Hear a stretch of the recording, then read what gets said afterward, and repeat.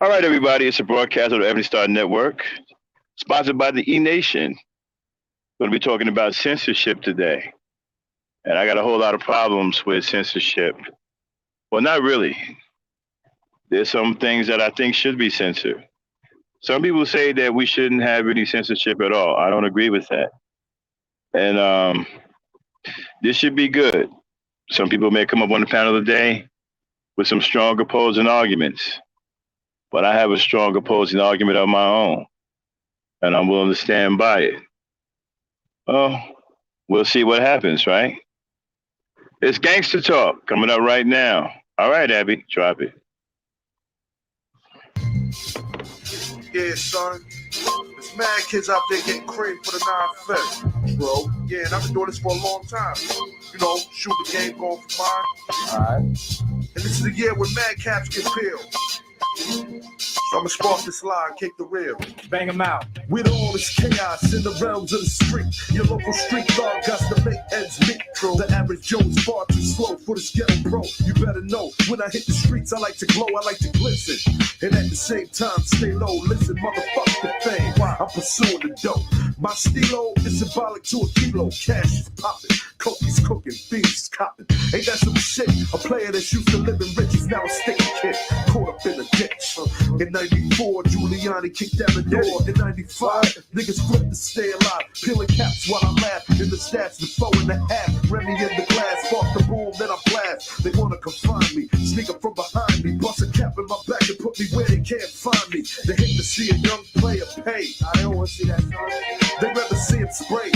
But I'm like Diddy, a Terminator, squeeze the lead off, using verbs and nouns like rounds to blow your head off, hitting up spots, heating up blocks, investing in stocks like Colombian blow crops. I'm out to get cream and ain't no doubt in my mind. Fuck this broke shit, I'm hit, I get down for mine. Yeah, get yours. I get down for mine, you be getting down for theirs, and we're getting money with your hands in the air. I get down for mine, you be getting down for theirs on the regular, shit, ain't moving no fear. I get down for mine, you be getting down for theirs, and we're getting money with your hands in the air. I get down for mine, you be getting down for theirs on the regular, shit, I hear you wanna be a player. I ain't someplace you bet. Let's play a game of real nigga roulette. With this a DOA as I spray the melee. Contact and punctuation is compared to AKs. You in a daze, overdose for pure funk. I'm fucking off like Tommy Gibb. The karma's a booty smoke. Decapitated rappers in my trunk. I'm sick, pumping skunk, bouncing with my click, popping mega jump.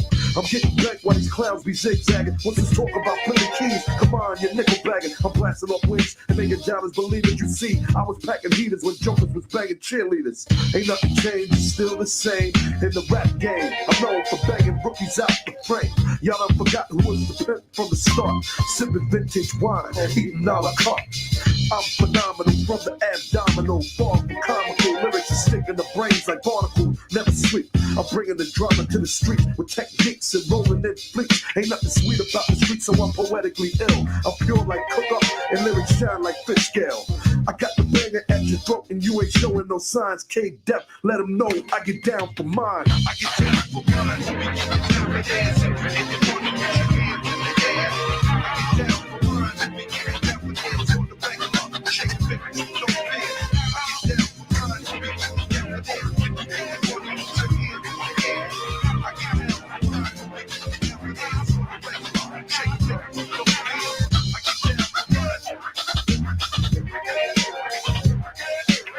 I get down for mine.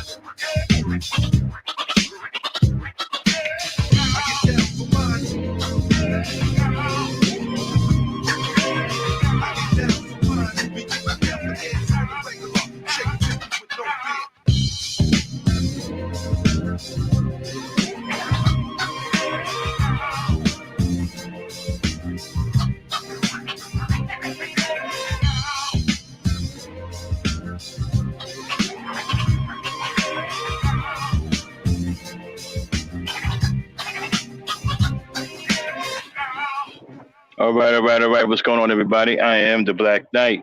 Welcome to Gangster Talk. What's going on? Shout out to everybody getting ready to show up in the chat. Got a live one for you today. We're going to be talking about censorship. All right, I'm going to get right into it. Inspired by a conversation I had on RBR's channel today, who's actually still going live, by the way. But we got into a discussion that we really couldn't have on this channel because he's a lunatic. Doesn't want anybody to have a real discussion on this channel. All he care about is his own side of everything. Doesn't give a fuck about what nobody else has to say. So I came and did my live so we can have the discussion free and clear of his fucking imbecilic influence. And we can have a real discussion about censorship. And there are voices that believe that no one should be censored and nothing should be censored. I'm not one of those voices. I believe that some things and some people should be censored. I think that we have to be careful when we say we don't want anything censored. Everything is not good to listen to. Everything is not safe to listen to. Some things should be censored. People act like, if you censor someone or censor something, you're doing that person a grave injustice. No, you're not. What about if someone, okay, let's throw out some examples, okay, on why I believe. Hold on 1 second. Abby, I'm frozen. I'll be right back. Okay. Yeah, right. About the sensitive that Maximum Black is talking about, it's true. Let's be here and we all can bring our ideas. We can share it. You know, everybody knows anything about it. You can come on the panel and share your ideas. You understand? If you don't understand anything, come around. Let's talk so that we can have a discussion and everybody understand it in his mind. You understand? Yeah, because our channel we love to have a Okay, I'm back. discussion with everybody. All right, I'm back. Thank you, Abby. You're welcome. So like I was saying, right? Okay, so let's start giving out some examples. If you have an example number one, if you have a group of men that are a group of men that hate their own mothers and they are influencing the minds of young men to hate their own mothers. Now, that's dangerous given the society that we live in. People want to act or pretend as if we're not riddled from top to bottom and side to side, 365 degrees with mental illness. I mean, we have mental illness out the wazoo. There's a lot of weak-minded and unstable people out there now being able to say, well, that's not my problem. It's not your problem until somebody murders one of your daughters or murders one of your children because they are influenced by what someone is saying on social media. Influence is very real. You see, we often look that word influence. We act as if influence doesn't mean anything. It means a hell of a lot. Influence can put a battery in someone's back to do something absolutely unspeakable. And we've had evidence of this over a period of years that stuff like this has carried itself out. Now, people aren't ready to say that this is what's happening because they're still holding on to what they call freedom of speech and they don't want to be censored. So they don't want to say that the man that murdered Agent McGowan was influenced by the hatred spilled by Sergeant Willie Pete. They don't want to say that. They don't want to say that the man who murdered his wife and his ex-wife, who was following Kevin Samuels in the manosphere, they don't want to say that they influenced this man to do these things with their negative rhetoric about women because they don't want to be censored.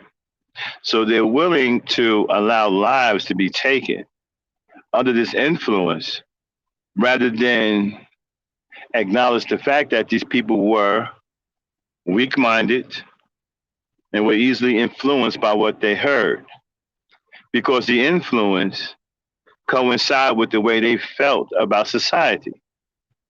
So you have a man running around here talking about or thinking about he hate women, but don't necessarily have the courage to carry anything out. And he comes upon a channel in the manosphere, and they're saying things like the lives of women have no value. See, then what's going on in his mind takes on a whole new perspective. Because if he hates women already, and now he's listening to someone tell him that the lives of women don't matter and that their lives have no value. And then on top of that, it's followed with consistent negative rhetoric about women. This leads to his behavior. This adds to his behavior. And people want to pretend that it doesn't happen, but it does. And so my thing is, now some people will come and try to make the argument, well, what if he just did that and there was no influence, right? They're trying to make that argument too, right? But that's not the case. The case is a lot of these men who've committed these heinous murders have been influenced by these guys in the manosphere or the red pill guys who hate women and who are constantly spewing hatred towards women. Now, as far as censorship goes, okay, I believe you can say a lot of stuff. But when it comes down to violence, there's a fine line. When you have a nutcase sitting up here on social media inciting violence towards women, saying that their lives don't matter and that they're not protected and that they don't give a damn if they get their asses whooped or they don't care if they get beat up, you know, and encouraging them to put their hands on women. See, that's a whole different ball game. Now you have someone directly, basically, trying to influence someone, trying to put a battery in their back to go out and harm women. Why should that be allowed? Why shouldn't that kind of rhetoric be censored? When a fool gets up on social media and says in front of everybody that he hates black women so much that he wants to see them die by drowning in a pool of his own blood. I'm sorry, that he wants to see them die by drowning in a pool of their own blood. What do you think the weak-minded are going to do with that information? The ones who are weak and easily influenced, the ones who are suffering from mental illness, the ones who are looking for an excuse to do something to women because they feel that the women have done something to them or the women have taken something away from them that they can no longer get back. And they're looking to settle the score. Now, we can sit up here and say all we want. Well, you know what? It's not our fault to, it's not our duty to govern those type of people. It's not our, you know, they got, nut houses out there. Maybe they should have doctors or whatever. But it is our responsibility because we don't have to allow someone to talk dangerously reckless to the public. See, to me, violence, there's a fine line. Now, you can sit up here and call me Dusties all day and call people out their name and BS's and, whatever. All right, whatever. It is what it is. You can sit up here and say so-and-so ain't shit and that person ain't shit and we all ain't shit. All right, whatever. But when you say, go and harm that person who ain't shit, go and take the life of that person who ain't shit, that person who ain't shit, life does not matter. Or that person who ain't shit, life has no value. Now you crossed the line. Now you crossed the line. And that kind of rhetoric should be censored. Because that kind of rhetoric is dangerous. It's dangerous in real life because it reaches the ears of the mentally weak who are easily influenced by such rhetoric and who have boots on the ground and are willing to carry out acts of violence against other people, especially women. Now, in the past, couple of years, we've had so much violence against black women, it's going out of style. These young boys are influenced by what they hear in the manosphere. We're starting to hear manosphere talking points out here in real life. So that means that these guys are influencing younger generations. The manosphere teach nothing but hatred towards women. They don't care if women live or die. As a matter of fact, they preach and incite violence towards women. I've heard this time and time again. Why aren't they censored? You shouldn't be able to go out there and incite violence against someone. You shouldn't be able to go out there and preach violence towards someone and try to put the battery in someone's back for them to carry out a crime against someone. That should be censored. All this, well, I want people to say whatever they want to say. No. That can cost you very dearly because of the nutcase that may be living around you that's influenced by the rhetoric that they hear. And look at the condition of the people that follow these people online. You can just listen to the things, you can just read the things that they say in the chat. And you can tell that there's something wrong with these people already. And then by the way they respond to the people who are spewing this hatred, that's another thing to pay attention to. When they say stuff like, you know what, women should be killed. I heard a guy sit up on, shout out to Taz, on Taz's channel, talking about women should be killed. Where do you think he got that influence from? It's a manosphere dude. Where do you think that comes from? Now, how many men you think heard that? When they talk this shit on big channels and big platforms. Somebody getting up there saying that he thinks that women should be killed. We should start killing women. You want that kind of rhetoric constantly spoken out here with the kind of mental health that we have out here in the world today? I don't. Because I know some weak-minded crazy man is going to take that information for real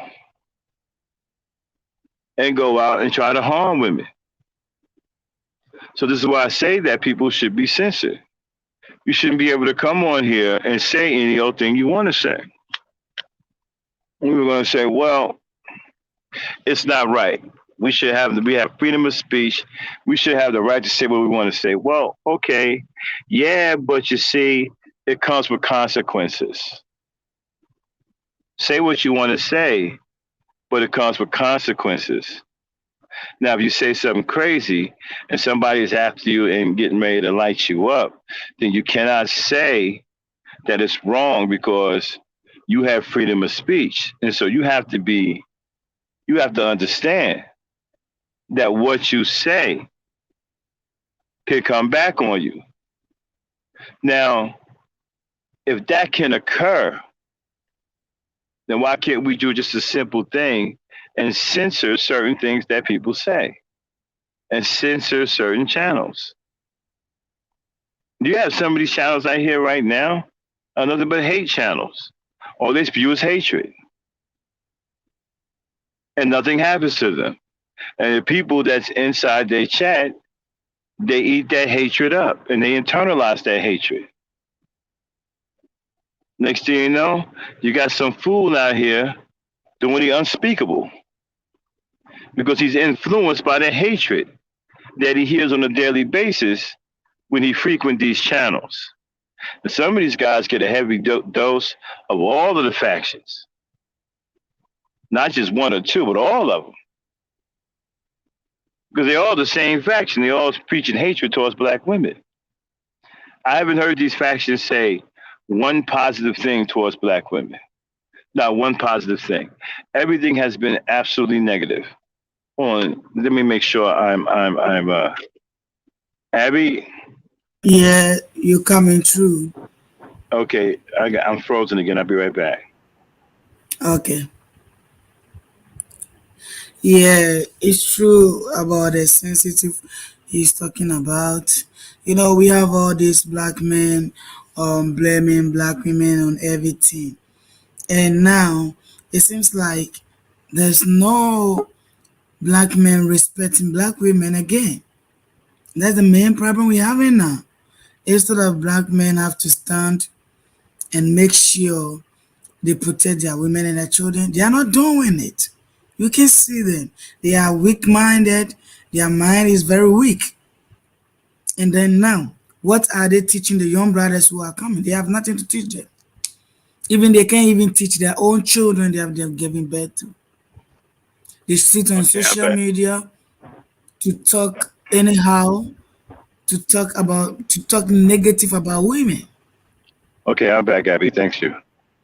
And so, like I was saying, right? And so, when you sit up here, you listen to people who talk crazy about black women, and then they have the ear of the younger generation. Now, let's just face it, right? We've already had incidences where young men are behaving, in a crazy manner towards black women. They're hitting them over the head with skateboards.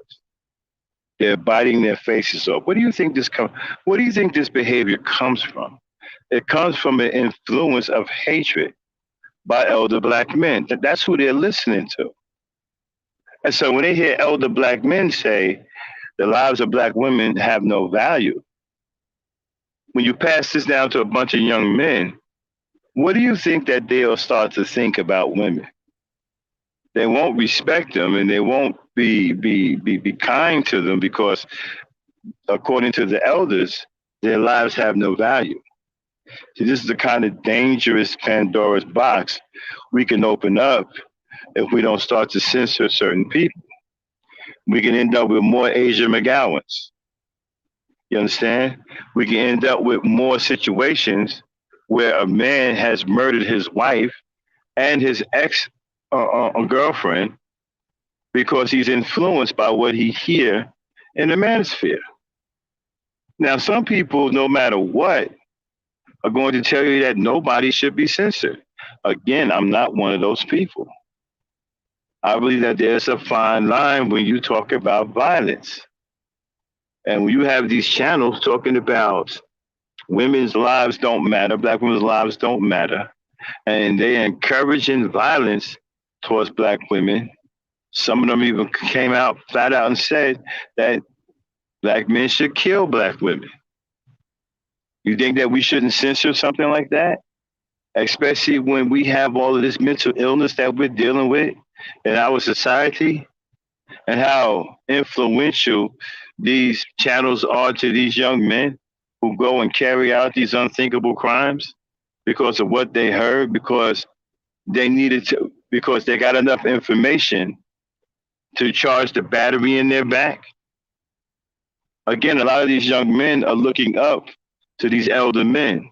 And so if these elder men are saying, hate your mother and your daughter and your sister and your grandmother, their lives don't have any value. Go out and kill them and do whatever you want to them, right? Well, the ones who are already having issues with women, this is like a green light for them because now they feel validated because somebody understands how they feel and has taken it to the next level, has told them what to do to pretty much go out and handle your handle. And this is what I don't like. This is what I mean. This is where things should be censored. Everybody shouldn't be able to say any old kind of. I don't believe that. I never did believe in that because everybody ain't sane who opens up their mouth. You see, we go under the assumption that everybody is sane, right? I can only imagine that's what most people think when they say that nobody should be censored. I'm assuming they think that everybody who opens up their mouth is of sound mind. But that's not the case. Not everybody who opens up their mouth is sane. And some people should be censored. And there should be a fine line that we draw when violence is incited and influenced. Okay, hold on. I think I got a visitor to the panel. Who just came up? Hold on, let me see. Abby, who just came up? That is Oh, Dan. okay, that's Dan. And so, right? And so people want to say, uh, okay, let's not censor anyone. How realistic is that? Should Sergeant Willie P have been censored? Should the manosphere be censored for saying that they want to see women drown in their own blood and they incite men to kill women?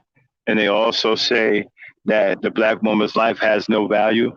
Should that be censored, or should we just allow them to say that and keep influencing these young men who are already volatile, who's already volatile, and just looking for some kind of excuse to go out here and put their hands on women in a worse way? Now, you want to talk about some serious influence. What about the dude that let his baby girl get lit up at McDonald's? Right? She got shot up at McDonald's. And when he did a video, his dumb ass said, look, I lost my baby girl, but I ain't gonna die for my baby girl. I'll die for my homies. What you think that is? You think that's some fucking yearbook answer? That's influence from the gang that he belongs to. His gang has influenced him that his gang is the only thing that matters in his life, even over his own family. That's influence. So when you have groups like this in the manosphere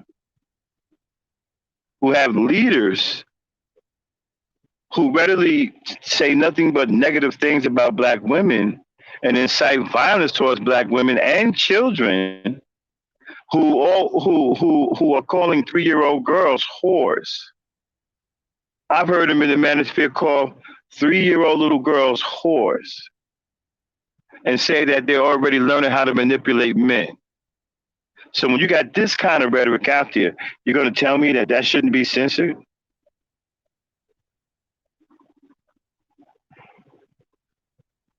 You're going to tell me that shouldn't be censored?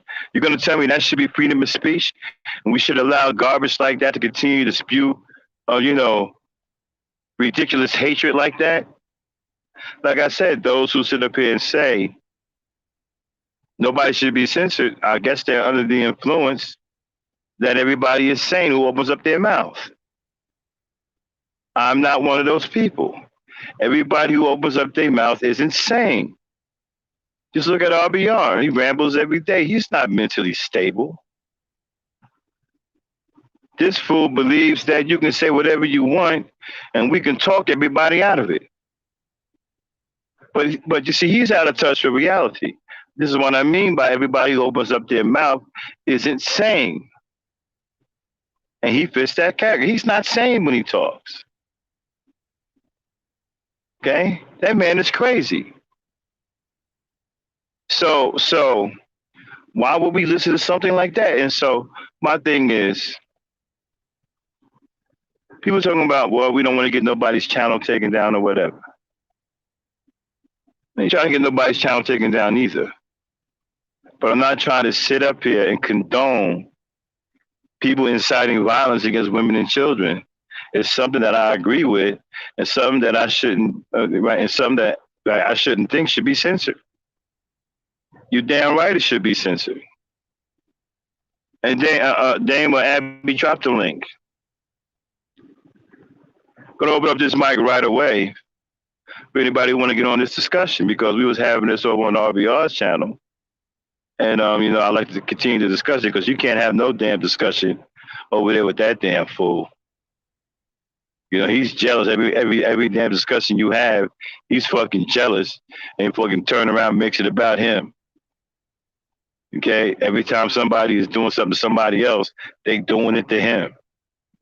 If you make an argument that ain't got nothing to do with him, he comes in and makes a goddamn argument about him. So you can't really have no fucking discussion on this channel about nothing. All right? So those of y'all who are listening, if y'all was on RBR's channel when we was talking about censorship, I'm over here having a conversation. Y'all welcome to come over here.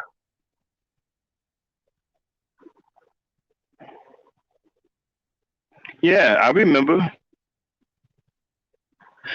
But see, Renee, that's what I'm talking about. You see, that kind of rhetoric should be censored. And people say, well, no, then you infringe on his rights to freedom of speech. Man, fuck that. Certain things shouldn't be said.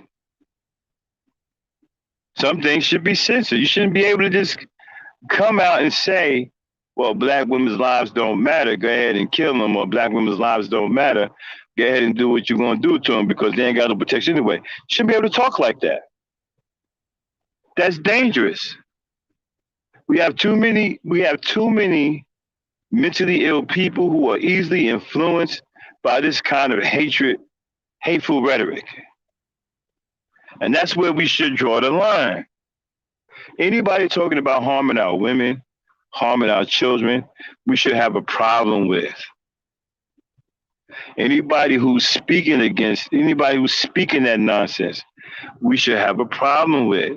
Anybody who's sitting up here trying to incite violence towards black women, we should have a problem with. We shouldn't be simply talking about, well, you know, they shouldn't be sensitive because they have a right of freedom of speech to say what they want to say.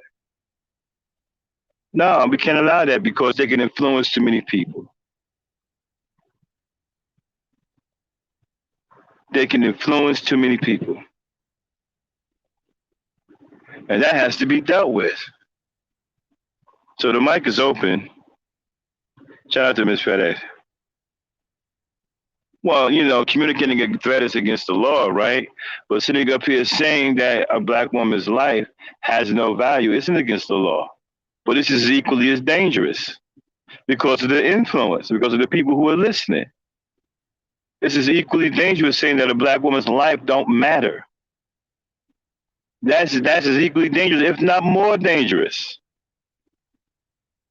because of the influence and the people who are too weak-minded to ignore what's being said and will readily take that information in to charge the battery in their back, to give them the courage to go out and commit violence towards women and children.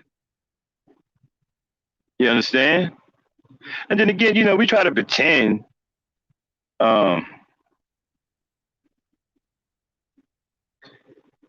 you said it happens in both realms, Chef Disaster.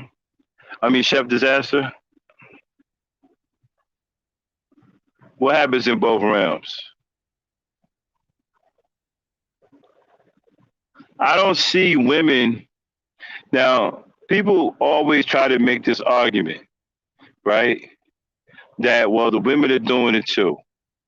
Point out where the women are doing it. I can point out, okay, if you show me one woman doing it, I can show you 30 Negroes doing it. The numbers of violence towards each other is overwhelmingly on the man's side. And so this is why I say there's no reason for the black manosphere, because the black manosphere is a blight on black society. All they do is incite violence and hatred towards black women and children. These guys don't even like children. They hate children. So all they do is talk about violence. And over there, you'll find guys who are talking about 3-year-old girls or whores. You know, I mean, come on, man. How are you calling a 3-year-old girl a whore or a slut? Come on now, what's that all about? And that's the kind of shit that we should ignore. Can't ignore anything like that. And if somebody is saying that, put like this here.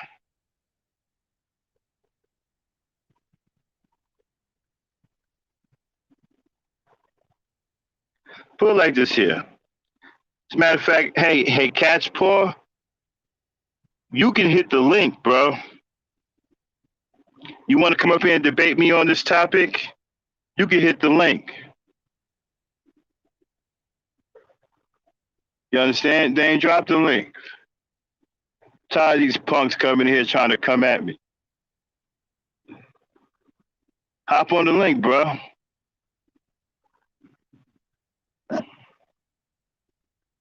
Bring your punk ass up here. Talking about some lying and capping.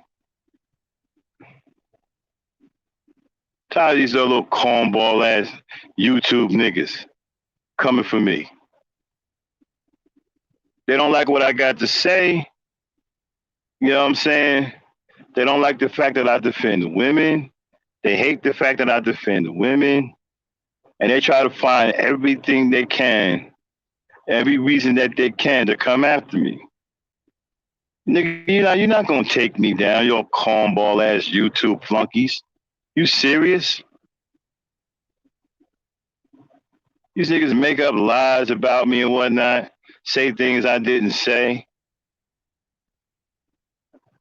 I was on this dude's panel today. We had a conversation, and when I was done, I jumped off. Yo, you see that nigga? Remember Max ran, right? Ain't nobody ran no fucking where. Conversation was over with. Don't twerk in the chat. Hit the link. If you really want that, if you really bout that work, hit the link, nigga. The link's right there in the chat. But anyway, like I was saying, censorship. I do believe some channels should be censored. Some things should be censored. I draw the line when it comes down to inciting violence, especially towards black women. Now, a lot of guys don't like me saying this right now, right? They probably see me talking about Max is caping for black women, talking about we shouldn't say whatever we want to say about black women. No, you shouldn't. No, you shouldn't. And as a black man, first of all, as a black man, you shouldn't be on YouTube saying nothing negative about your women.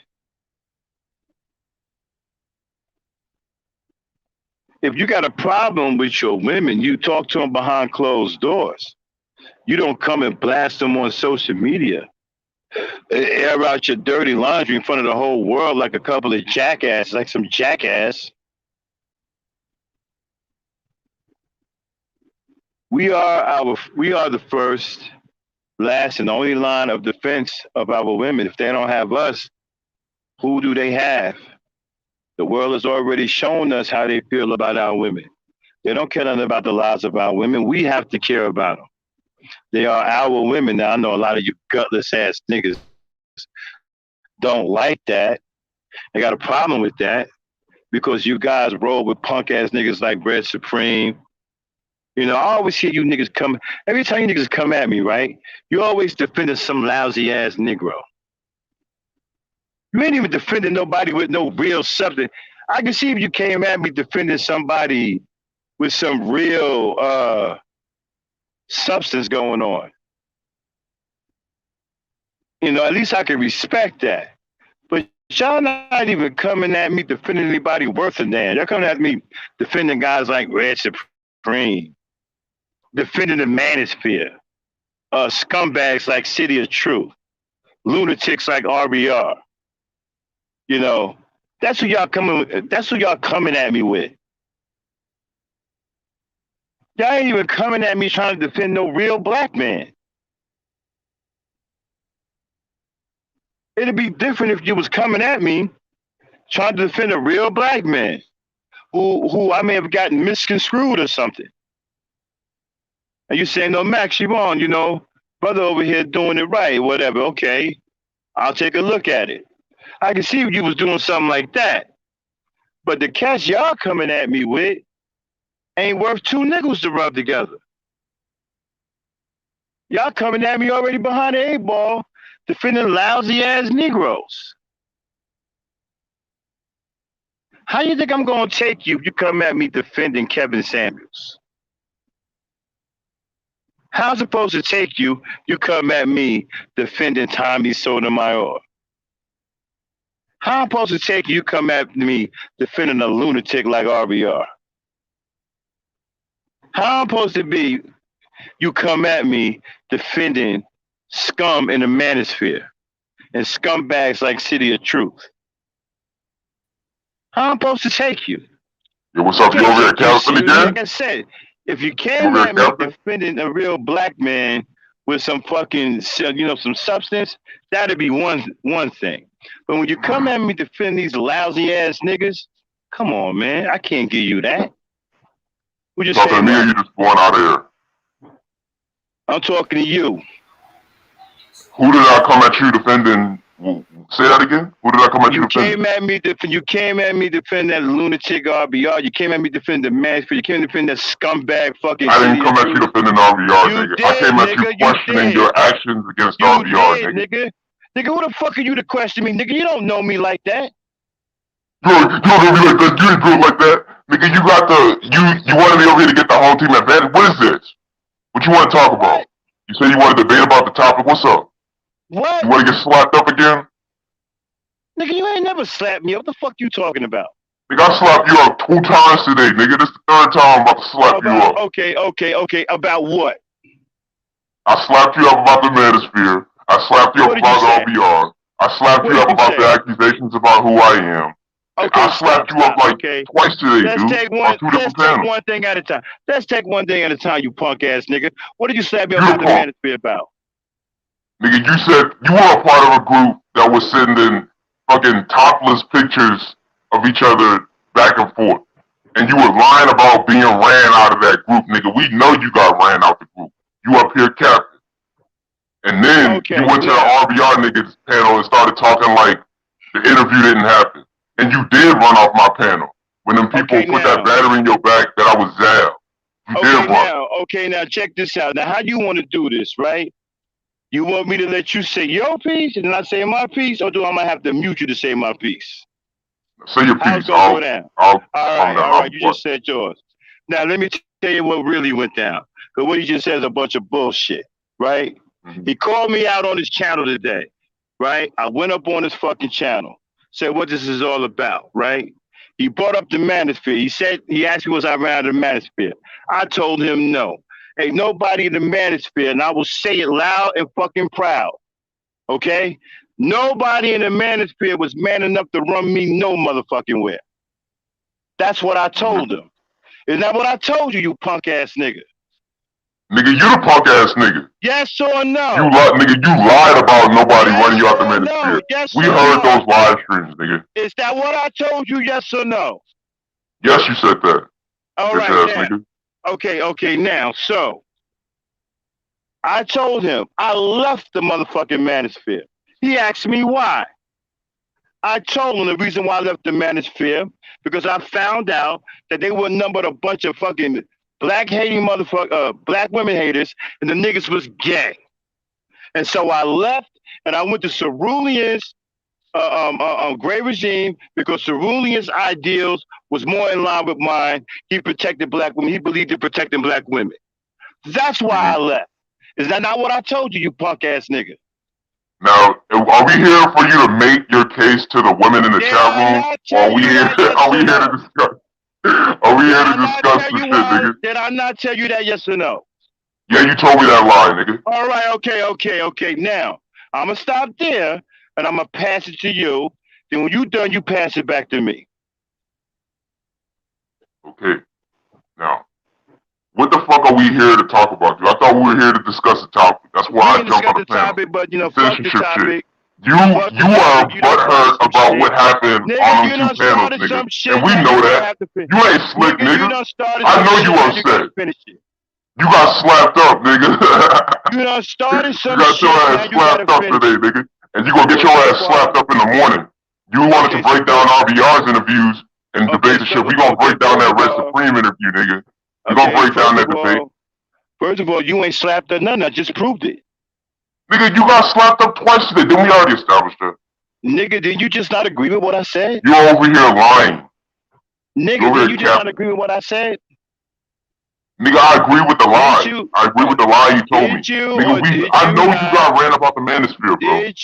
Did you not agree to what I just said? Let's not be bitches about it, nigga. And what? So let's say I did, and what? So then that means you ain't slapped up shit. That means you ain't slapped up shit. Nigga, you came on my panel and tried to defend yourself against what I was saying. You saying I didn't win shit? You came up on my panel capping. You came up on my panel capping, nigga. I did defend myself. You didn't. Okay, now come on. Tell me what else happened on your panel. What else happened on the panel? Some other niggas came in, got cooked. Nah, fuck. And then you went to RBR's panel and started capping. I'm talking about between you and me. You ran off my panel with your tail between your legs, back to RBR shit, and you started capping. Now you know that ain't all happened. We had more discussions, didn't we? Yeah, nigga, what discussions did y'all have? Let's talk Didn't we about it. have What more discussions did y'all have? discussions? Didn't we have more discussions? Maybe about some lame ass shit, but then you came over here. Oh, come on, nigga. You ain't looking real cool right now, bro. What were y'all Now you talking done about come on up here. RBR shit Now you after done you come left up my here with panel, all nigga? of this fucking tough ass voice box shit. All right.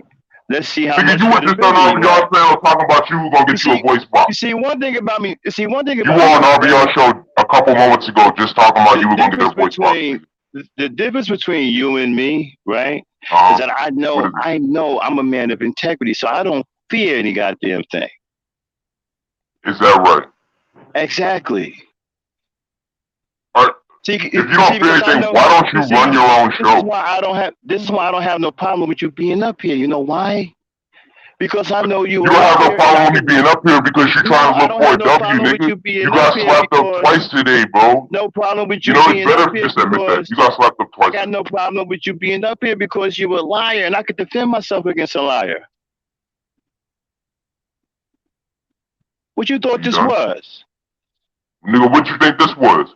I thought I was up here to talk about the fucking topic, nigga. We can I get to know that what you're later. I want to I get know to. what you're We can searching get to for. that later. We can get to that. I ain't Okay, gonna kick you out. We can get to that later. are you not trying to get a W right now? I Because you am got getting the slapped up W. twice today. No, I you're am not. getting the W. Explain how. I am getting the W. I just proved to you that I said what I said and you agreed. You said that you That is left it. the manosphere because they were I told gay you. and they I hated told you black women. why. I told Okay, you why I left people the in the chat room, do manosphere. you think that do you think that's logical reason? Or does that sound like some bullshit that he just feeds the women who watch Oh, the as a matter show? of fact, dude, they all know why I left the manosphere. You trying to hustle these women over here, bro. You're not I slick. don't keep nothing. I don't keep nothing You're trying away to from my hustle these people, women over yo. here. Is that or is that not true? I don't keep nothing away from my people. They all know that I used to be a part of the manosphere, and they all know why I left the manosphere and why I turned on the manosphere. Again, this is what I'm trying to tell you, man. Nigga, this is a hustle. This is a hustle of yours, bro. You're trying to hustle. You don't know what you're getting into. What am I getting into? Everybody in here that knows me knows that I don't hide the fact that I was in the manosphere. I never did. And everybody in here can see the way that you bully Dame Frankie, bro. Play it, Dame. Dame. Stop, Dame. Stop it, Dame. Dame. You a big bully ass nigga. Capping ass nigga. You over here hustling these women with this bullshit. Nigga, you know you support the manosphere, bro. What you trying to do is get kicked off because you know that that's my weak point. I'm not trying to get kicked off, bro. You're trying to get kicked off so you can go run like a little bitch and tell people that I kicked you off. No, you want to kick me off because I'm slapping you with the facts right now. No, I don't want to kick you off. I want to keep you up here because right now I'm having fun, right? Busting you upside your head. How are you busting me upside the head? Because you ain't saying shit. I already debunked everything you said. No, you didn't. Again, you don't know where you at, my nigga. Nigga, did you just dance around what I told you? Do you or do you not bully Dame Frankie? You don't run your own show, nigga. Nigga, that's a woman, nigga, a single mom runs your show. Okay, Dame, do me a favor, Dame, come alive. I've been waiting to come alive. Abby, come alive. You got a video you wanted to play? Dame, Abby, come alive. Yeah, I'm okay, here. Can you explain to this dumbass nigga that I don't bully nobody? She knows you lying, Max. That's why she took a long pause. Dame Frankie, if Max is bullying you, blink once. Blink once. Just turn the camera on and blink once. You don't even check that out. No. You know there's a difference between somebody bullying and somebody telling somebody to stop when they doing a simulcast or breaking down a video. You know Max drives, so I'm his technical support. So him telling me to stop the video. Now, Max, Max, this is a goddamn shame. Now, just listen to that lady. Max, you a goddamn bully, nigga. You got a handicapped lady running your show, nigga. Okay, so chat, right? Excuse me, this You guy's a bullying a lawyer, right? handicapped lady and help you running your show, nigga. Put a one in the chat if you think I'm a bullying, I'm bullying Dame, my little sister, and put a 2 in the There is chat a if you don't think handicapped lady so. running your show. You bully her, nigga. Do you pay this lady? She's not handicapped, bro. She Yeah, where sounds you got that idea from? She's not handicapped, and I resent you saying that. okay. I'm sorry. Sorry. I'll be right back, y'all. I'm frozen. Yo, chat, gauge the chat. One, if y'all think I'm bullying my little sister, and 2, if you don't. Man, you got the home team advantage, and them women in that chat room are scared of you, Max.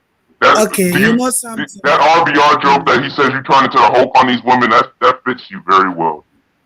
You are a bully. Okay, stop trying to roll over. And you a capping ass nigga. Bro. Now you are here with a lady, so you have to shut your mouth and let us also say something, bro. You know, Mass is not bullying anybody over here. If you said that, that's wrong. Max is Yeah, bullying. he's never bullying anybody over here. Now, Man, what part of the world are you from, man? You know, Mass love the women and he cares about them. None Do of y'all send Max cash apps? Max love y'all cash apps. Max does not love y'all.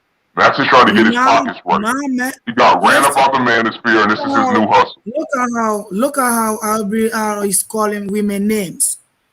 It must calling any women names over here. He never. Man, Max bullies y'all subtly. Max has a woman running his show. Max does not run his own show. Must never bully. If somebody says, damn, Frankie, you're basically doing slave labor. If you playing a video, man. Now hold on, bro. If you want to ask him, if you want them to respond, you gotta let them talk. Now you call down this thunder. Be ready to deal with it. I'm ready to deal with it. I'm the thunder. Right, you call down the thunder. You call down the thunder if anything, nigga. Let them speak. Must never bully anybody over here. See, on this panel or on this chat, everybody can tell you must never call anybody's name. If he's calling your name, that stop the video. It doesn't mean that he is bullying us or what. Nah, we playing a video. He has to tell you, cut it and let me explain it. He cannot, sometimes because he's driving, the network is not all that stable. So sometimes when he's shouting, he's not shouting to bullying us. Let us tell you right thing. He's not bullying anybody over here. Okay, now do you run the channel when Dame Frankie's computer gets too hot? Abino? You said what? Do you run the channel when Dame Frankie's computer gets too hot to be in her lap? I can't hear because your voice sounded anyhow to me. I can't hear what actually you're saying. You said, do you run the channel? Do you run the channel when Dame Frankie's computer gets too hot? Oh yes, I run the channel if Dame is not around. Now does Max give you guys a check, or are you guys like slave labor? Both of them are my technical engineers. You're technical. Now that's some fake ass shit if I ever heard it. You don't. How much do you pay these women? What's their hourly pay? What's their hourly rate? That's none of your business. Man, Max, me and you both know the truth. I'm gonna cook you motherfuckers on my own channel, but I'm not gonna disrespect these women on the channel. I'm not gonna disrespect these women on the channel. But you about to get this work, nigga. You a goddamn bully, bro. Y'all can go back. Okay, ladies, y'all can go back on mute. Yeah. Okay, now let me get this nigga his work. Can you see the chat? No. Okay, well, nobody in the chat agrees with you. Well, I don't give a fuck. You got the hometown advantage, bro. I knew that when I came over here. I knew that the women that you bully in the chat room were gonna agree with you. I knew that. I don't bully nobody in no chat room. Dude, you make Dame Frankie run your chat room, run your show until the computer burns up her lap. You don't give her no check. The computer doesn't sit in her lap. Yeah, well, when it gets too hot, she puts it on a computer, a laptop desk. No, I was at work and I was listening to one of your live streams, bro. It's already on. It's already I heard you over there making that lady do that slave labor. Now listen. Now, Now this is the problem I got with you weak ass niggas, right? You Nigga, can't you the deal weak with ass me. nigga. You got ran about the You manosphere. can't deal with me. So you always want to try to bring the ladies into it to save you. That's a lie. That's a straw man. See, what you're trying to do right now is distract everybody from me putting my foot in your ass. Go ahead. Nigga, try to. You making Now you a straw came. man argument, nigga. Now I hit your you ass with that came for truth. me. Now you talking Now about you I brought the came. women into it because I can't come at Now you you head on. came You a for lying me. ass, capping ass And nigga. this is what happens to all you little punk ass niggas that come up here and try to come for me, right? You realize that you're in over your head and you always try to grab the women to save you. You ain't That doing right. nothing no different than any other punk ass nigga like you that came up here and tried me. Nigga, you a windbag. That shit you saying Okay? is not sticking. For one, Nigga, you ain't said a lick of truth since you got up here. nigga. You don't have a motherfucking leg to stand on, right? You ain't all that smart, and you just can't fuck with me flat out. Okay, you got ran up out the manosphere. You were hustling these women Okay. in this chat room and on this panel. Dumbass nigga. There is a Let me tell disabled you one woman more running time. Let your me tell fucking you one more live time. show. You Ain't nobody in drive here. around in the motherfucking truck listening to talk Nobody in radio all here. goddamn day. And Nobody you in come up here with these believes corny ass anything that topics you saying. that don't mean nothing. These women know you. These women know you a goddamn bully, nigga. They know you a capping ass nigga. They know you got ran up out the manosphere and this is your new hustle. Okay, now apparently, Mr. Girly Man don't want to let anybody talk. First of all, my nigga, the shit you saying is corny. Everybody in here who been rocking with me for a minute, they know the entire story of the manosphere. All of it. From the time I was in there fucking cracking HQ, they know all of it, nigga. Every motherfucking word. From the time I went from the manosphere to the gray regime. You ain't saying shit. Ain't nobody run me no motherfucking where. Nigga, the manosphere ran you to this channel They didn't to where run you me gotta shit. hustle disabled I women, bro. left the fucking manosphere for You the got last you motherfucking time. got a disabled left the woman running manosphere. your goddamn live show. You did get ran up out the manosphere. You got ran into a little corner of YouTube, nigga. That's the fucking truth. For the last time, dude, nobody ran me nowhere. I left the manosphere. I left the gray regime and created my own shit. When I created my own shit, I 100% turned against the manosphere. And I was banging on the manosphere even when I was still in the gray regime. Sometimes me and Cerulean side by side, sitting up here on my channel, banging on the manosphere, nigga. Okay. Now, let's get to this topic, because I think we already got enough of you crying. Nah, fuck that, man. We got enough of you crying. Nah, fuck that. It's Crying like a about you little and me bitch. now. It's about you and me We already now. got enough of you crying, nigga. It's Who do you about want to you and censor? me now. It's about Because you I and think me that now. people like you need to be It's censored. about you and me now, you cornball ass nigga. Nigga, you the cornball. You got cooked you twice the today. This is the cornball. third time. You didn't do shit to me. What's the matter with you? What's wrong with you niggas on RBR channel? All y'all crazy? Nigga, you're on RBR's channel. Yeah, but I'm not crazy though. You forgot that you were back over there looking at niggas' boob, sucking at niggas' dick? You're on RBR's channel. Okay, here we go with the gay shit. Nigga, you are crazy. Here we go with the you gay shit. shit. You are a crazy capping ass nigga. Here we go with the gay expressions again. Nigga, you been up here with the gay shit. What's with you? What's with you gay niggas that can't keep another nigga's phallus out of your mouth? Nigga, you were in the manosphere. You were up under BGS. You had phallus in your mouth. That's the only way you got views, nigga. You were going along. You were getting along and going along in the fucking manosphere. Now you over here, cap. By anywhere on any tape where you ever heard me mention a man's phallus, nigga. Nigga, you just mentioned a man's phallus. And pretend said, what's up with all you niggas with phallus in your mouth? You just mentioned it. In context of you. Bang. In context of you, though. Not on my own. Okay, but you mentioned phallus, nigga. In context of you, though. But you mentioned phallus. Not on my own. In context of you. You mentioned phallus. Okay? You delusional cornball niggas thinking you cooking. You ain't doing shit. Nigga. You didn't do You're shit over here. earlier. Nigga, you are over here on the channel Hey, listen, crying I about tell you getting what. I cooked. tell you what. I tell you what. Why don't you You are on play? your channel crying about Why getting don't cooked. you play? Why don't you play the interview from earlier, nigga? That's how much confidence I got. Play it. We'll let you play. We'll let you stream it right now. Say less. You can stream it right now, nigga. I said say less, nigga. I'm getting to it.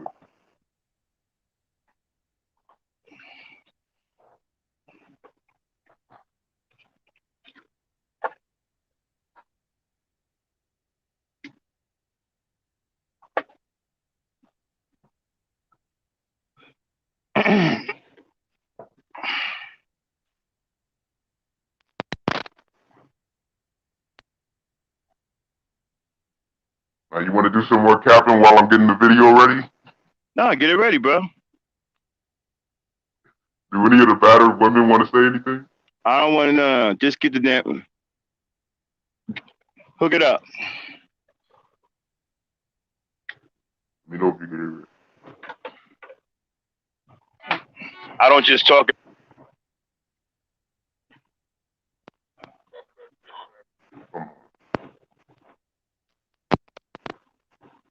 Back.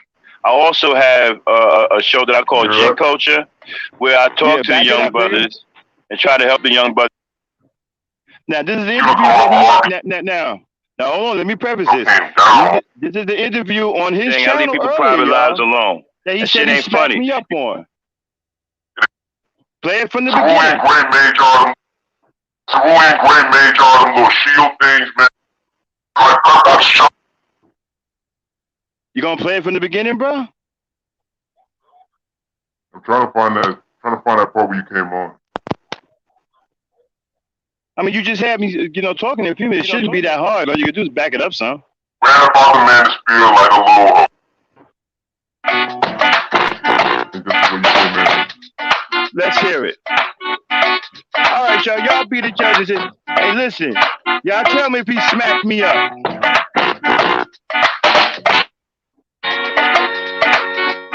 I don't post the phone.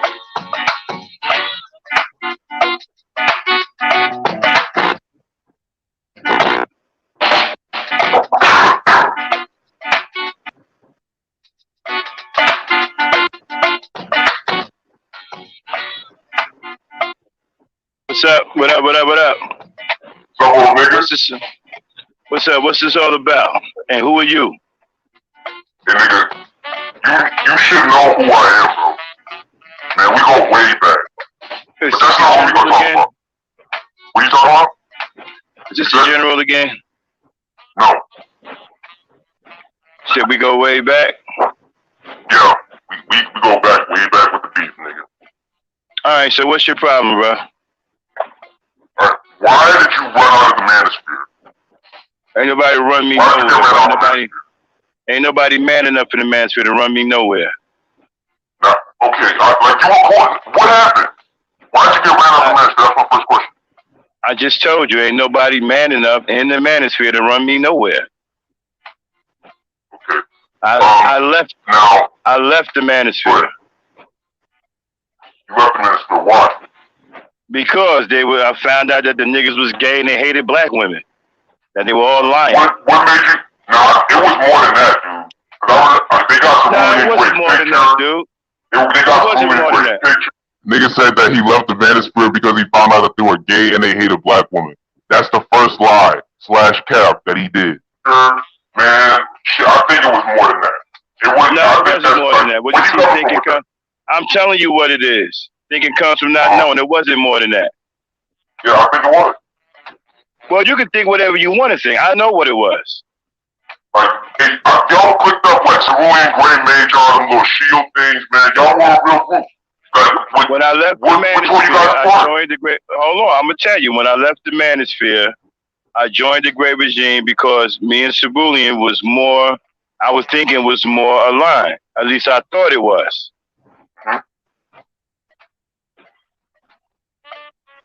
And another thing I should have thrown in there, nigga, Cerulean Gray is your YouTube daddy, nigga. You still running around with that little shield thing, nigga. And that's it. You still running around this motherfucker with that little shield shit. At least I thought it was.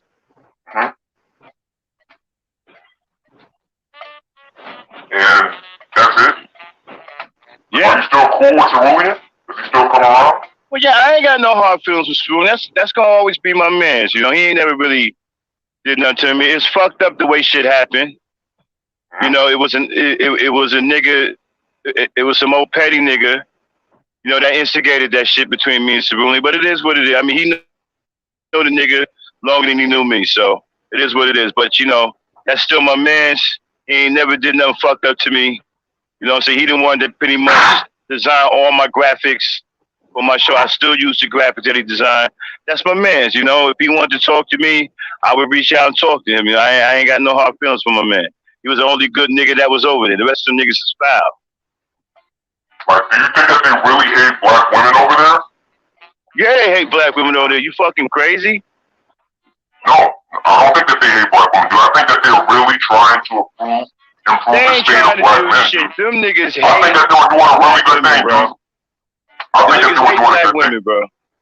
And in my opinion, I think that this nigga just invented that they hate black women over there just so that he would have a So stand, far, man, like an argument. You losing badly, They man. I'm not losing badly, nigga. Nigga, you're losing badly. I'll let you. I'll let you hang yourself. Nigga, these questions that I was asking you, they had a point. You cooked yourself. But they ain't doing shit. I think it was another reason they kicked you out, man. I think that they thought you were getting too much shine. Do you think that's the problem? I don't know about all that. You know, that could have been an issue, but I don't think it was about the shine or whatever. I know why I left. Ain't nobody kicked me nowhere. I know why I left. I left because the ideology that I thought I was getting involved in wasn't the correct ideology. I don't hate black women. I'm not out here inciting violence towards black women. I don't get down like that. And I'm not gay. You think that the people in the black manosphere are gay? A lot of niggas in the black manosphere is gay. A lot. Okay, what gives you that impression? Because of the things that they say. They always got somebody's fucking penis in their mouth. They be asking for topless pics of each other like bitches. Yeah. You said that you were in a group where niggas was asking for topless pictures of each other like bitches. You don't think that's getting cooked, nigga? You saw other men asking for topless photos of each other. Then you went to RBR's channel and started talking about the same thing. Nigga, you cooked yourself on my show. So we still don't hear no smacking up, dog. Nigga, you just got smacked up. You were in a group where niggas were sending topless photos of each other. Apparently you too dumb to understand what was said. And you said that you didn't send your note. You said that you didn't send any topless photos. I believe that's a lie. I believe that you were sending them titties out, nigga. Didn't I tell you? I just said clearly on your show why I left the manosphere. Yeah, you said you found out that niggas was gay. They were sending topless photos of each other. And then you also said that some nigga instigated some shit between you and Cerulean. How do you think I found out? By observing these niggas sending topless pics, always got fucking penises in their mouths, always worrying about another man's Johnson, always saying fucking gay shit towards them. That's how I found out, nigga. You were still a part of that group though, Max. No. I left. And who was the person that instigated some shit between you and Cerulean? Is there something you don't understand about leaving? Nigga, I hear that shit you're saying, but you also said something else in this interview. Who was the nigga that instigated some shit between you and Cerulean? Because I believe that if the nigga that instigated some shit between you and Cerulean, you still have your ass over in the manosphere, sending topless photos, nigga. Well, nobody in no fucking man. I ain't never seen no nigga. You got me fucked up. Nigga, you said niggas was over there sending topless photos. Man, I believe that if the nigga that instigated some shit between you and Cerulean, you would still be over there sending topless photos, nigga. Ain't nobody gonna believe that shit you saying, bro. Nigga, you said the shit. You said this. I'm just breaking down your words, nigga. What did I say? You said it. You said this. You see what I'm saying? I ain't with all that shit. I never heard of that. They asked each other for topless pictures? Yeah, I've seen it. Oh my, you didn't send no pictures, did you? Hell no. Now, how did they get Cerulean and Grace's picture? Because I saw that picture. It was pretty ugly. It was pretty funny. It was a funny looking nigga. I ain't got no. I ain't got Cerulean Gray's picture. I don't know what Cerulean look like. I saw it was being passed around, dude. I think that's why he ran. I think he got doxxed. Well, I mean, people doxing each other. That's another reason, man. I don't like fucking with niggas. I don't do the doxing thing. I leave people private lives alone. That shit ain't funny. You gonna fuck around and dox the wrong motherfucker one day. Now, let's talk about the RBR, nigga. And speaking of that doxing, nigga, wasn't that area associated with putting somebody's social security number in the chat room? Y'all was passing around social security numbers over there? Did you have anything to do with that, nigga? I wasn't involved in none of that. Because I heard some of the niggas you were fucking with over there passing around social security numbers, nigga. As a matter of fact, when that happened, I was already on my own channel, right? And I did a stream against it. So y'all were over there passing around topless photos and doxing. No. Apparently something wrong with your ears. Let me say it one more time. Slowly. Okay. Let me say it slowly, right? When that happened, I was on my own channel. And I did a stream against it. Now, are you talking like that for me or for the disabled slowpokes in your chat? I'm talking about for you. I'm just talking about for you. Apparently there's something wrong with your fucking hearing and comprehending. Nah, nigga, apparently something wrong with yours. You said that you were not getting cooked on my channel. You cooked yourself on my channel. And you don't see that. You did cook yourself, nigga. Is this nigga delusional? What the fuck is wrong with this nigga? Nigga, you know that we're not even halfway through that interview? How the fuck you gonna play this shit on your channel? It's still like 25 minutes left of this shit, nigga. That's just the tip of the iceberg. Nigga, also on that, nigga, also in that interview, first of all, you said a lot in that interview, nigga. First of all, I really wish I waited till tomorrow morning to break this down, but I guess it's good that we're doing it now. First of all, I wasn't on your channel for 45 minutes. Nigga, nigga, you did a full interview on my goddamn channel. You cooked yourself in this fucking interview, nigga. Okay, play it. I don't hear any of this shit. Play it. What'd you say?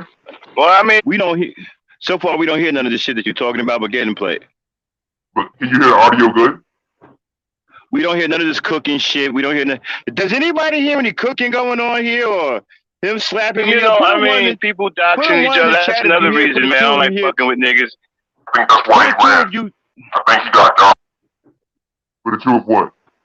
Put a 2 if you don't hear any slapping or cooking. Put a 1 if you hear slapping and cooking. Do you think that those people in the chat room are going to tell the truth? Oh, this nigga gone. Well, I mean, people doxing each other. That's another reason, man. I don't like fucking with niggas. I don't do the doxing thing. I leave people private lives alone. That shit ain't funny. You gonna fuck around and dox the wrong motherfucker one day. Now, let's talk about the RBR, nigga. I thought it was war. Let's talk about the RBR, nigga. Is it still war?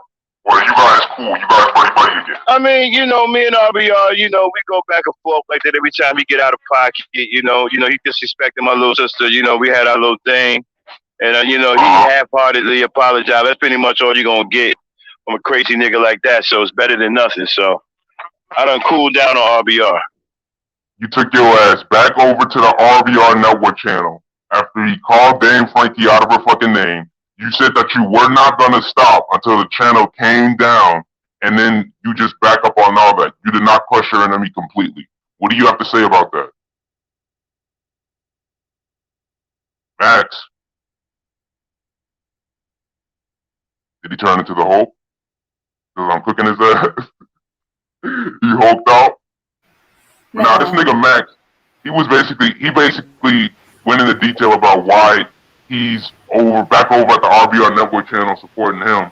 And he admitted that him and RBR going back and forth helps each other's channel, like some WWE shit.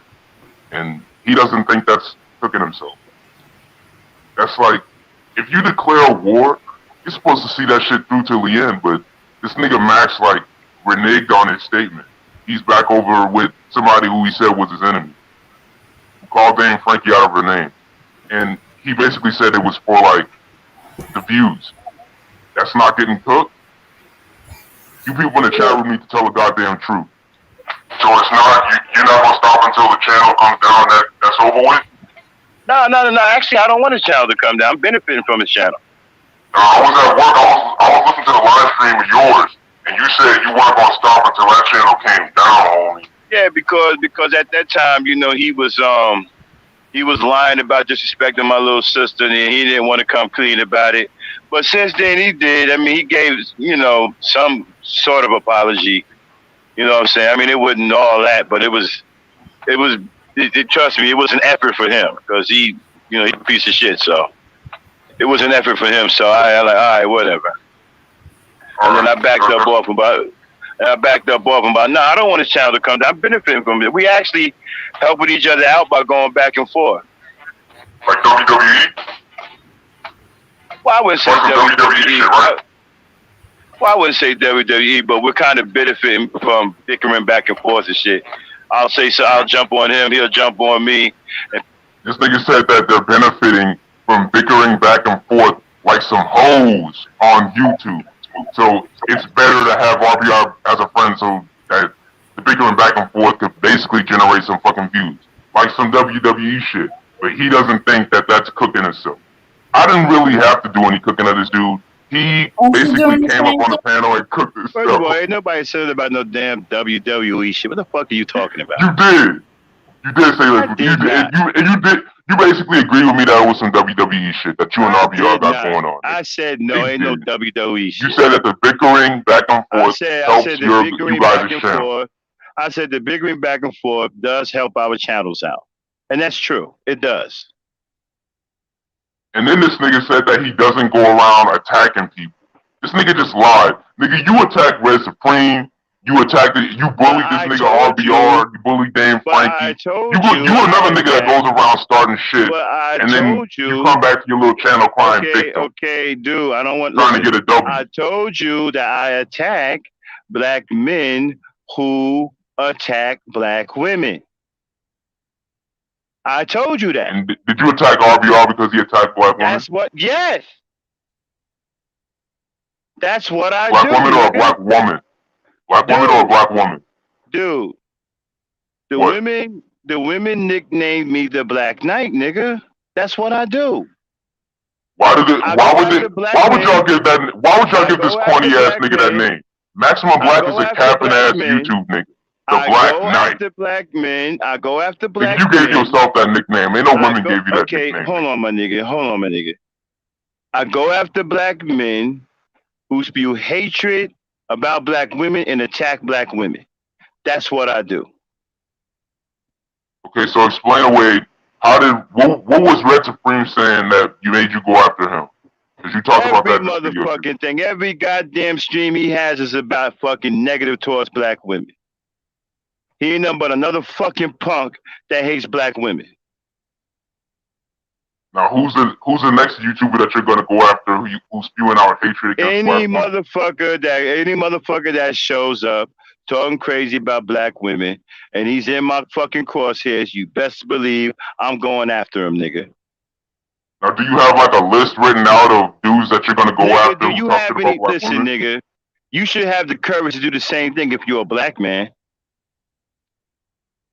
I should have the same courage to do what? Call out niggas on YouTube for views, bicker back and forth for views? Go after black men for bullying, go after black men for bullying black women. Nigga, black women bully be on my goddamn channel, nigga.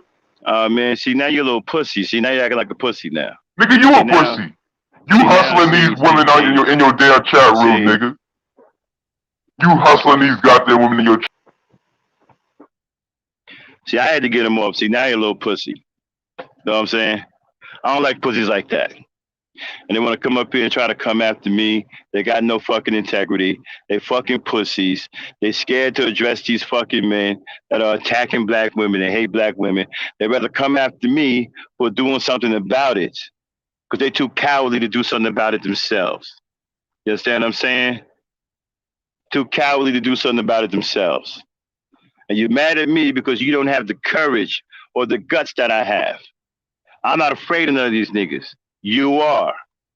You're never going to hear me sit up here and take the other side of some fucking punk-ass black men over black women. You ain't going to never hear that out of this motherfucker.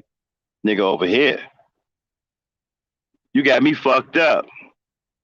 And your dumb ass played your fucking video, right? And it didn't prove nothing that you said.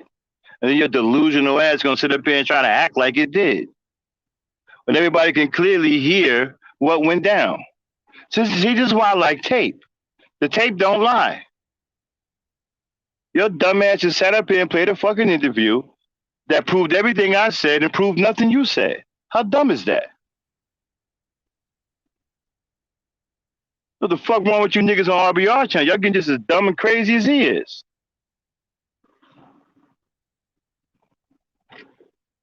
Anyway, enough of the sideshow. Now back to the topic at hand. Yeah, we was talking about censorship, right? And I think who came here? Listen, the brother ILS, he's not a troll, ladies. I saw him in here, but I didn't get a chance to get to him yet because I was dealing with this fucking moron. Oh yeah, he said he's gonna come back later. He had to hop off. He ain't had to hop off. I kicked his punk ass off. No, ILS. Oh, okay. Yeah, he said he's gonna come back later. Yeah. He's a good brother. Okay. Name, I think you timed him out by accident yesterday. You didn't know who he was, but he's a good brother. He's not a troll. Okay. I gotta wrench him up when he come back, but he's a good brother, man. He's from the UK. He's a good brother. He's not a troll. Know what I'm saying? I know you may have misunderstood him yesterday when he said something about quiet logic or whatever. Trust me, he a cool brother. All right. I'm gonna wrench him up when he come back.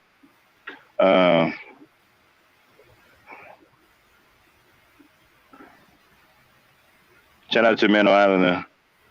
Yeah, man, you know, this punk ass. Then he got nerve talking about, you know, he smacked me up. Nigga, you ain't smacked nothing up. Yo, punk ass out of here. How much you smack somebody up? Fucking delusional ass niggas that come up on RBR's channel. They're just as delusional as he is. Now, you know, getting back to what I was saying about censorship. See, that's one of the reasons why we should have censored. Okay? Niggas like that should be censored and shit. Stupid niggas like that should be censored. You know? And every time they come over here, you know, they want to attack. When they come for me, you see, here's the thing, right? I look and sound easy because I'm laid back. Okay? And I talk street a lot. You know, I don't sound very articulate. You know, I don't try to be a scholar. I don't sound like I just graduated magna cum laude, right? But I ain't no dumb dude. And then they think that I am dumb, and they come up here and they get into it with me, and they find out very quickly that they're in over their head. Then they want to try to go attack the women to try to save them. They do this all the time. They do it all the time. You know, and I think that's, you know what, I'm starting to wonder if that's City of Truth. I don't think that's Andre, because he would have, no. I wouldn't, I don't think he would do something like that. I think that's City of Truth. Okay. Oh, okay.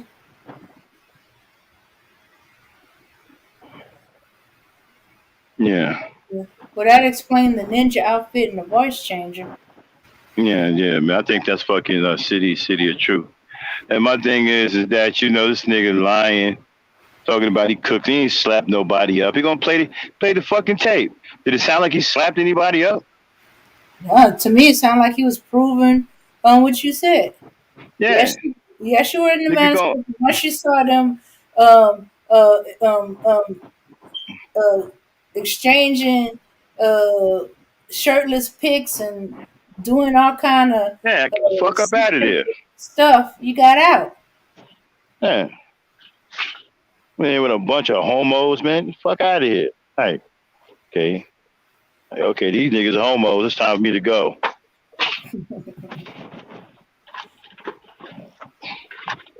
And I don't shy away from everybody in here who's been in here for a while. Y'all know the story of maxing the manosphere. I tell it. Matter of fact, I tell it every now and again. Right, Dame? When I'm Right. chilling sometime or whatever, for the new people who came in and don't know, sometimes I'll sit back and I'll tell y'all that story about what went down in the manosphere, how I became interested in the manosphere, and what went down when I was over there. I've told that story several times. Right. Ain't nobody ran me no motherfucking where. Mm-hmm. Now, I did get ousted from the gray regime. They pretty much excommunicated me because of the Trinity situation. Okay? So I was pretty much excommunicated from them. But that's cool too. It is what it is. I was meant to be on my own over here, so, it is what it is. Like I said, I ain't got no hard feelings towards Cerulli and all that, That's still my brother, man. If he came over here and kick it, I'll kick it with him. No, I ain't mad at the brother.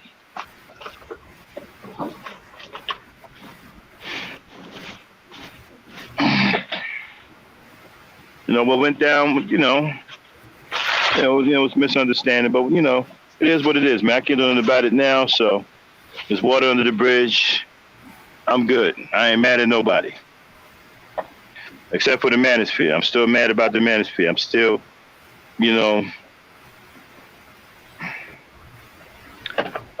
I'm banging on them niggas.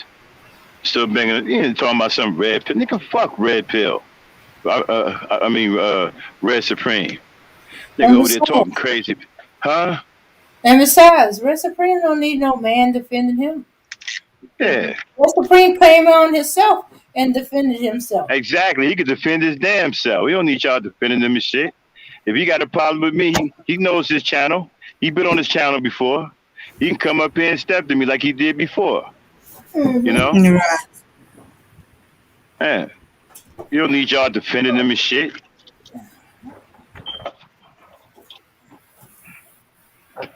I don't give a fuck about none of these niggas, man. You know what kills me? They think I care, but they think I'm afraid of these dudes, man.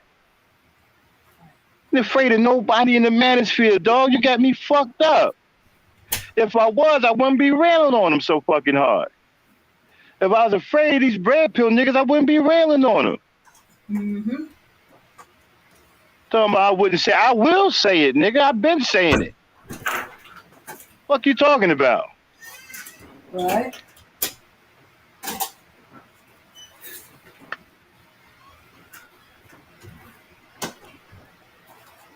But we got derailed a little bit because niggas want to come over here with their shine box.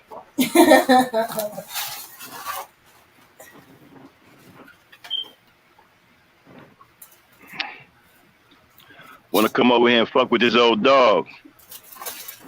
This old dog get to biting. Some of them old mangy old ass dogs that they think ain't got no more teethuses. Then when I go into my doghouse and get my teethuses and put them in my mouth and get the biting the motherfucker, you know what I'm saying?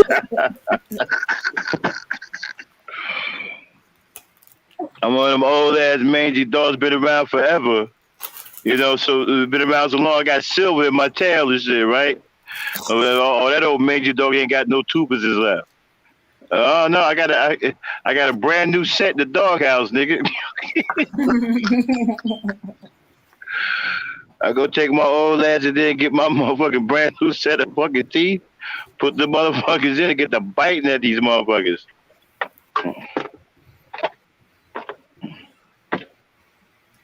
But yeah, then before you came in, we was talking about censorship, and I believe that some people need to be censored, and some channels should be censored. I don't believe that if you are inciting violence against black women and children, you should be censored. You shouldn't be allowed to do that.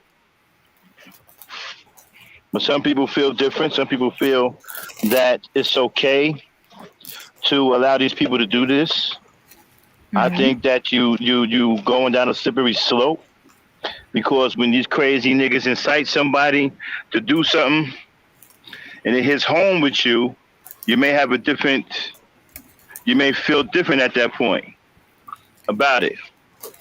Mm-hmm. You know, damn, I'm frozen, man. Man, I'm freezing up bad. Dan, can you take the stream over or no? Okay. No, no, Yeah. no, no, no. I think it's me. I'm freezing up real bad for some reason. Is it cold in your truck? Nah, I ain't got to do with being cold in my truck. Just freezing up real bad for some reason. I'll be right back. Okay. You thought you was the only one that used toothpicks, Miss FedEx?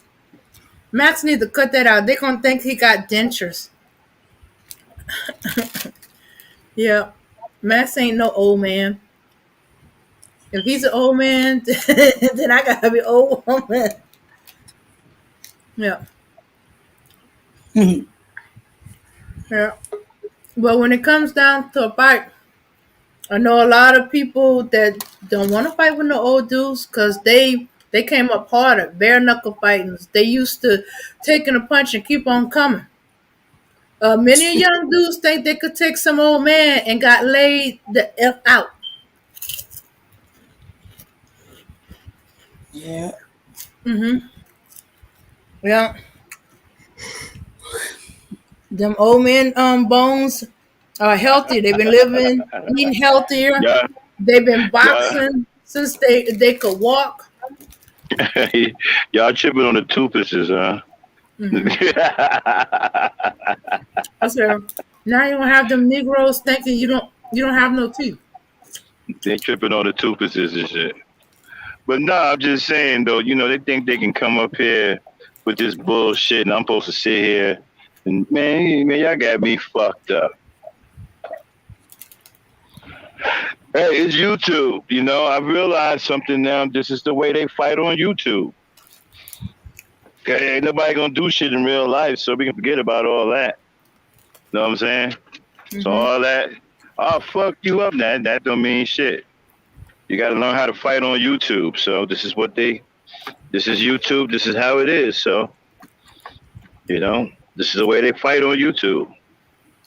And they're gonna come up here to defend somebody that didn't ask you to defend them. Didn't say have my back.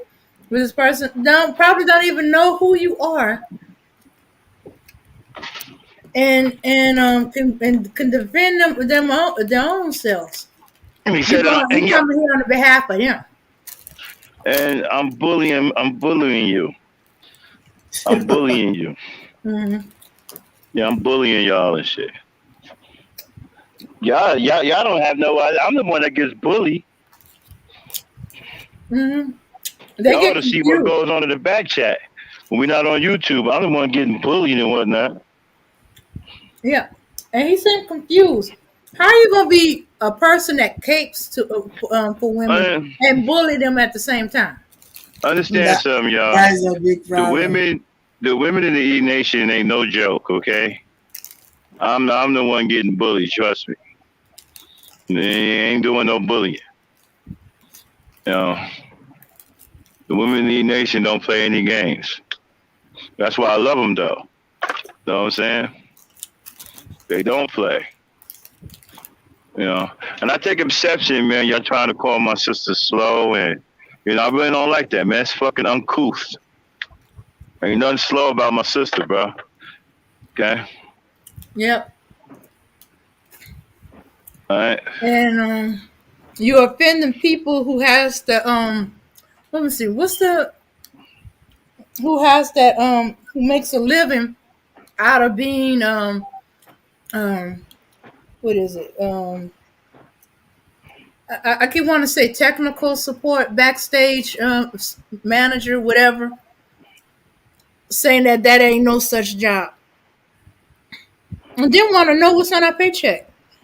Hey, y'all That should ain't know none of it's your against the fucking. law to demand people's Yeah. paycheck. See what they That ain't make. none of your. That ain't none of your business, nigga. You It's paying definitely over the motherfuckers? line. Yeah. You keep coming for me, man. The fuck y'all coming for me for? Y'all mad because you see, they mad because I defend black women. That's all this is about, man. They mad because I defend black women and I don't let these niggas come over here and say what they want and do whatever they want. That's all this is about, y'all. This ain't about nothing else. And if I, and, you know, and if I'm such a raggedy ass nigga and I don't mean nothing to nobody, what the fuck you coming over here at me for then? Okay? What you coming for me for then? Since I don't mean shit and I'm a raggedy ass nigga and I ain't about shit and don't nobody give a fuck about me. So why you stepping to me then? I don't count. Why are you wasting your time? Yeah. He's That's another thing I don't confused. understand. If I don't count like you say I don't count, then why are you wasting your time with me, bro? Why? That makes any sense to y'all? Mm-hmm. They do? Oh no, no. But All right, so but he's confused. One minute he's trying to defend the manosphere, and the next minute he's trying to put down the manosphere. hey, Either drop the he link then. believes, All either he right, y'all. believes. Okay, All go right, ahead. y'all. Go ahead and drop the link. So the topic is open. If anybody wants to come up and talk about censorship, like I said, I believe that there's a fine line that needs to be drawn. I don't agree with anybody who's inciting violence towards black women. I do believe that that kind of rhetoric should be censored. I don't want to hear shit about freedom of speech, man. Shit like that should be censored because they can influence people to carry out violence in real life against black women. And we already have evidence of that. Even though people try to pretend that we can't connect certain people to these acts of violence, that's only because they don't want to.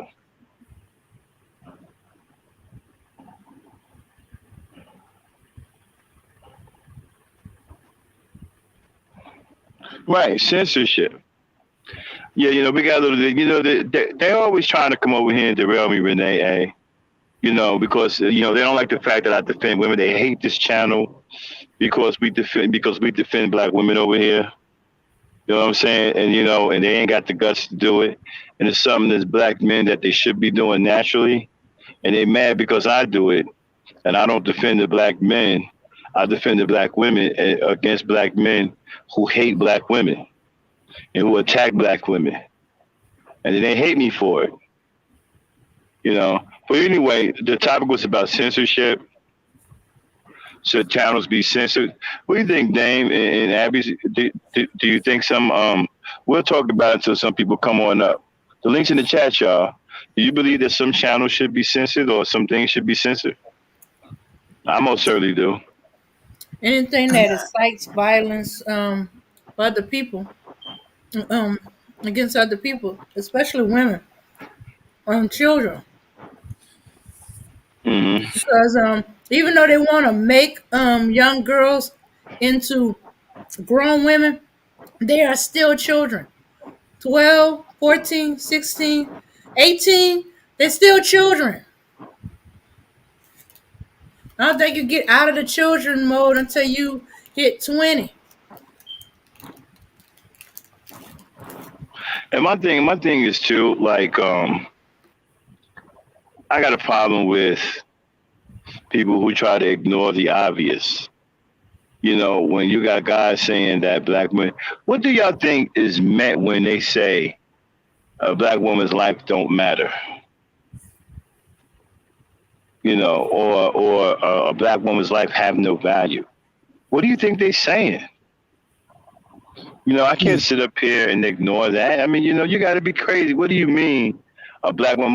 My mother was a black woman. You're going to tell me that her life didn't matter? My sisters are black women. My brothers have daughters. You're going to tell me that their lives don't matter? And that their lives have no value? What the fuck are you talking about? See, it's shit like that that I think needs to be censored because it's shit like that that's dangerous and could put a battery in the back of some dude who has a wasted brain who already hate black women and looking for any kind of excuse to harm black women.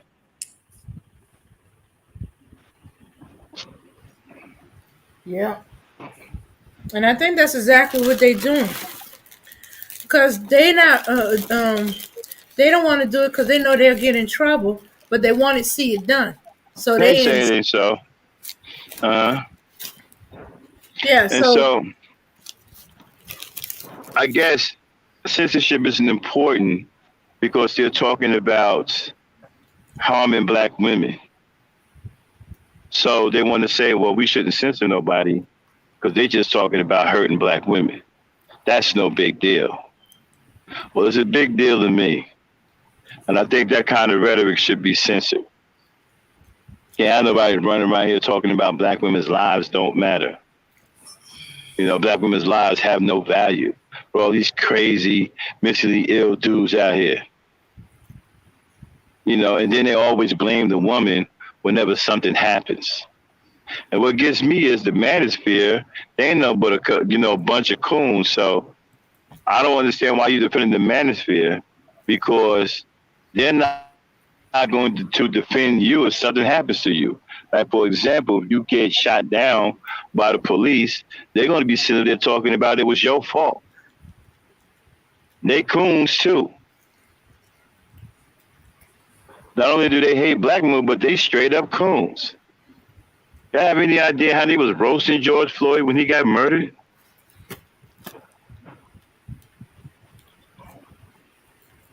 But you know what? They had an online funeral, I think, for that dude, David Carroll. And all he did was talk crazy about black women, even to his dying breath. They had a damn online funeral for that MFer. Yeah, they had an online funeral for him, and then, hold on.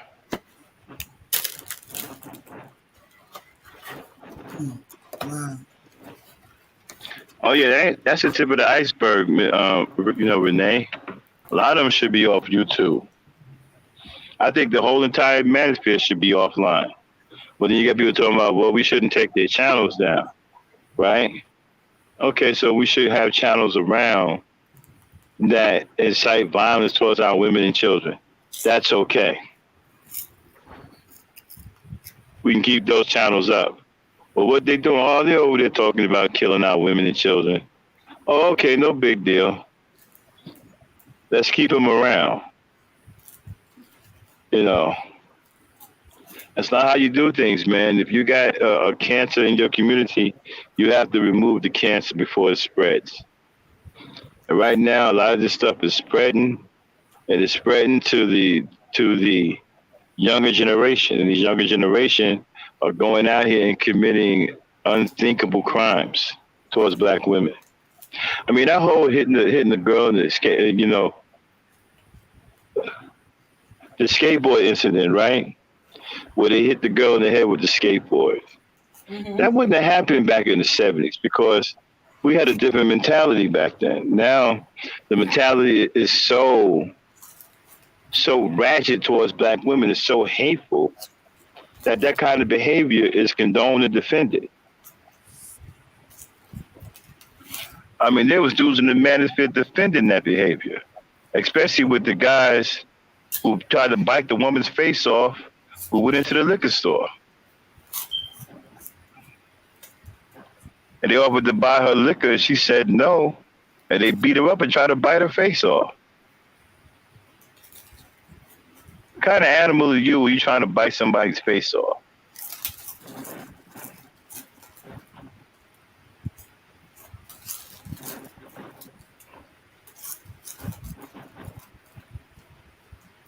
What are you eating there, Dan? Yeah, so y'all. And don't forget the idiots that was cheering on the 11-year-old that got punched by that. I That was remember cheering that. on the white man that punched that 11-year-old. Mm. 11-year-old black girl, big old 6'5" white man reach haul out and punched her like she was a grown man. I think he was 6'6", 300 pounds, and he punched her like she was a grown ass man. And you had women and men siding with the white dude, black men and women. It wasn't just black men; it was black women along with him. Not all black, not a lot of black women though. It was like one or two that I seen. Talking about, but she shouldn't have put her hands on her. Come on now. She didn't even reach him to put her hands on him. He had Come a on. long enough reach that he could have put his hand against her head, and she couldn't even reach him with a kick. Hmm. Which is what he should have done.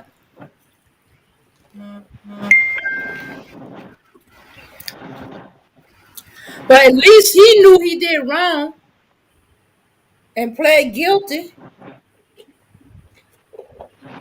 Turned himself in and pled guilty. How come the person that done the wrong knows that he done wrong and held himself more accountable than the men that's supposed to be from the same community as the girl?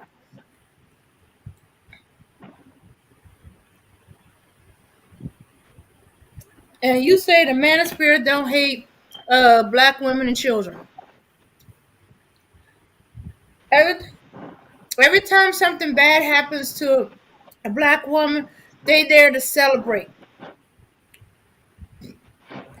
Are they there to defend black men who do bad things?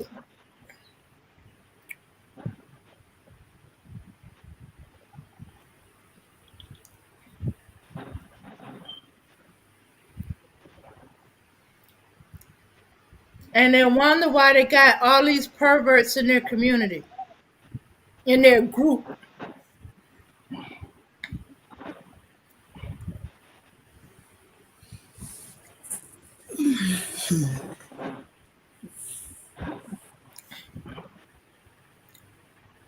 Hey, Charlene. Oh, Charlene, Yeah, long time. Brooklyn. Charlene, what you got The to say about Brooklyn's in the censorship? house. I'll be right back, ladies. Hold it down on the censorship. I'll be right back, okay? Okay. So yeah, I think these groups need to be censored.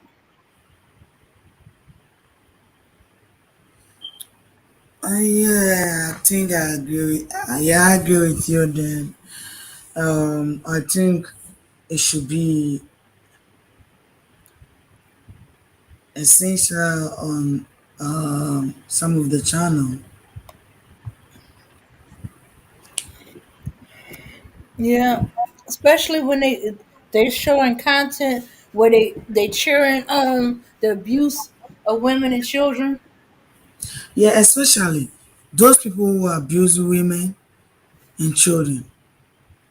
Yeah, because we cannot allow you to abuse women. We cannot allow you to abuse children. So I think especially it should be on them mostly. Yeah, shoots. You know how many channels would actually be left if they was to do that, or how many videos would be pulled because of all the hate speech and the cheerleading of awful things or perverts. Hmm. In fact, one place where there was seriously no censor whatsoever, it had to be shut down for the. Let me see, what's in charge of that? The FCC? No, I'll make sure I got that right because it was so horrible, horrible. Hmm. It was shut down, and any group that was a part of that was banned for life from any kind of social media.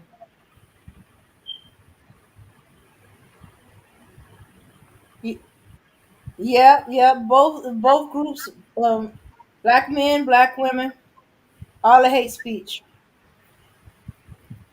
But what's happening is one side starting, the other one got to retaliate, and then they got to double down.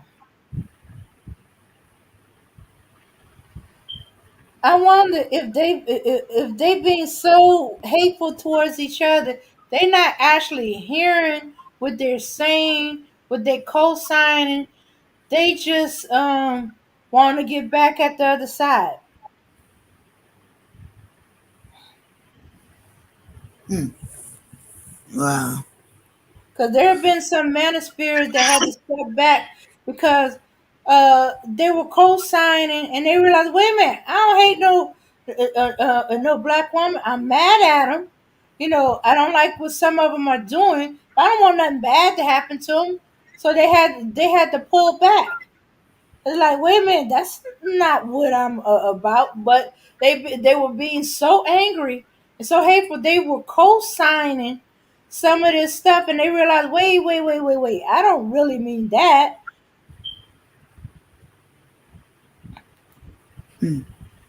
because you get angry people, and they hearing some angry, hateful things towards the person they mad at or the group they mad at. They not realizing what they actually are saying and co-signing. But hey, but once you realize that you pull back. That's what some of them did, but not enough of them. A lot of them has doubled down, triple down. They don't even give a care.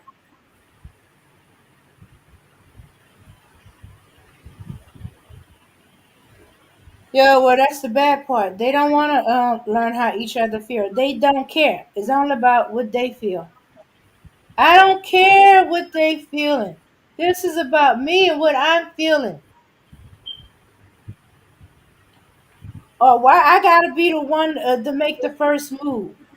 They did it too. The favorite phrase. They doing it too.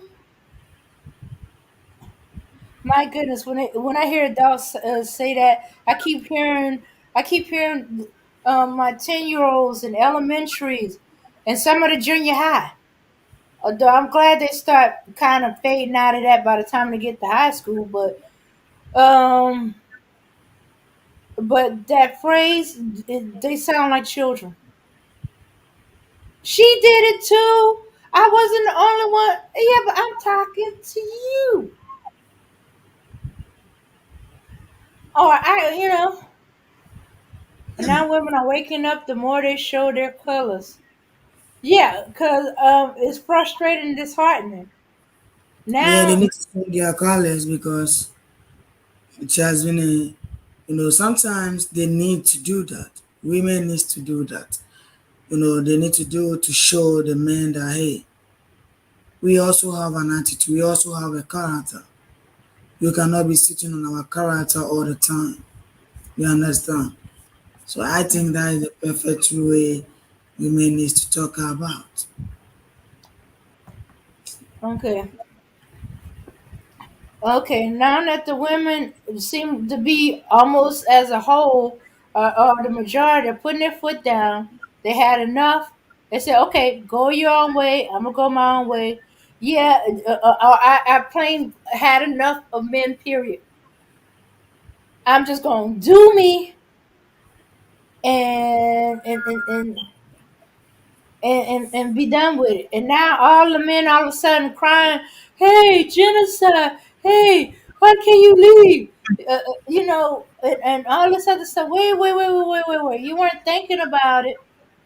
Okay, wait. I'm getting off topic. Let me pull back. We on censorship. We're on censorship.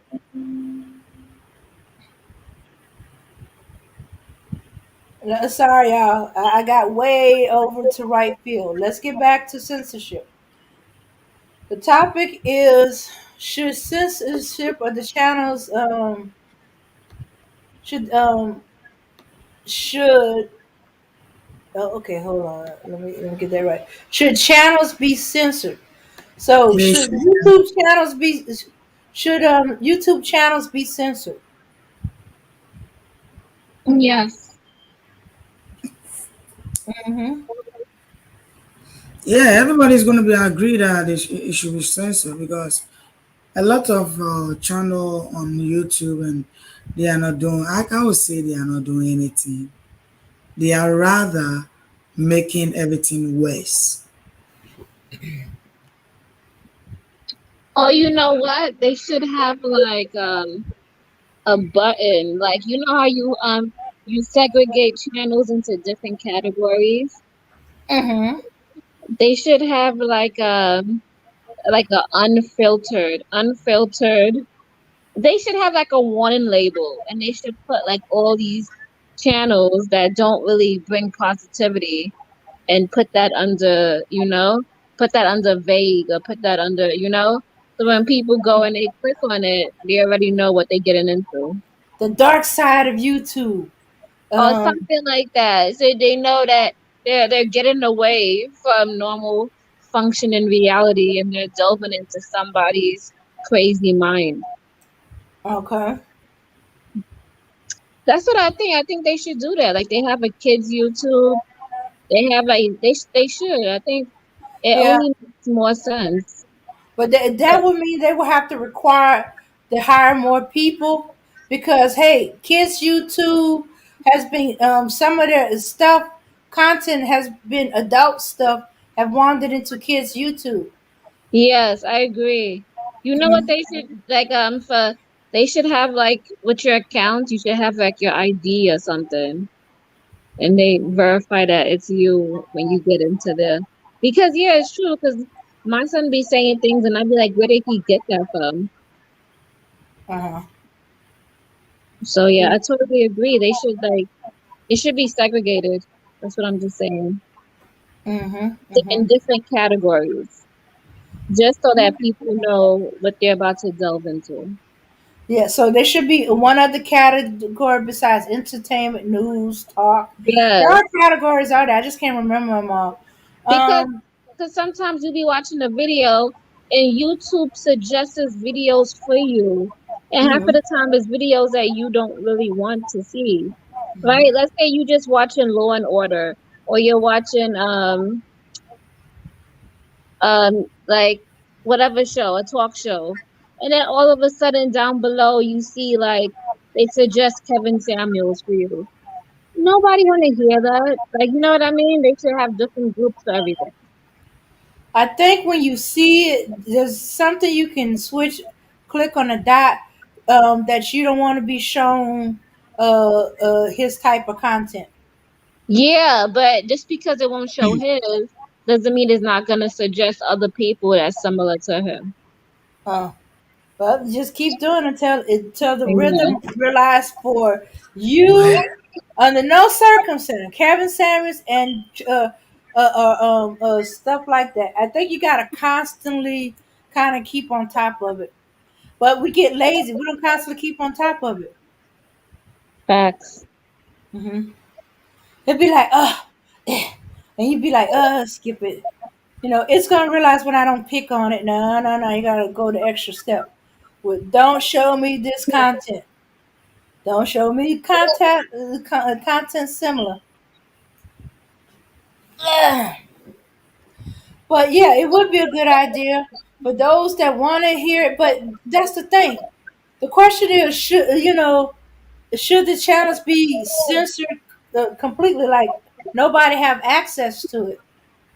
No, I don't I think I just think people need to know that what they're about to get into is not normal functioning thinking.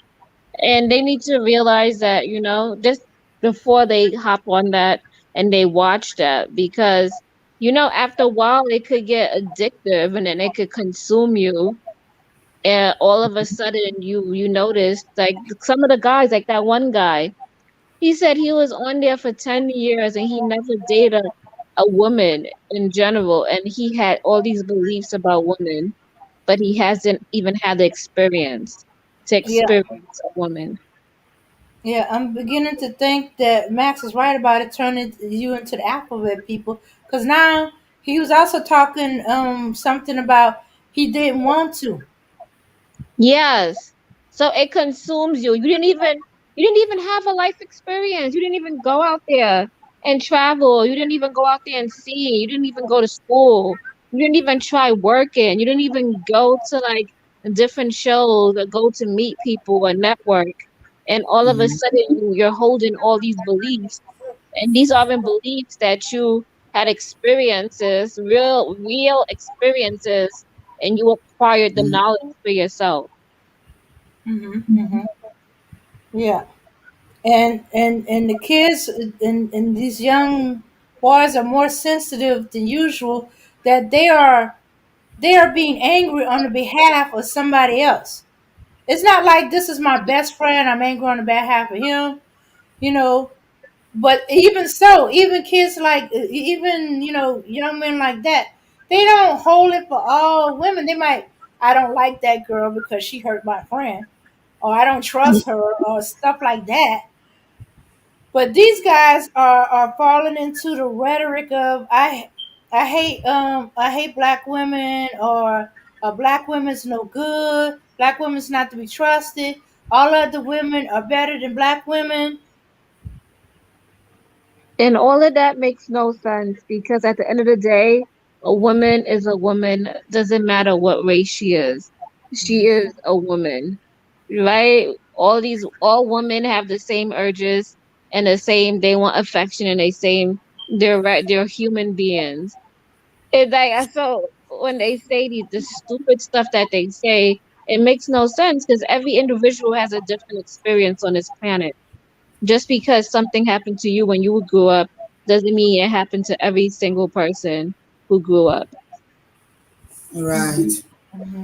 And that's the I just can't half the time I can't sit there and listen to the stupid logic because at the end of the day I go out in the real world and I talk with people who are highly functional and people who have life experiences. And I can't sit there and listen to what they saying online because it's garbage. Because when you see real people and you have real experiences, they don't think like that. So you think it should be censored because it's employing these guys who ain't had a life yet into believing a certain situation or certain things about women, especially our group, black women, that ain't true, and they don't know because they ain't went out there experience themselves, and so they trying to make themselves into incel before they even experience what it's like to date Yeah, or have a relationship with a woman. yes, I agree. But how they say there's so many worlds inside of a world. Just because the world you live in doesn't mean it's the same world somebody else lives in, you know? In Uh-huh. somebody else's world, the world is great. It got nice trees. Outside is wonderful. They have good food. In your world, you might not see that. Hmm. That's And I'm All not the, trying to be sucked into their world and how they think and what they think about women. Like, and if they continuously live in that world, that's all that they're gonna be able to see because that's what okay, they keep telling themselves. yeah, and I'm more worried about the ones that they got the warp experiences, because we got a whole bunch of these guys who believe in that pimp game, the player thing, the Mac thing, and some of these weren't even alive when these movies came out, but yet they're speaking on all this. Oh, the pimp game, player macking, like pimping, the spirits you have pimping, it goes for everything in life, business, and all that stuff. Wait,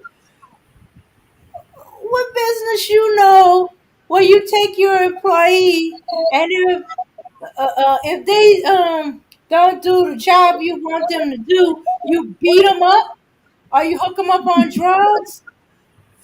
What business does that? Yeah, My thing is that guy is not even attractive. Like that's another thing. These guys don't understand that they're kind of like distancing themselves from women. They're kind of being the unattractive person. Like nobody wants to be with somebody who views another person or human being or even a woman as these list of qualities as they say that they view them as. Mm-hmm. Like what other woman would want to date you when you have these beliefs already set in stone in your mind? Nobody. Who wants to sign up for that life? Mm-hmm. Like nobody wants to sign up for that. Yeah. And yet And they're not seeing that they're the ugly duckling. I'm sorry. also, would they not paying attention to is the women are starting to catch up to all these uh speak and codes and all that other stuff. So now, if they hear something like Kevin Samuels, that's a red flag. Manosphere, red flag. Manosphere speak. Kevin Samuels speak. All them little coded words and things that sound Manosphere talking points. Kevin Samuels talking point. They starting to recognize that when they see or hear that, they marking red flags and they getting the heck out of here. So Yes, yes. You know what? I feel like it's a good thing because you know what it is? What's a good thing about these channels is that mhm, they're saying stuff that half of these men want to say. You know, some of these men they don't know how to say it. mhm, So they could refer and say Kevin Samuels or whoever they want to say the roommates podcast or this other whatever. And they say that and then you'd be like, "Oh, okay, so this is what he truly feels."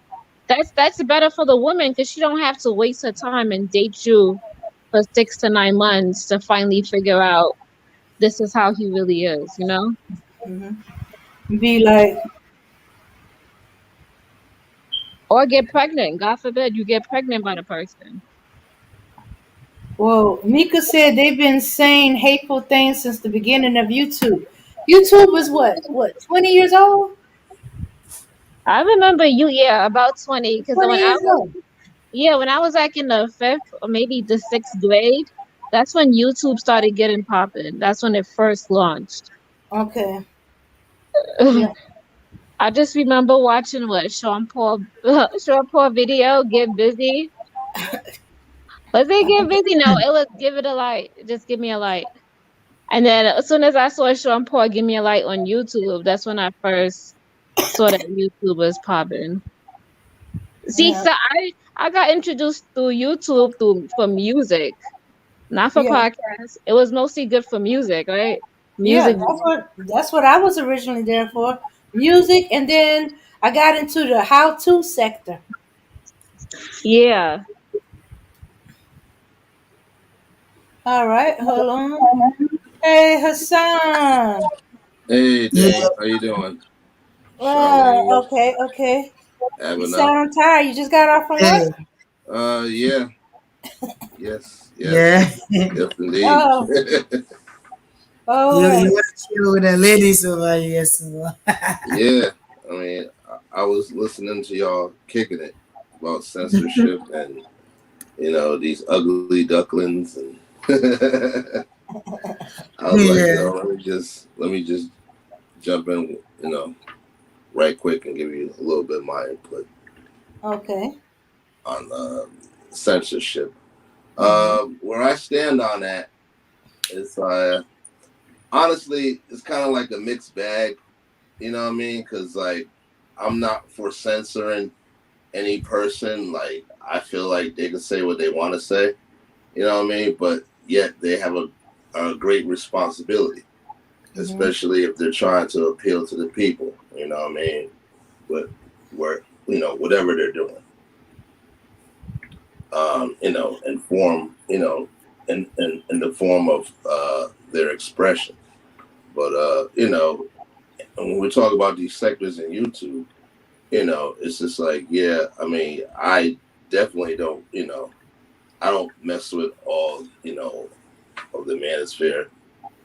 sectors and the red pills, they just talk crazy. You know what I'm saying? So, but like, you know, one does have an option to go over there, or they don't have to go over there. You know what I'm saying? Now, what they're saying, I mean, I disagree with. You know what I mean? Wholeheartedly. You know what I mean? However, you know, a person's right and their freedom of speech. I mean, I kind of respect at the same time, because that's just the stance that I take. I mean, I don't know how you feel about that. Okay. All right. Well, how? Okay, you said you don't have to go there, but what about these young guys, or young men, or even teenage boys who just go in there wandering through YouTube, or they type up a certain thing and all this extra stuff come up, and they start watching it. Shouldn't it there be at least as Charlene said, a sector where you can make sure stuff like with the manosphere sprout out and the red pill sprout out don't unduly influence the teenager and the kids. It be in a certain sector, and you know what you're getting into when you go there. But Yes, I agree with Charlene. Yes, I do.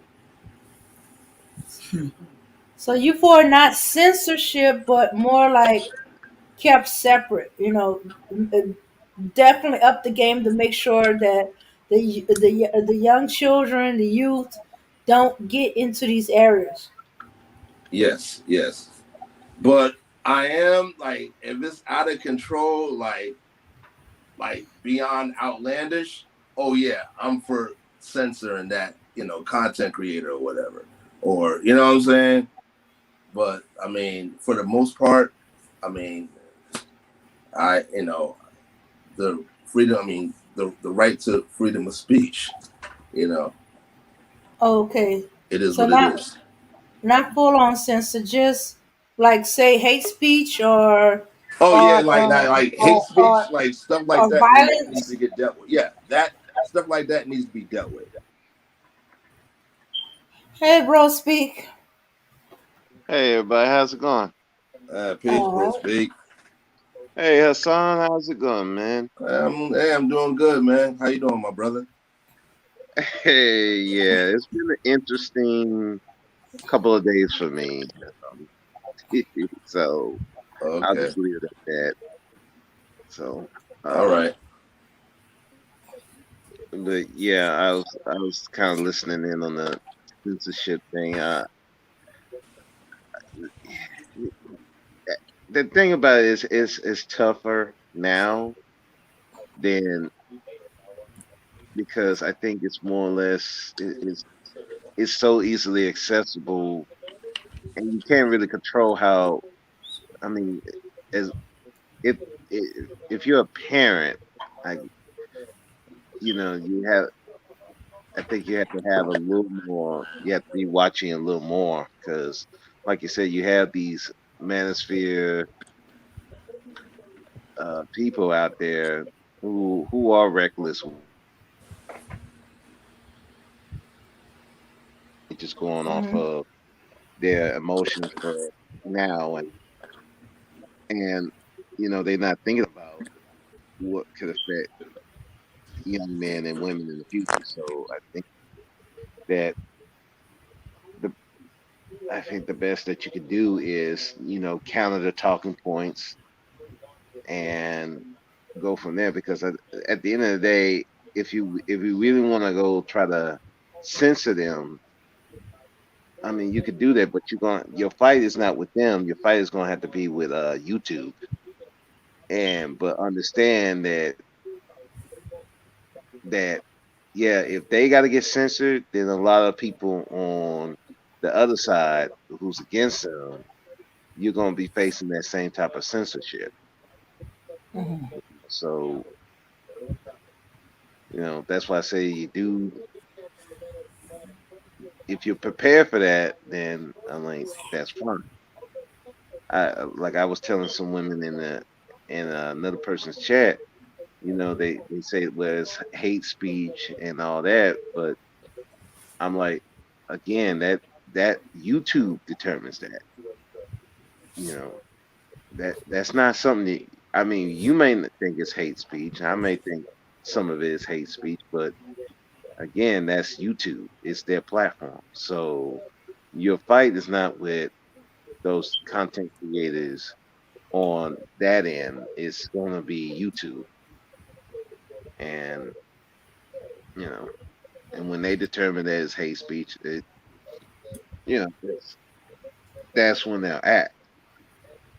But like I said again, be careful because that can backfire on certain people, and like that whole ad apocalypse thing when a lot of those male YouTubers was getting their channels yanked.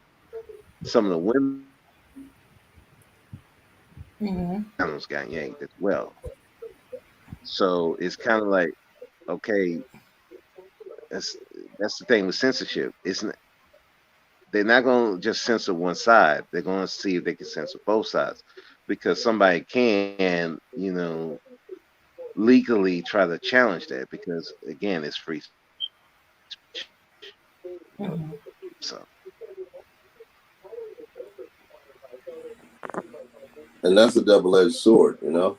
So hmm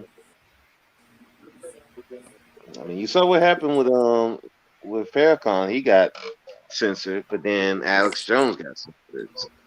A lot of gun right, channels got censored. So it's like, yeah. I, everybody, I know people want censorship, but I don't think you really understand how that's going to work. Brother Khaled Muhammad got censored. Yeah, I'm not surprised because, like I said, a lot of those kind of racist people, uh, they got censored. But then, like I said, a lot of a lot of black people got censored. So it's like you know, So there's a balancing act. Either we have censorship and everybody gets censored, or we don't have censorship and we have all this madness and chaos going all over the place. Then wouldn't YouTube end up being shut down like the Black Avengers was? mm, That website, because they weren't censoring that, and it just got so bad that the government had to step in. yeah. I mean, that's what YouTube want to avoid. So that's what I'm saying. Okay, if they go too far over here, guess what?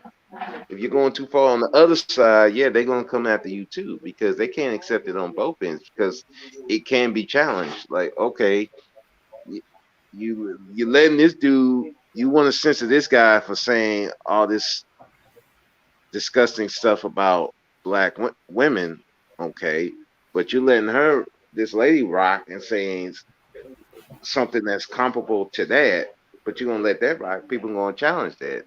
So it's kind of like it. That's what I'm saying.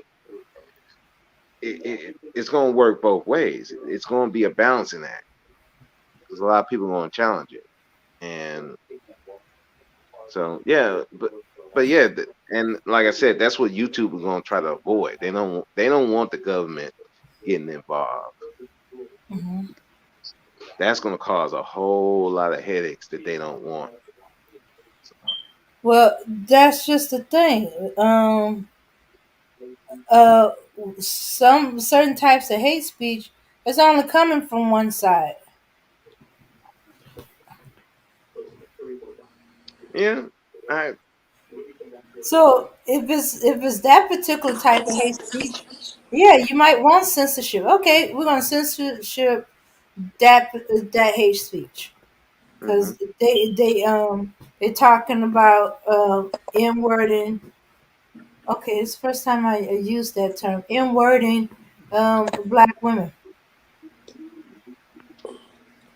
But you very seldom, or at least I never heard it. I ain't saying it ain't been done. You don't hear about black women saying the n word black men. Nope. No, and I have now I've heard the whole name black boys should be murdered or something like that. I heard something similar to that. But like I said, that that goes back to censorship. If you're going to censor one, you have to censor the other. And some of the things that I even hear on the women's side is toting that line. And like I said, it could be challenged, and then like I said, you that Okay. censorship that censorship thing gonna come on them. I'm not saying that, like I said, somebody saying that you flat out murder someone. Yeah, that definitely should. That's a terroristic threat. Yes, that should be censored. Yep. You're trying to make this thin veil over on the other side. You know that can get caught. You can get caught up. So, it's, like I said, I agree there should be some censorship. I think that there's too many people who running their mouth and they're not thinking about what they're doing, and they're creating a lot of chaos that really doesn't need to be. And I think that it should be monitored. And I think that, but with that, that you have to prepare for the consequences that come with it. I just that's the only thing I would say. And like I said, that your fight really at this juncture, besides putting out content that counters these talking points Mm, and showing that some of the things they're saying is just like mm, goofy and out of bounds. okay. Your bigger fight is going to be with YouTube. You have to go to YouTube themselves and go through them, because ultimately they decide what is hate speech, what's allowed and what's not. Um, but what if? Okay, we went into the black men, black women. So what if the black women say it's worth it to no longer hear black men talking about black women should be murdered? I mean, should be n-worded or hurt or beaten up on, just to risk the few black women channel that's coming to the light, or they come into the edge of that line of crossing over into the what the men are saying.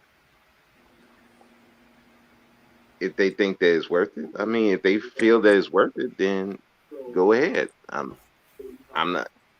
I'm just saying, just understand the consequences that come with it. But if you think that's an acceptable risk, and some of these people um, who go a little extreme on the other end might get cut, so be it. There's sacrifices in every war. So if their channels got to get cut, that's just what it is. But it's worth it so that the type of message that you believe is going to be harmful to black women, black girls, and basically black people overall, if you feel that this message is that bad, I mean, you have to take the risk. And some people get cut, some people get cut, but also the other thing is those people might challenge you also, because like I've seen, man, when it comes to that making that money and getting these views, people will fight you to the nth degree. And you will be thinking that these are people that's on your side. Oh, wait a minute, you we're trying to get the greater good. Yeah, there's the greater good, but you trying to mess with my pockets. That people let a lot of stuff slide just to keep their pockets fat.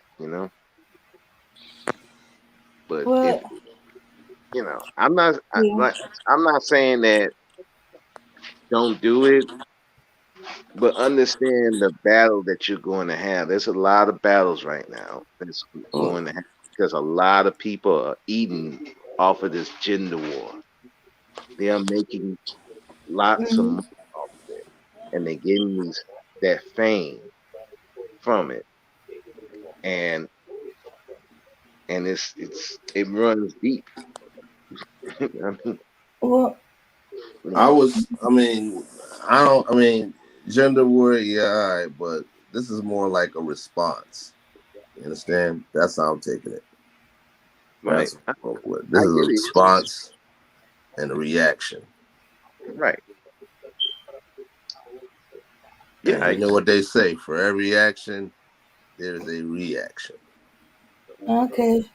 It agree. seems it almost seems like they're playing the dozens game. Yeah.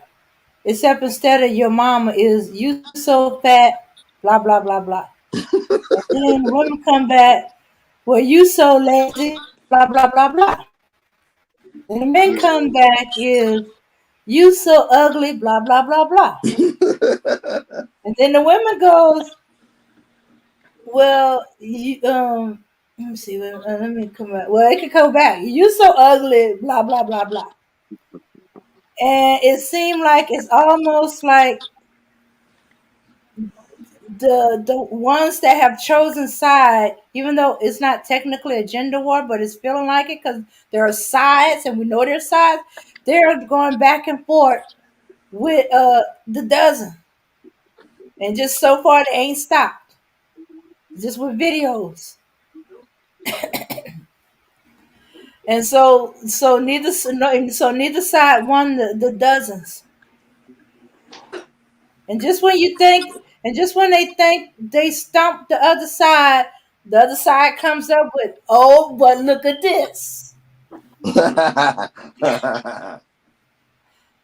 But do you? But okay, everybody. Let me ask you this question, and I need everybody answer. Do you think the reason why YouTube is not as censored as it is because nobody is brave enough to flag or point out uh, the hate speech or certain other things to YouTube so they can pay attention to it and do what they do for do their version of censorship. um, if I may answer, well, they will censor like for the most part. I mean, if it's extreme, but like as Bro Speak was saying, this is big business. I mean, we're talking about money. I mean, yeah, views, money, stocks. You understand? And trying to get into some freedom of speech censorship, like, oh well, you got, this is that, this and that. Yeah, they could take care of the situation. You know what I mean? Put it under wraps or whatever. But like in general, they don't want no. They ain't trying to get no static all like that. You know, a lot of things is involved. So they're pretty much like a neutral entity, if I may say. But Okay. Mm-hmm. Okay. oh, Hey, Abinai, you there? Yes, I'm here. Okay, they wanted the chat wants to hear from you. I guess since you're kind of like outside the United States, most of this is United States, but I think it's spreading into the UK and other parts of Europe. They have their versions too. They mm, want to know. They want to hear from you about this. Okay, about the censorship for me, Yeah. I think if it could be better if they did it, that will help. Because the reason why I said if they sensitive is going to help is that you know black women are mostly important and black children. And here's the case that we have a lot of people who doesn't talk good about black children and black women and they're on YouTube. And here's the case: we have a little children who have been going to YouTube to listen to other videos and watch it. Because when I was young and I get a phone, I was like, okay, what will I do on YouTube? I need to check on videos. Some of the things that they say over there, let me listen to it. So assuming people been saying all these things on YouTube and they post it over there. There's no age for us to go to YouTube. We don't have any age. So social media is something like we have to put a good things which is going to help us. So for me, I prefer the shoe sensitive. That's all I prefer. Okay. Well, do you think that the reason why YouTube doesn't censor as heavily as it do is because most people are afraid that a lot of their channels that they favor would be censored also? I'm not sure about that one. All right. Yeah, I'm not sure. But I think when the YouTube start doing it, that's where we're gonna see what I think if they start, you know, Okay. All right. Charlene, what do you think? Do you think about the reason why YouTube don't censor as heavily as they do is because a lot of people are afraid to report because they risk losing their channels or the channels that they like to watch. Um, are you asking why people don't report? Yeah, pretty much. Because part of the censorship is if people are censoring some of these channels by reporting what they hear. I think people do report, but you have to have like a really large enough case for them to determine, for them to be taken down. I think they don't get enough reports because a lot of people feel like what he's saying might not be right, but I guess he's making an honest living, you can say. He getting his money, but what he's saying is not right. Should not be supported. But you can't do but so much. You could just support him. And so I don't know. And then another people probably think is like, if you don't like what he's hearing, just leave the channel. And other people could say that you hating. If you don't like it, you just gotta leave, you know? You gotta have like a big movement behind this. yeah, but you can leave the channel. But Charlie, one problem is that if you leave the channel, there's another people listening to the channel, listening or watching. Me, my concern is on our generation that we are coming. We are so different. It wasn't like the old school people. Then time, their time was different, and our time also was. Our time now is very very different, and we are fast in some of the things our elderly people been saying or they've been said, and we pick it and we use it. So I think when we start to report or we start to or YouTube start to censor some of the channels, I tell you, those kind of B words they've been calling black women, all those things will be stopped.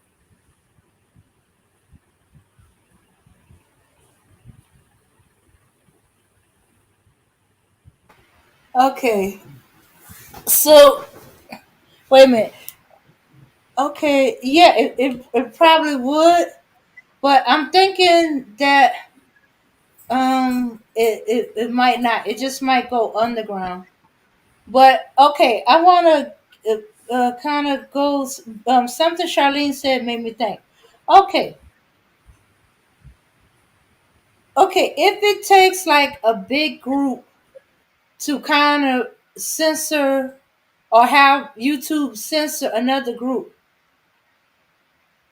why don't these two groups that have a problem with each other not go to YouTube to censor each other group? I know they're going to end up canceling each other out, but if they really had such a big issue with each other, wouldn't have they turned to YouTube and pointed out this this live or this channel is doing hate speech and say this link at such and such point and this link at such and such point? Wouldn't they have done that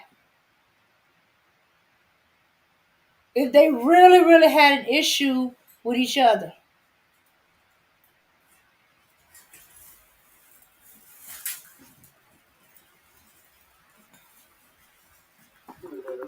Is that for everybody or just for Charlene? Well, no, Charlene statement made me think, but let's make it for everybody. Right. I think the answer is maybe some of them are doing it. They just don't say it because there's some people who say, "Well, we getting strikes."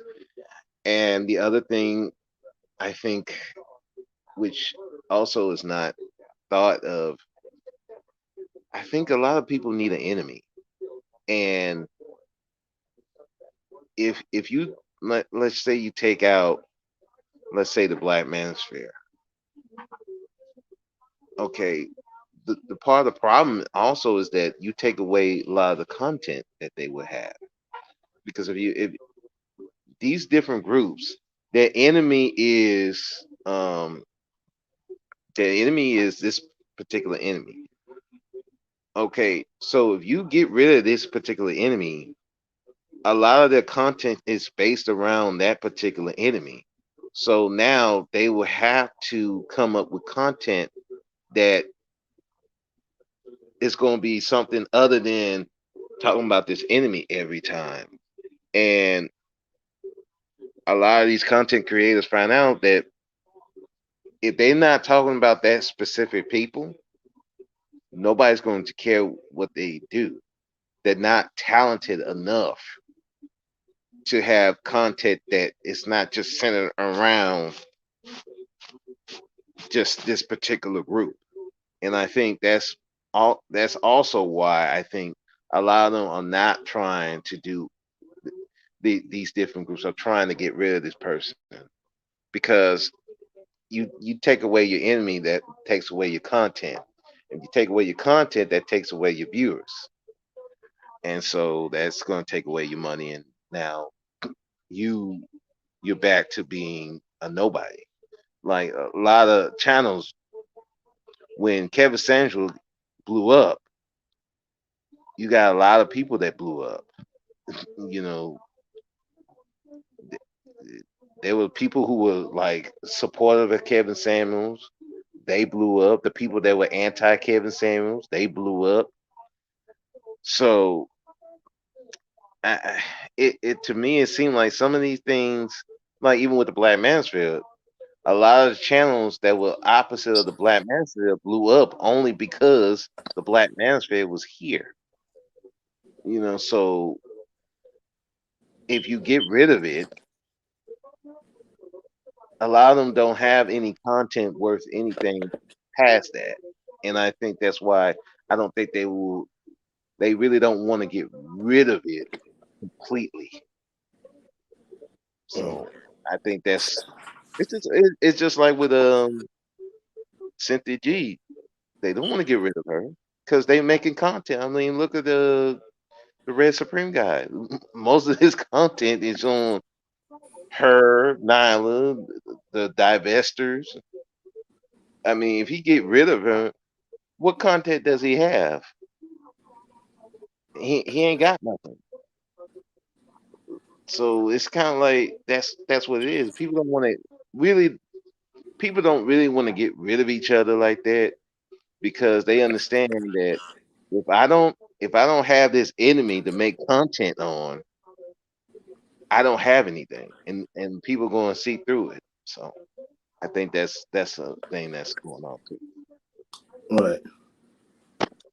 But you know, it's funny. Cynthia won't even have a video about Supreme or any other one of them dudes making videos about her.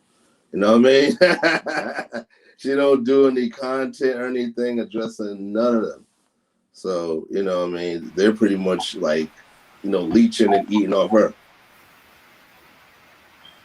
Exactly. So, you know That's what I'm that's saying? the first So, part. yeah. And just like I throw another name out there, the honest truth. If they didn't have the black manosphere, he didn't have the black manosphere of Kevin Samuels, would people care what this dude think? No. He don't have no other content other than that. I Right. mean, so it's kind of like people are eating off their enemies. Right. On the strength of their enemies. So Right. If they're strong, then they strong. But if their enemy goes down, the content go down. And right. a lot, like I said, a lot of them don't have. They're not of creative enough to have stuff that is totally outside of that. Right, right. They will not even stand the test of time as far as content No, creators are concerned. They'd be right. done within a year. That's it. Wow. Hmm. Interesting thought. And then can I say I think YouTube will not censor them because YouTube is making money off of them. So the biggest eater, top of the food Yeah. chain. Think about for every $10 somebody donates, right? YouTube takes about what? About almost 50% off the top. No, they take a third of the Yeah, money. they take 1/3 of every donation you get. That's why people start doing cash apps now. Right. And when YouTube found a way to get in that money, oh, it's a, shit. Yeah, like so if somebody's donating like $1,000 every night, and every night they're making people are donating $1,000. Why am I'm making $300 off that channel? And just to think about how many channels are doing that, YouTube is banking. Not to mention the ads, Yeah, the ads ad also. revenue. They playing the different ads. Yeah, what I think it is, guys, I think it's that black people are desensitized to good content. You know what I'm saying? Because I noticed that when you put out good content, nobody's really interested, man. If it ain't got no action in it, like if somebody ain't flashing breastises or fighting or jousting at each other, nobody's interested. It's just not. And I think that's a decensorship towards good content. I think people are pretty much the Roman mob. You know, they're gathering around the Coliseum waiting for somebody to get beat to death.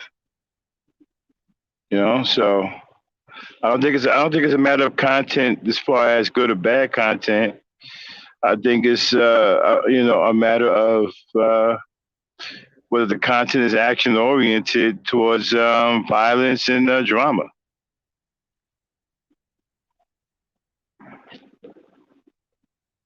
Hello. Yes, sir. I hear you. Oh, okay, damn man. I thought they could. No, But no, yeah, no. Hey, the night yeah, took the mic. yeah. Hey, what's going on, y'all? Shout out to the panel. But Peace, peace. well, yeah, and I think that's what it is. If you don't have it's like when y'all go back and look at the Roman days, right? Look at the Colosseum. What was the purpose of the Colosseum, right? To feed the people their entertainment, right? And the entertainment was death. They had death matches in the Roman Colosseum every time they fired up. Somebody was getting killed. That's pretty much what it was about. But they didn't have any nice shows. They didn't have any magic shows or court jesters, clowns running around. No, it was gladiators fighting to the death, and that drew the biggest crowd. And that's pretty much the way we are now. We want to see blood. Nobody gives a fuck about a 9-year-old girl, black girl who just graduated a major 4-year university in Chicago. because she's a genius. Nobody cares about that. Nobody cares about a 12-year-old black doctor who happens to be a black boy, who's a 12-year-old surgeon. And he just completed his successful surgery on an 89-year-old woman. Nobody cares nothing about that. You give a fuck about that. What they care about is RBR getting yelled at, or somebody in the manosphere fighting, or somebody saying some shit about niggas on YouTube. That's all they care about. I don't care about nothing else. You know, I've been through a lot of the channels. One thing I noticed about the channels that really got good content, I went back and looked at when they first started. Man, they've been on YouTube for like 15 years, and it took them a long time to build up their particular audience. Like Lisa, what's her name? Lisa Cabrera. She's got great content, right? But it took her a long time to build up that audience. Years. Wow. Took her years to build it. Because if you go and you watch these big channels, they got like 9,000 people in the chat and all that shit. You know, they've been on YouTube for like a year and a half or some shit. 2 years, tops. They got like 200, 300, 400 people in the chat, 30, 40,000 subscribers, right? And look at their content. The content is absolute shit. Smut, dog fighting, people pulling their fucking eyeballs out, you name it. Absolute shit, trash, you know. If you got a channel bashing black women, okay, you're going to get paid. You're going to have a lot of people in your chat. You got to chat. If you got a channel bashing black men, you're going to get rewarded, okay? If you got any kind of negative content that brings drama, you're going to get rewarded. If you got real good content, it's going to take you a long time, man. You got to be one of these channels that got a brand or they got sponsors behind them in order to make it. I noticed these channels with really, really good content, they got sponsors behind them, man. They got brand names and shit. You know? If you ain't doing that, it's hard to compete. It's hard to compete with these smut giants. I call them smut giants.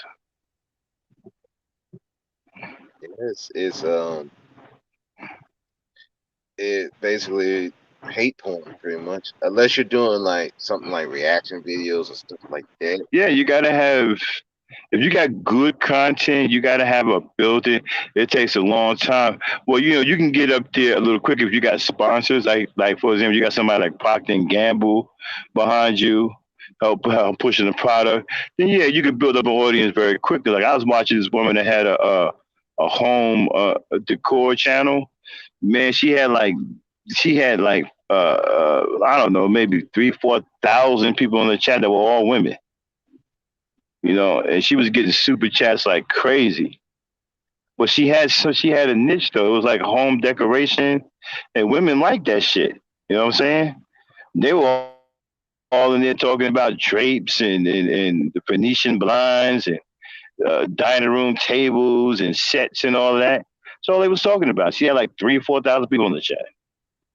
But she also had sponsors too. And she was she had sponsors. One of the big furniture companies was a sponsor. What was it? IKEA. IKEA was one of her sponsors. You know, that's what we got to do, man. You got to go out. If you got good content, it opens you up to these sponsors. You got to get one of these sponsors behind you to grow your channel like that. You know, people do these unboxings of different products and stuff like that. You got some channels that are very informative, but they've been out here for like since hell froze over, and they really had to go through hell to build their audience. But these smut channels, they ain't got to be on YouTube that long. You can start a smut channel tomorrow and probably have 200-300 people in your chat by the end of the week.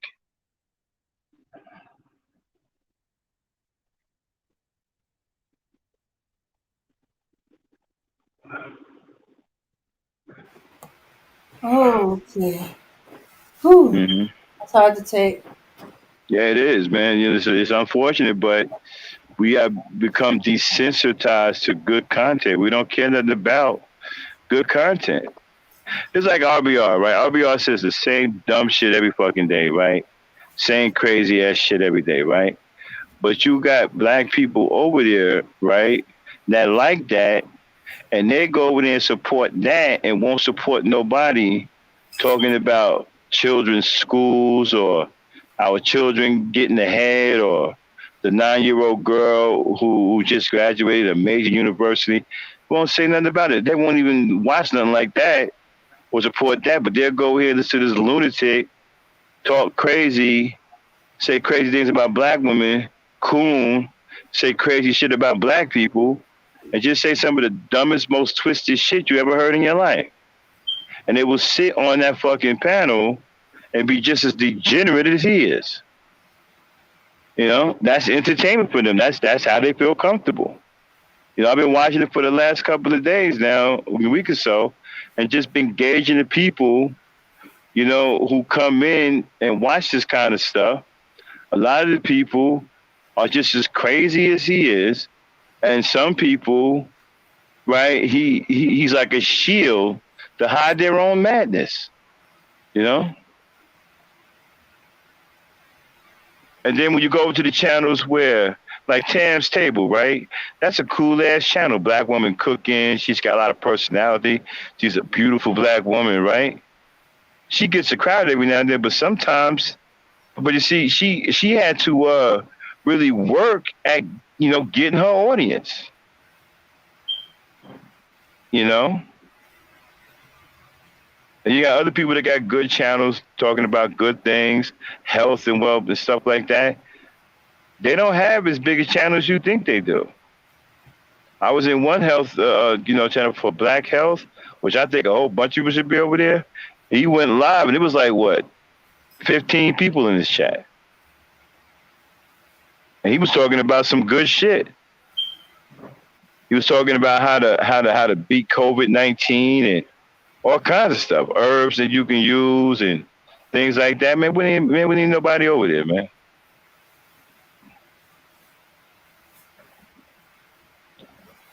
But they'll go and sit for hours listen to a fucking lunatic talk to you crazy, and then turn around and support motherfuckers like that. I'm gonna tell you something else too, right? It's bad enough when we support crazy shit. It's even worse when we support it financially. Mm-hmm. And then when you got the good people who are doing things who really need that support so they can grow and give something back to you. If you have somebody black who's a doctor or who's a master herbalist, right? And they really got something you can use, something that's going to help you, right? That's worth supporting. Not some lunatic motherfucker who's sitting up here telling you the same shit every day, shitting on you because you black, making up crazy shit, outrageous shit, saying you said outrageous shit you didn't say. Calling you a fucking coon nigga because you didn't vote for fucking Biden, and saying that you voted for Bernie Sanders. I mean, it's the same tirade every fucking day, but you'd rather support that than somebody's going to give you some life-saving information. Why does Max don't have COVID-19? Because Max has a dietitian who's African and a master herbalist who's African.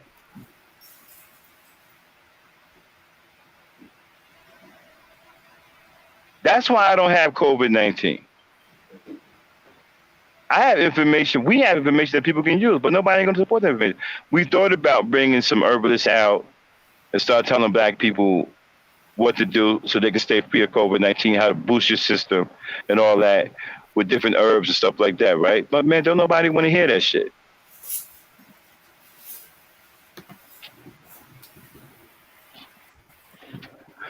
We're about to come out with Black Start, right? A show that's centered around education for black kids, right?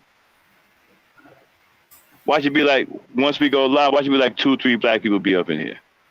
But I tell you what, if we come out right now, we know how to get people over here. Trust me and Dan know how to get people over here, but we ain't getting down like that. We you know, we ain't getting down like that. I even pulled back on going after niggas, like I used to, because I'm getting the wrong type of crowd. I'm only getting motherfuckers that want to see a fight or want to see a train wreck. We got we're talented over here. We got other content we can do, right? That won't draw anybody because they want to see Max going in. They want to see me getting into it with somebody, you know. And that's not what we trying to do over here. We got other real content too that can help black people. But our people don't want to be helped, man. Our people would rather sit here in a cesspool of bullshit and be okay with it. And then on top of that, financially support it. And don't give a damn, yo, man, and don't give a damn about how it looks.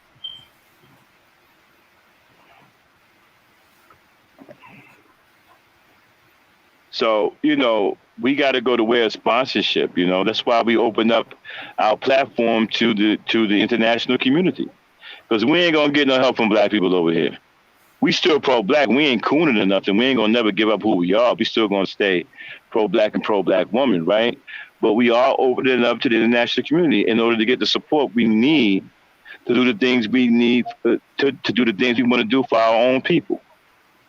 Because we ain't gonna get we see right now, we ain't got a shot in hell to getting the black support that we need. Because most of the black support over here is fucking mesmerized by fucking black smut.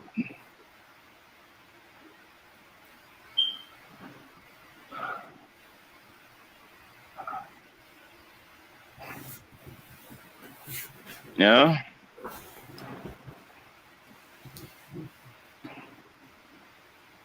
I'm sorry, man. Did I make everybody go quiet? No, man, we're listening, brother. We're listening. Yeah. And then check this out. When you bring this stuff up, right? You got motherfuckers that will go and support the motherfuckers out of spite. Mm-hmm. No, man, you hating on that, man. You hate. What? You got a motherfucker named Red Supreme shitting on black women, making money off of shitting on black women. Saying all kinds of crazy things about black women and little black girls and shit, right? But yet, if somebody say something against that, you hating on the motherfucker, they're gonna run over there and supporting them, right? Just to spite you and shit. Yeah.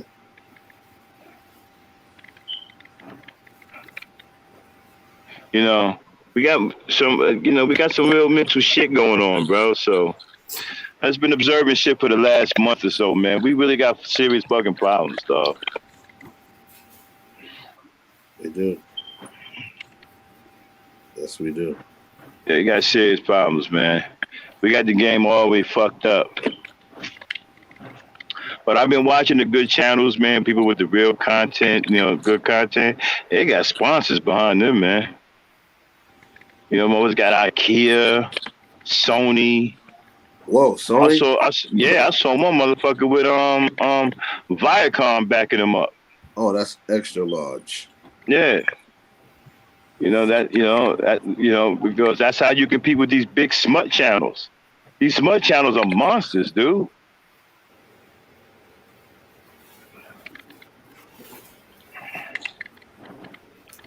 Yeah. Smut channels, man, come out of there all filthy. Yeah, motherfuckers, all they do is talk about like the big thing now is divestment. This whole gender war thing in the black community or the black part of YouTube is huge, man. Everybody and their mama making money off it except this channel. We ain't trying to get involved in no gender war. We just not. We ain't doing it like that. Mm-hmm. I can't see y'all doing that. I can't see Damon doing No, that no, we don't situation. get down like Don't. that, man. I We can't. don't do that. Now Yeah. we'll defend black women Oh yeah, of course. against these punk ass niggas, but we're not getting involved in no damn gender war. Shit is stupid, man. Ain't getting involved. But and then you got black people that just want to fight each other. That's all they want to do. Right. Like, I ain't have one motherfucker come over here yet approach me about building and working together. Mm. Every motherfucker that came over here was against me and tried to take me out. Not one dude, man, came over here talking about, hey, man, I like what you're doing, man. Let's try to work together and do something. I got my gym culture out here. You know what I'm saying? I could use some help with. I ain't have no motherfucker approach me, hey, man, I like your gym culture. I do think we got to teach these young brothers, yo, man, how can I get down? I ain't got nobody come to me to try to work with me about shit. All I get is niggas want to come take me down. They mad because I defend black women. They always come and pick fights with me and shit. Right.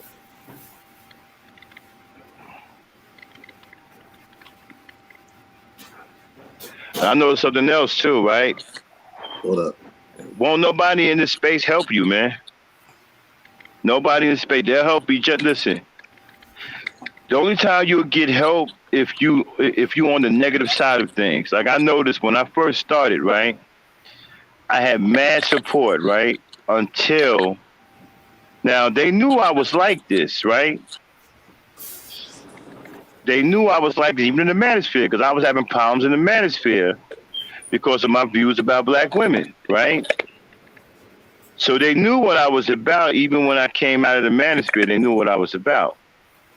Okay, and so when I started my channel and it attracted the women, they thought that they was gonna come over here and call black women bees and hoes and start fights in the chat room with black women and all that, right?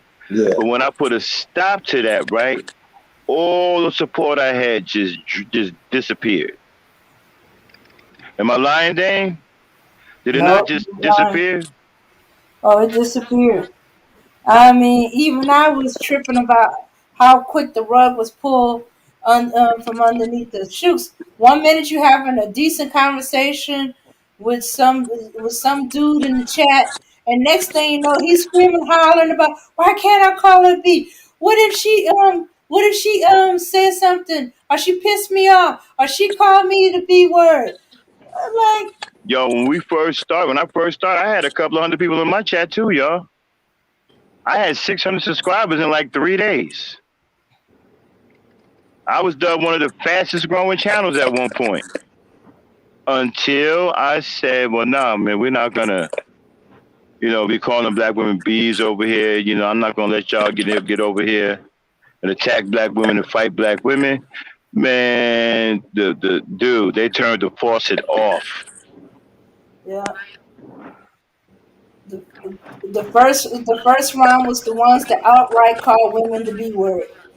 The Yeah, second and then ones were the second wave was the ones that slyly, by calling her all these altered names, that is basically the B word. and check this out. I remember the day I said that. Right? I think I had like 150 people in the chat. Dude, after I said that, when it was all said and done that night, I must have had like 25 people left in the chat. Mm. I mean, over 100 of them just scrammed just like that. But we Yeah, still here, Mika, I gotta Max. wait. We Yeah, still Mika, we fighting had the good fight. Mika, we had our 1 o'clock challenge that we got to revamp. We never got back to. We got to revamp it, but we'll get back to it at some point this year.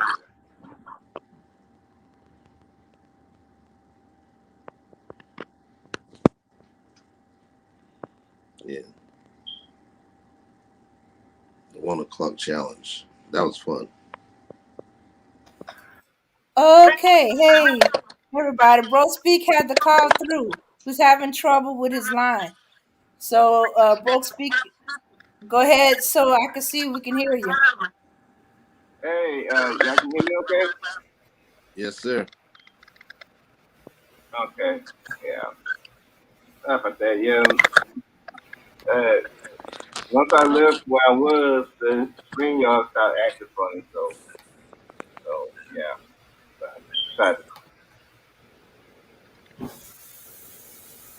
to feedback off of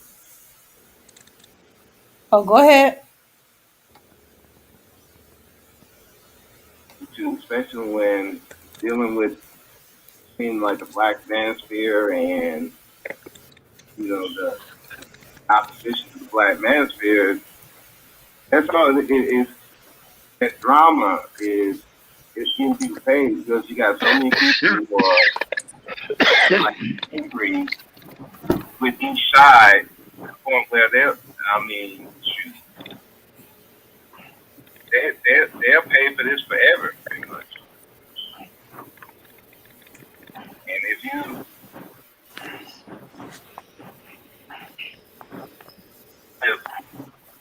at the very least be neutral in it and try to see both sides, or you're one side or the other side, and yeah, you're not gonna get that support. If not that, you're gonna get attacked like hard, and it's crazy. And like I said, I've seen it with Max. I've seen it with other YouTubers who've been like neutral or pro black woman, pro black man, and not into this gender war stuff. Yeah, they get attacked like hard, and you be like,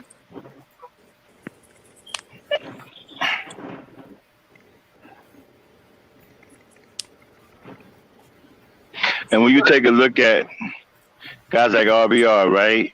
He don't have any people. He don't have anybody over there because he has real content. He got people over there because he's a fucking lunatic. That's why he got people over there, and they like that. They want to be. They think that shit is funny. They think it's entertaining. He ain't got no real content. He's not helping black people. What is he helping black people do? I knew nothing about him. He ain't helping black people do a damn thing. Right. I knew nothing about him until you spoke of him. I swear. Right. He ain't helping black people do a damn thing. All he do is call black people niggas and dumbass niggas, and he kowtow to white folks, and he called black women bees and hoes, and he called it telling the truth. You know what I'm saying? He's a guy. He's out of his damn mind. But you know what? But some of the people that come to his channel, they are degenerate. They got issues. They got mental issues too. If you listen to some of the people that be on that channel talking, you'll see why they over there. They fucking just as crazy as he is. I believe you. Yeah. That nigga ain't crazy because that nigga ain't over there probably because he got a real good channel. He's running a goddamn nut house over there.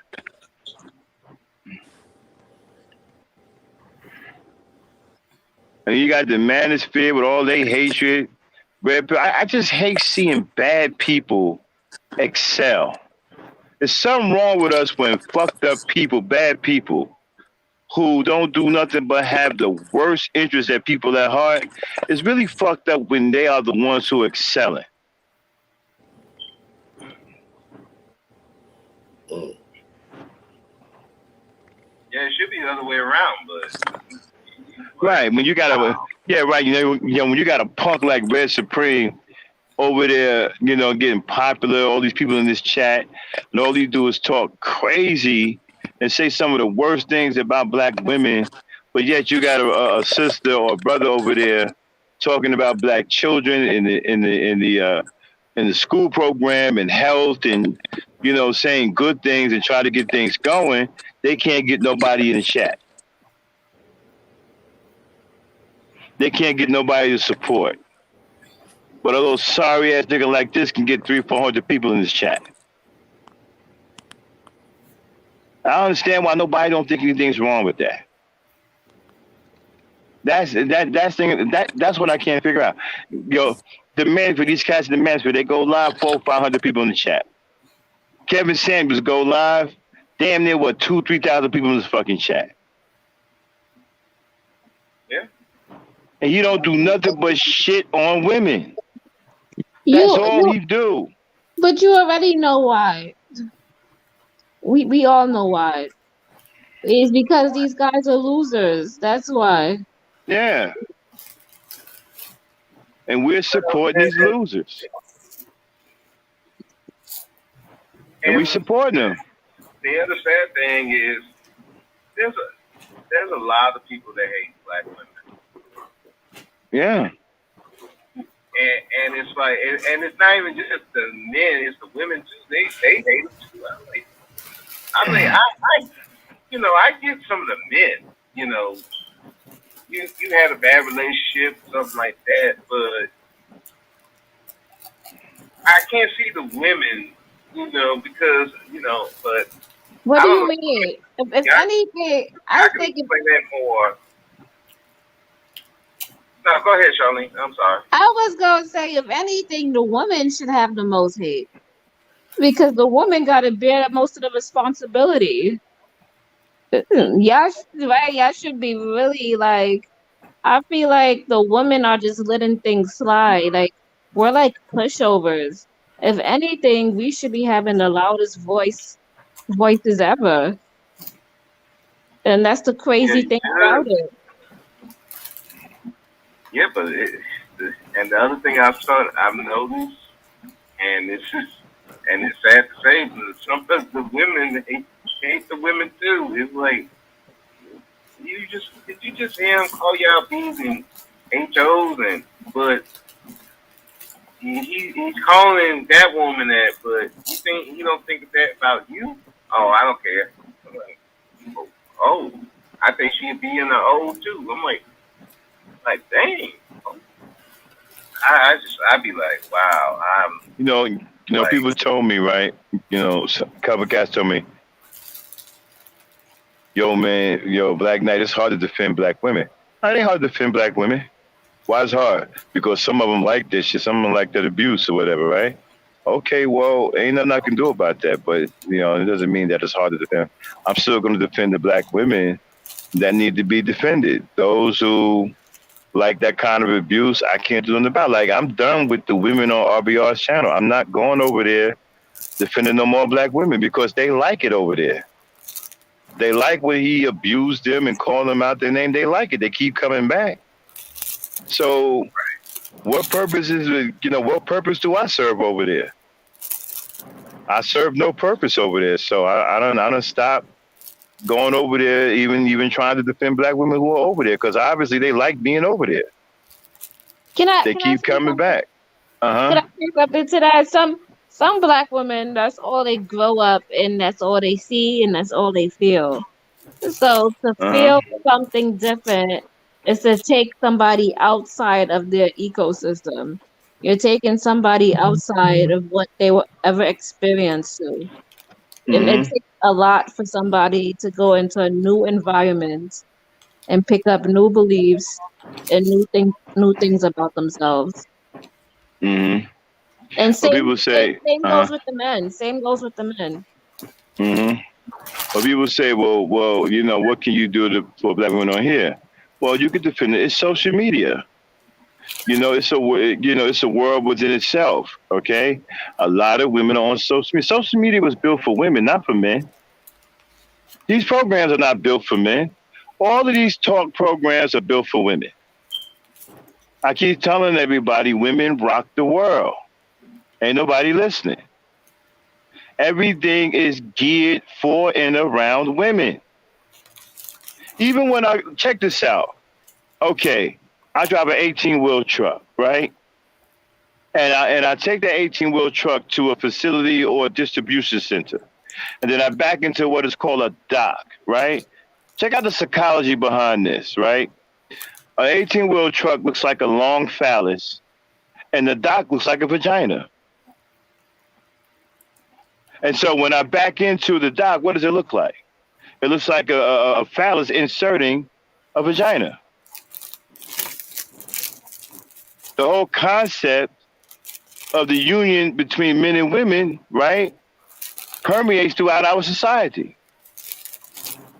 And so, what does the truck now go even deeper, right? What purpose does the truck even further serves when it backs to the vagina, right? It provides resources. Right? They empty it out inside the vagina. What does that symbolizes? It symbolizes a pregnancy or an ejaculation, right? And so when you have the goods that goes into the warehouse and the warehouse gets stacked up with goods, well, that symbolizes a pregnancy. Everything is geared towards men and women in this country, psychologically, right? And then everything else is geared around women, and it's geared around men providing for women. That's what reality is all about. I keep trying to tell guys, if you take away the women, men would die because they will have no purpose. Women give men purpose. Without women, we will lose our purpose. You will no longer, if you got a nice car that you like driving, a Mercedes Benz, you wake up one morning and there's no women, you may drive your car for a week maybe, but after a while, you'll lose interest. Why? There's no reason to drive it. There's no women. Where are you going? Nobody's watching you. There's no woman seeing your shiny car. You got no purpose. Everywhere you go, there's nobody there. So eventually you'll stop driving your car. Keep telling guys, men do not live for other men. We live for our women. Yeah. You get rid of them, we lose our purpose. And in an ironic sort of way, they're proving you right by just the fact that they spend most of their time trying to either blame women, shame women, and explain to women what they're doing wrong. Everything is about the woman, bro. Right. And, it even took me a while to kind of understand that concept because I'm like, okay, let me think about that. But then as you listen to the content and you look at things that's going on, yeah, there's some truth to what you're saying. That we really, a lot of our purpose of what we do is really for the attention or the validation in aspects of from women. Mm-hmm. So I'm telling you, bro, if you get rid of the women, after a while, some dude might last a little longer than others, but it eventually gets you too. Your life won't mean nothing to you no more. Because you ain't got no more purpose. There's no women. There's nothing for you to do. There's nothing for you to matter for. There's no reason for you to be a man. There's no women around.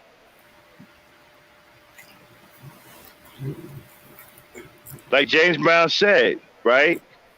It's a man's world, but it don't mean nothing without a woman or a girl. That's 100% fact.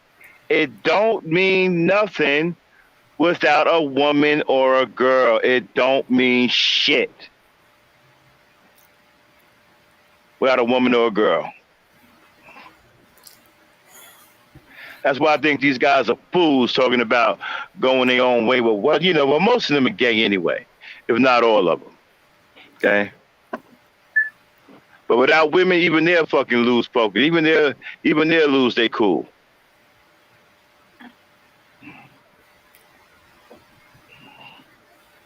Because they need women too.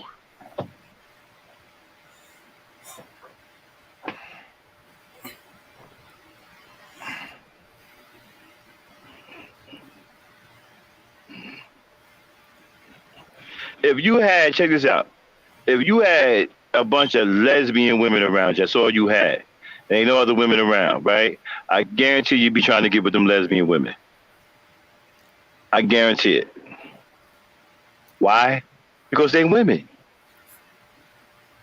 You don't give a fuck about them being lesbians. All you care about is the fact that they're women. If they're a woman, you're gonna try to get at her. You worry about that lesbian shit later.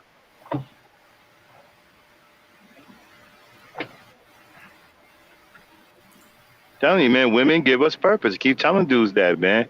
Women give us everything is geared toward. Look at all of the stores. Look at the seasons. Look at the holidays. Look at how they word shit and do shit. It's all geared around women. Even our production is geared around women.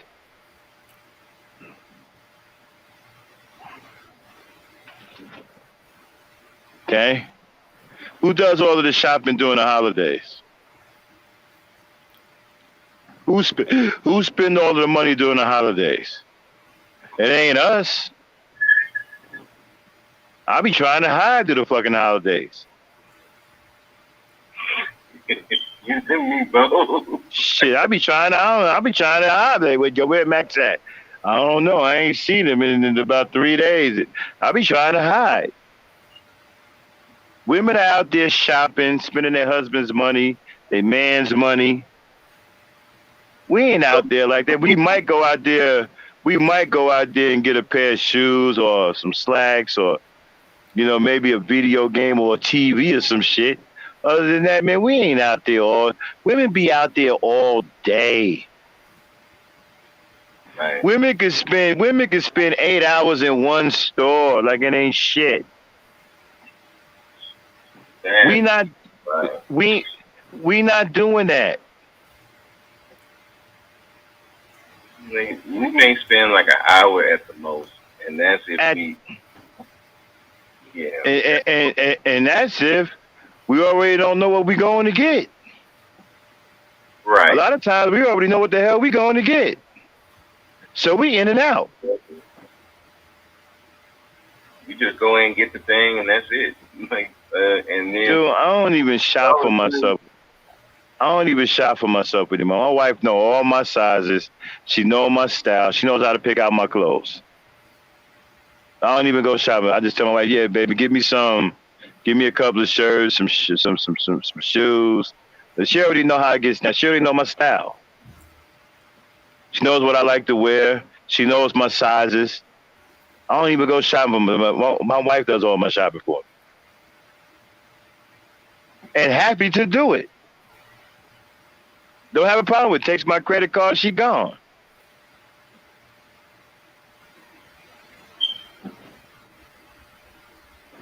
I don't even shop no more, bro. No, I know when my mother was still alive, I mean, she would just go to the store and she would know that I would need certain clothes. She'd just go get it. It was just, hey, I got this for you. I'm like, why? Because I know you ain't gonna go buy it. I'm like, yeah. She wasn't lying. Because I'm like, look, as long as I can put it on, as long as it ain't got no holes, I mean, it's good to go. And if you go, and if you go down to like the local like mall or something like that, you may pass 15 stores that's geared for women before you see one male store. Yeah. I bullshit you now. You can count the male stores on one hand in the mall. The most I've seen male stores in one mall, I counted 4. In one mall, 4. Yeah, 4. I can't even think of one, to be honest with you. Yeah. Because the ones that sort of geared towards men, they still have women's stuff in there. Yeah. So at best, it's unisex. And now all of the men's stores, they online now, like Kings and all of that. They're online.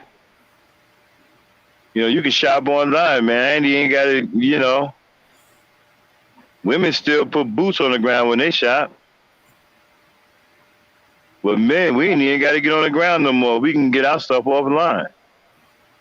All of the men's stores, pretty much done went online. Big and Tall, Kings, almost all of them went online. Yeah, exactly. Yeah. That's really how I do most of my shopping, like clothes, I do online. I don't even.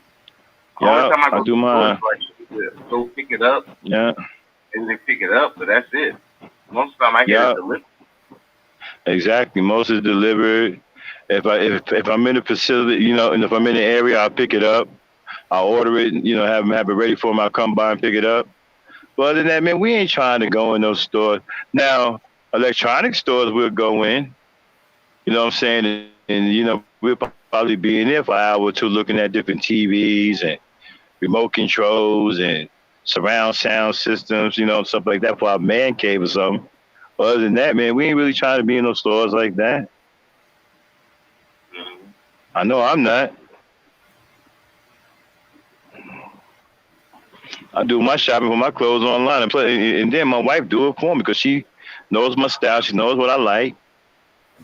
You know, so I ain't even got to do that. I could just say to my wife, "Hey, babe, pick me up a couple of shirts and some pants and some shorts or some shit, maybe a jacket." She already know how I get down. She knows my style. She knows what I like to wear. Yeah. Yeah. She knows I don't wear nothing pink. All my clothes got to be dark colored. I don't wear no soft shit. You know, I don't wear nothing tight. Right. You know.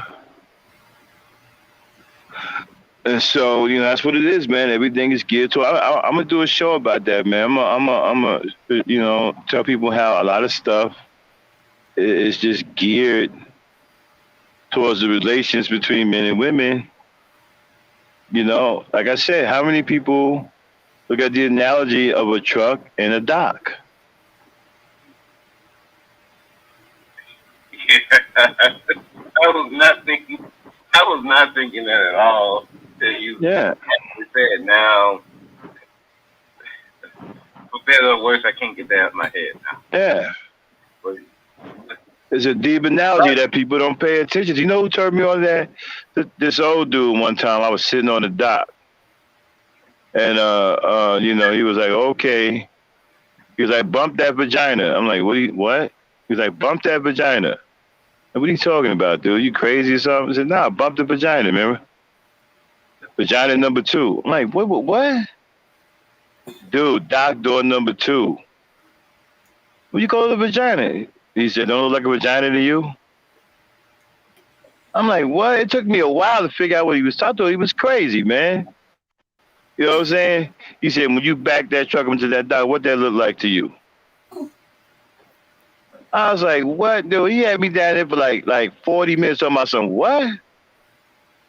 It took me a minute to figure out what he was saying, bro. And then when it hit me, it blew my mind. I was like, "Oh shit, that old geezer is right." of course, it'd be an old man would think. Yeah, I'm sitting there, he's like, "Yo, bump that vagina, dude. Bump vagina number two." I'm like, "Bump vagina number two? The hell you talking about, old? Get to bump that vagina, nigga. What are you talking about?" I'm sitting there like, "What is this old man talking about? Bump vagina number two?" You know? Yeah. Now he had me fucked up for a minute, man. I'm like, "What is he talking? Oh, crazy ass old man, bro." And then I realized what he was talking about, man. It took me a while, but but dude, when it hit me, I mean, it hit me like a ton of bricks, man. I was like, "Oh shit!" And it wasn't even the fact that I was backing my truck up. I had already got finished getting unloaded. I was sitting off to the side doing my paperwork, getting ready for my next load. I was just watching the other trucks. And while I was watching the other trucks back in, I was looking at the hole in the dock and everything. That's when it finally hit me, man. That's when it finally hit me. I was like, "Oh shit."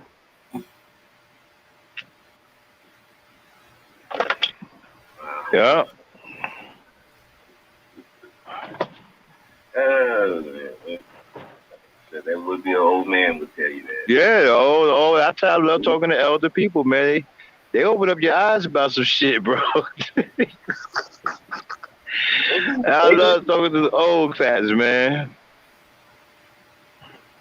That's why I like to hang around everybody talking about chess. I like hanging around old checker players. The niggas who's 75 years old still playing checkers. You know what I'm saying? Can beat you in like 3 moves and shit. I like hanging around them motherfuckers, man. Them old dudes be, man, they boy, you sit listen to the shit they talking about. They're like, what? I didn't know women were like that. Yeah, man, women can do this and this and that. Boy, you learn shit about women you ain't never heard before. Them old dudes be sitting up there dropping knowledge, man.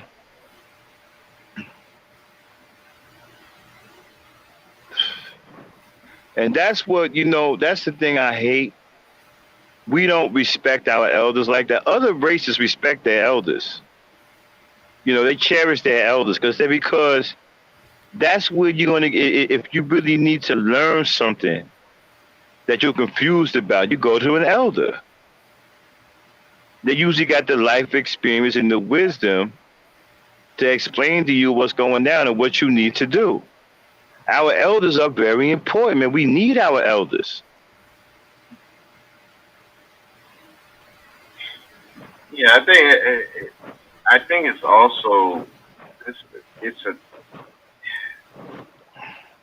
I don't think we don't have a lot of those elders like we did in the past. That the elders that we have now,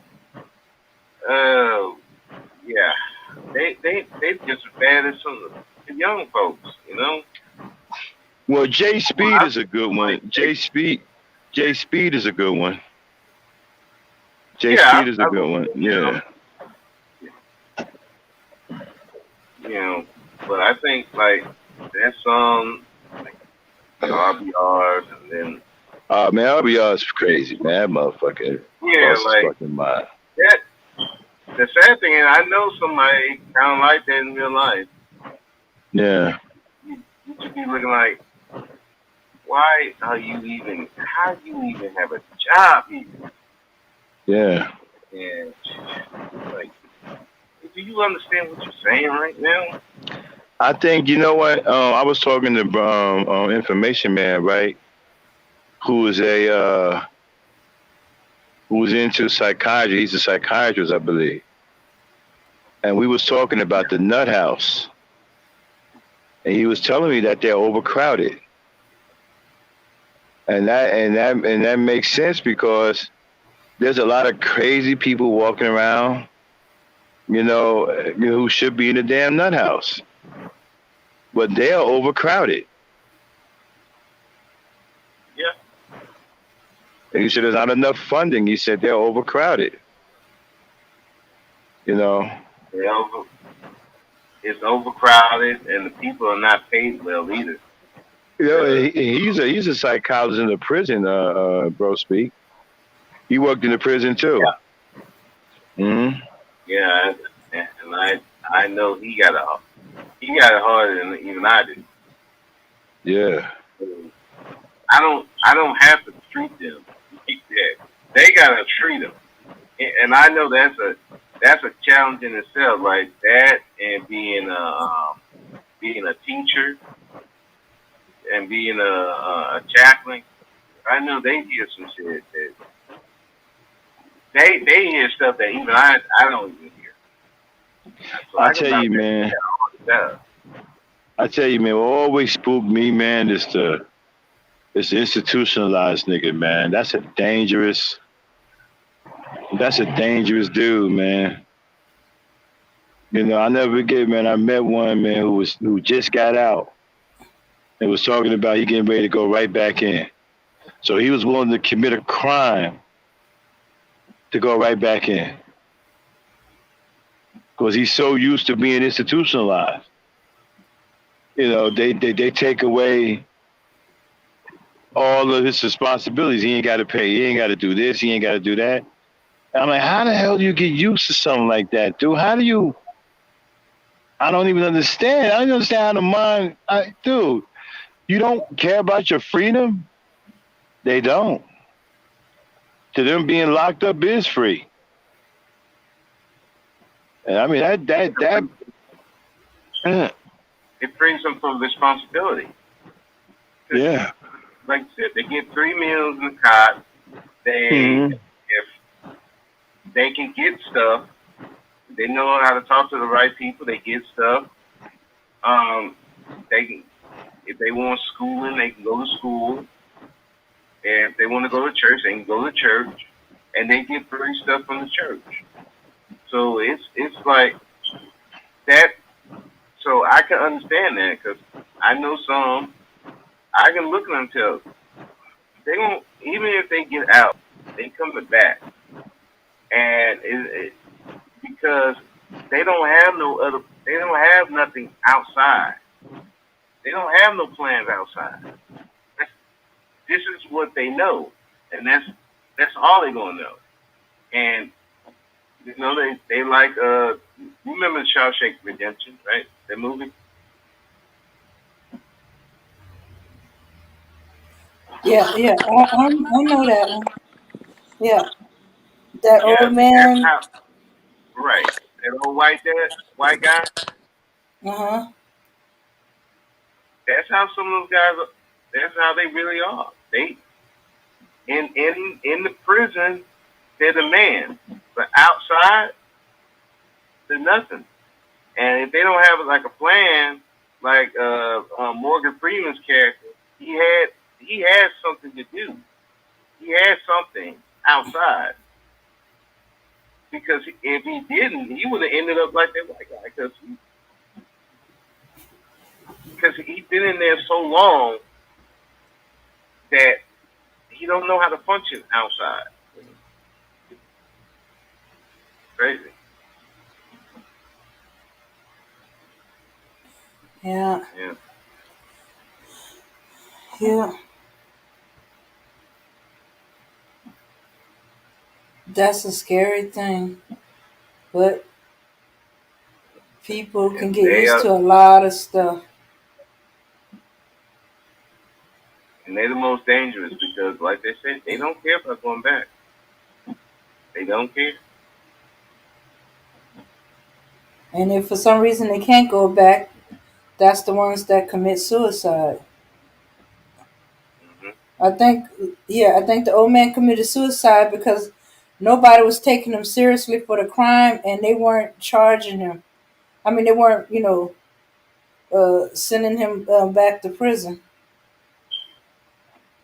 Yeah.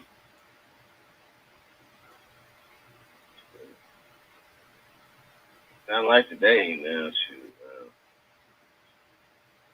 they quick to put you in jail now.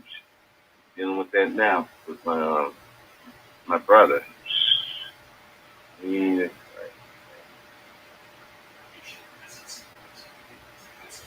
Yeah. messing with it, messing with that thing. That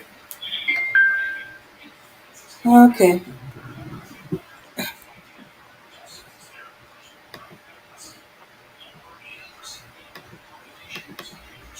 Alrighty. Yeah, but if there's an old man past his prime and he can't, physically do that physical work that they want prisoners for, you you think they're gonna send him back to prison where he can't work now? well, I can't say what Louisiana, but I know in Texas that all they have to do is go to the doctor. They can go to the doctor in the prison, get a work pass, and they don't have to work. Yeah, once they in there, Hey, but Dame, if they outside going in, I don't think so. Dame, Uh huh. Yeah, do me a favor. Get your on your FBI thing together and play Hmm. that video I put in the chat. I want to show y'all something. That video I put in the chat, the one I just put in the chat. Okay.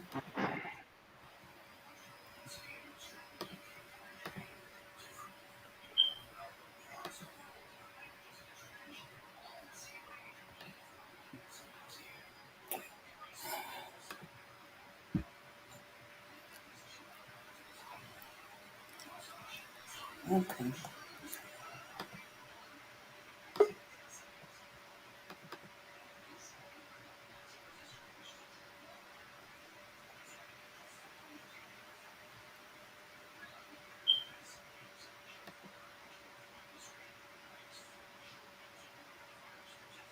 Mm-mm-mm-mm.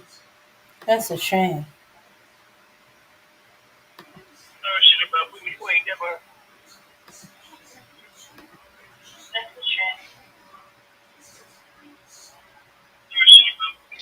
See, this is What's why we getting ready.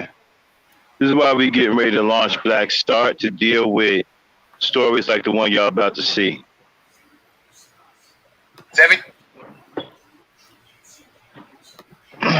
Then you got your FBI thing. yeah. All right, These are here the we kind of go. stories y'all going to see on Black Start. This is why we launching Black Start to cover these kinds of, and to bring awareness to what's going on with our children in these schools. Where do y'all see how disgusting this is? All right. Okay. Let's cover ourselves with the fair use. This channel may contain content not authorized for use by its owner. However, according to Section 107 of the Copyright Act of the United States, the fair use of copyrighted work for purposes such as criticism, assuredly, comments, oh, we definitely going to be commenting, news report only for those who don't know, teaching, we're going to learn something new today, scholarship or research, it's not infringement of copyright. All right, fair use, everyone. All right, let me share my screen. This is sad, man. This is what's going on in our schools. It's going unnoticed. And it's a shame. All right. Okay, here we go. Put it on screen. Make sure it's on screen. It's on screen. Play it.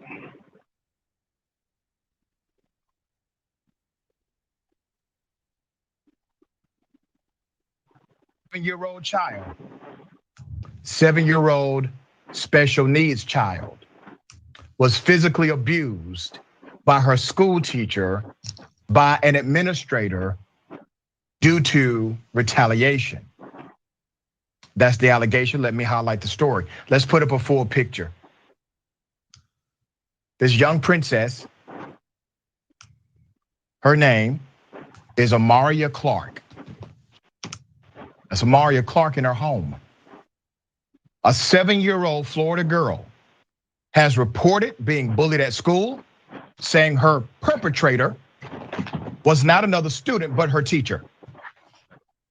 Her mother has hired a lawyer and plans to sue the school district after hearing about the teacher's alleged abuse and spotting bruises believed to be from the incident on her daughter's body.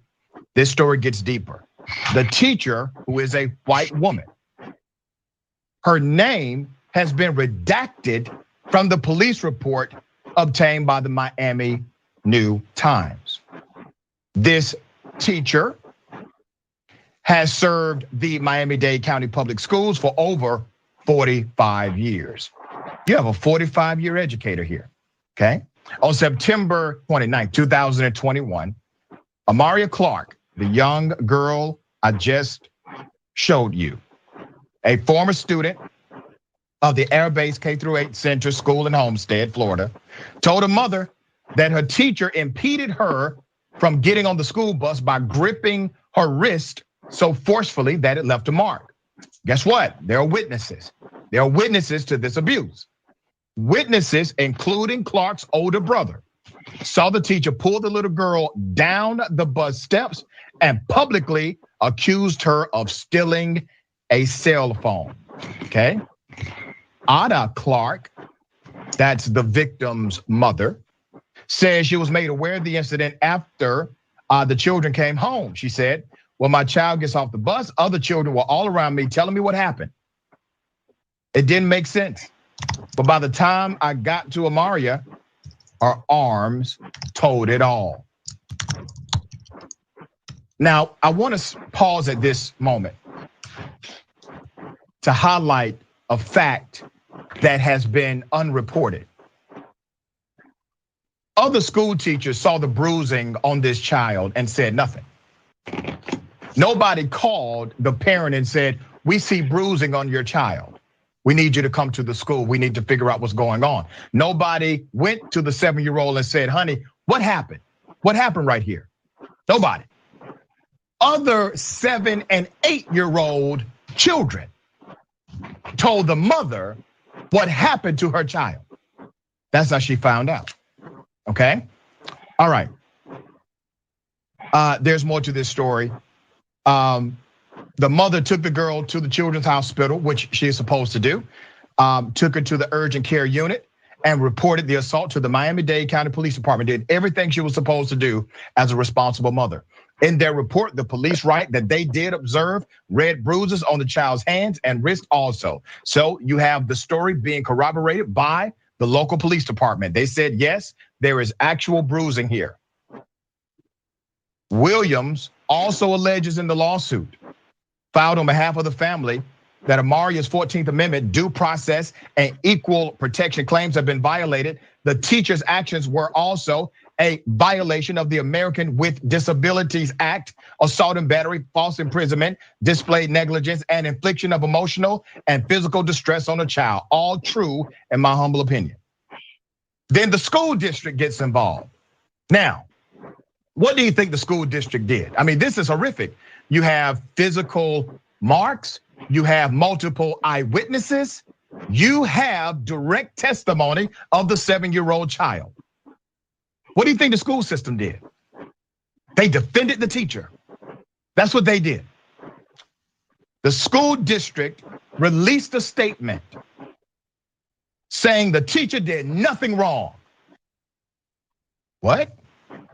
These are serious allegations that were thoroughly investigated. As soon as they were first reported, the investigation was concluded with a finding of no probable cause.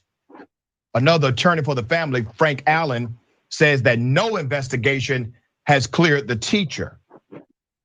There was no clearing, Attorney Allen rebutted. Once we get a chance to depose officials at the school, the teacher, and some of these students, then we'll see if she's cleared.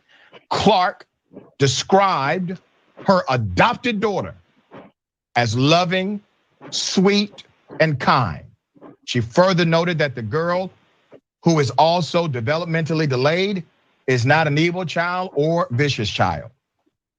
Lawyers representing the family say the teacher's actions were in retaliation because earlier they told school officials about mistreatment in the classroom. All right? Now here's what is happening with this story. You notice I didn't put a picture up of the mugshot of the teacher because there is none. Okay? There is none. The family, after doing exactly what they were supposed to do, documenting the incident with the police, taking the child to the hospital, filing an official complete police report. Still, they have to go the extra step of getting the federal government involved, the federal courts involved, because locally, the school system is trying to cover it up. But we are going to expose it today. J.R. Jackson, what are your thoughts about this? Very first thing, I read through this article and my blood pressure raised. I have a 10-year-old son and he's been through issues with teachers already. So this is a common thing. And I was like, 7-year-old girl was assaulted by her teacher who was upset about something that she didn't do, obviously. Okay, Dan, you can cut and it. If she had done it, still unwarranted. Okay, get it off screen. We don't want to go too far into it. We don't want to get a strike. But you pretty much got the gist of it. A 7-year-old girl assaulted by the teacher. This was a 7-year-old special needs child. This is disgusting, people. These are the things that are going on in our schools that we're not privy to. They're not reporting these things. They're covering these things up. This is why I say post-COVID, you have to be crazy to send your kid back to a public school. You have to be out of your mind. And these are the kind of stories that Black Star is going to cover. These are the kind of tough stories that the ladies of Black Star will get into, as well as talking about the school systems and the the school unions and things of that nature. What do you think about that, Dane? I didn't want to play the whole thing because I thought maybe it was something we could hold over the ladies' night. Okay. What do you think I about that? think I think it's horrible. And and they shouldn't have been able to get away with that. The school usually would pull the teacher. I don't know. It's because there's COVID is creating in some states a school shortage. I know. I mean a teacher shortage. I know in mine it is between either they catching COVID or a family member got COVID, so everybody got to be quarantined. But still, um, just the disability, just the fact that she's disabled, would have been strong enough reason to pull that teacher. She would have been in jail. All kind of books would have been thrown at her. Because of course they wouldn't do it because she's black or because she's a kid. No, the disability thing would should have been the main thing that was over the top. And the I hate to pull school. the. Mhm. I hate to pull that if Woody had gone to the police, but how realistic is it to say if the teacher was black who did that, it would have been hell to pay. If the little girl was white, the teacher was black, it would have been hell to pay. Oh, but yeah. Of course. In, in fact, it would have the child wouldn't have been wouldn't have been allowed to go back on the bus because they would have reported it so fast. The police would have been called to the school and all kind of witnesses and and the other teachers would have reported it. And then on top of that, the teacher would have been probably arrested and locked up already. Hmm. This is why I say post COVID, I was already leaning towards homeschooling before COVID. But now I'm a big advocate of homeschooling, which we're going to push heavy on Black Start. When we launch Black Start later on this year, and you got to be crazy to send your kids to school. I understand you're working and stuff, but you're going to have to figure something out to get your kids in a safe environment to where they're being homeschooled, to where you can monitor them and they're not subject to this kind of abuse. Because it's clear that these schools don't give a damn about our kids.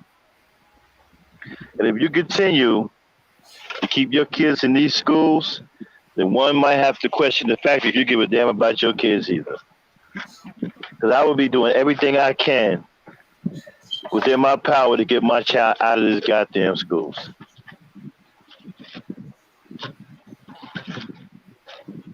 You got to get your kids out of these damn schools. Like I said, you got to be crazy post-COVID to send your kids to a public school.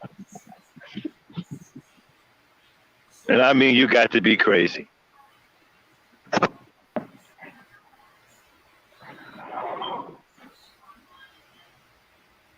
Okay? Uh-huh. There's no fucking way I would be sending my kid to a public school. Not in this country. I'll send him to a public school in Africa. Not in this country. Not in this country. You got me fucked up. Send my kid to school to do what? To get brutalized by an old ass white teacher who filled with fucking hatred for black kids? No, thank you.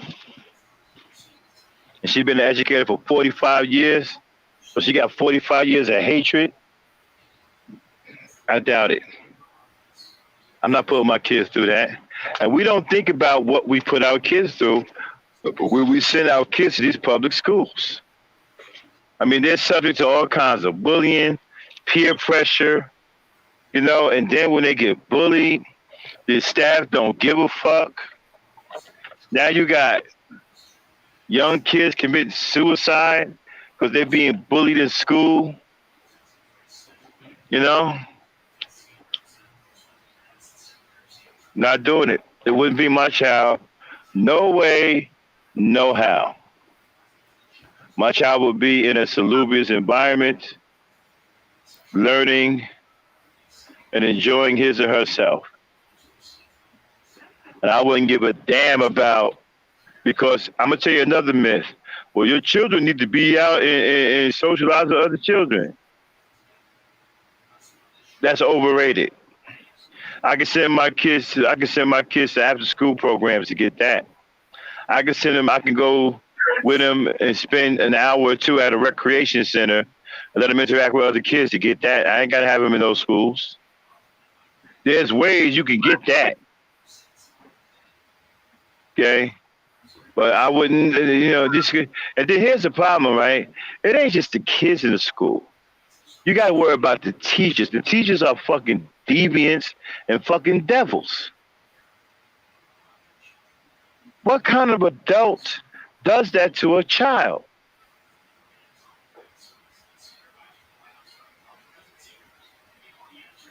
A racist one. Yeah.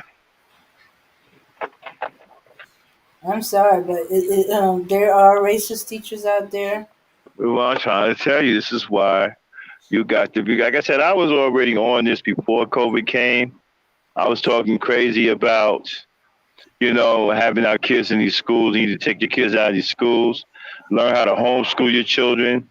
Your children will come out much better if you homeschool them anyway, and much smarter, and they would learn faster. Now, I'm really on after COVID, man. I'm a big advocate for homeschooling. I mean, I'm all over it. When Black Start gets underway, it'll be all over. I'm gonna try to get banners to advertise homeschooling and run banners across the screen for homeschooling, because I really believe that these schools are dangerous and these public schools are no place for our black children.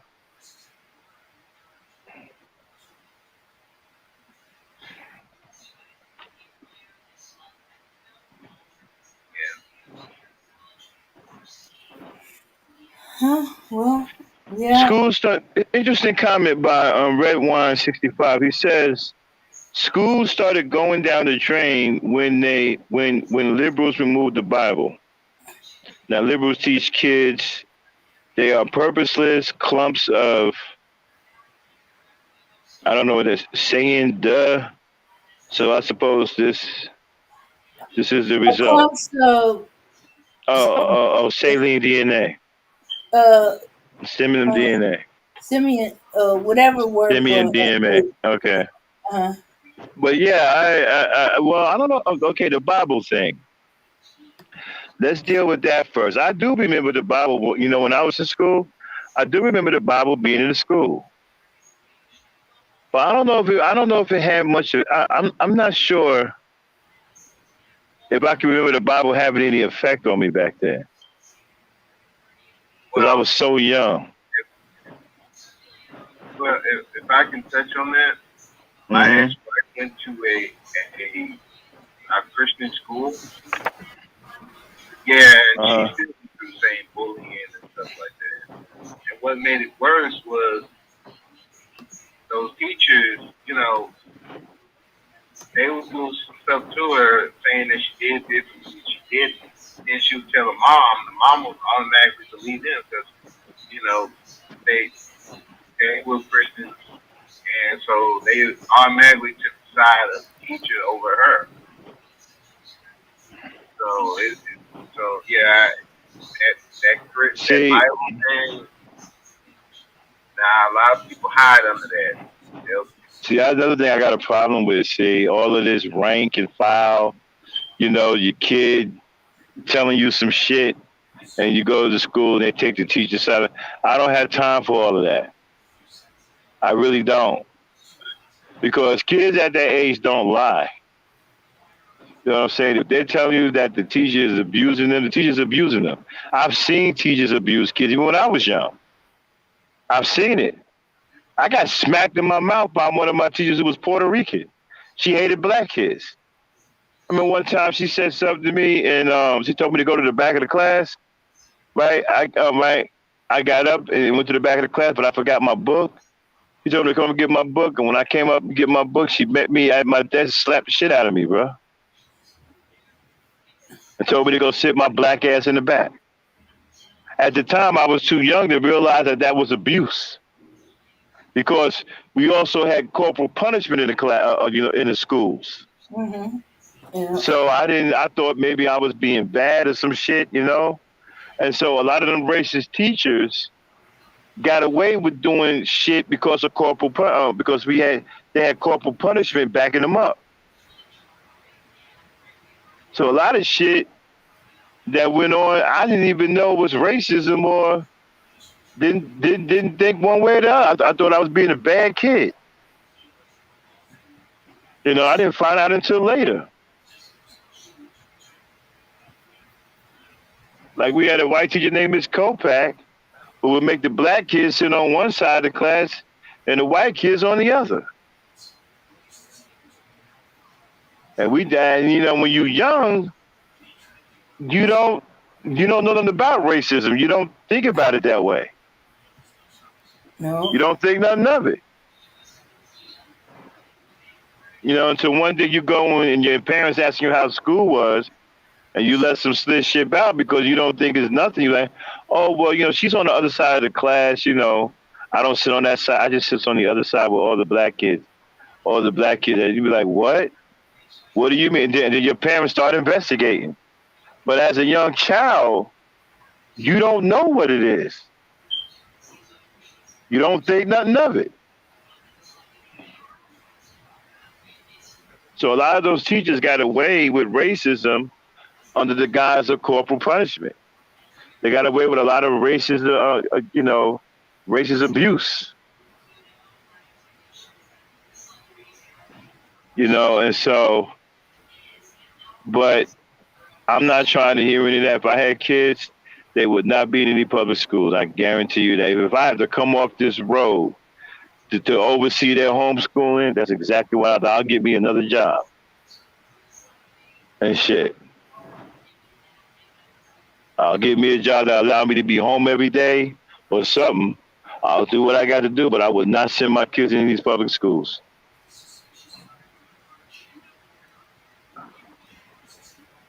And if they want some camaraderie with other kids, I'll take them an hour a day or 2 hours a week, or on the weekend.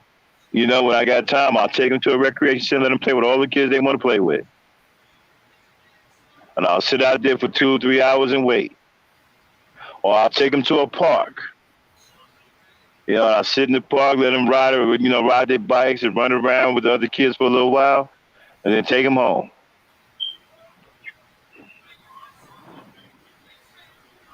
But I would not. To me, it would end up cheaper anyway, because you ain't got to sit up there in that class all the time. They can just go get their GED.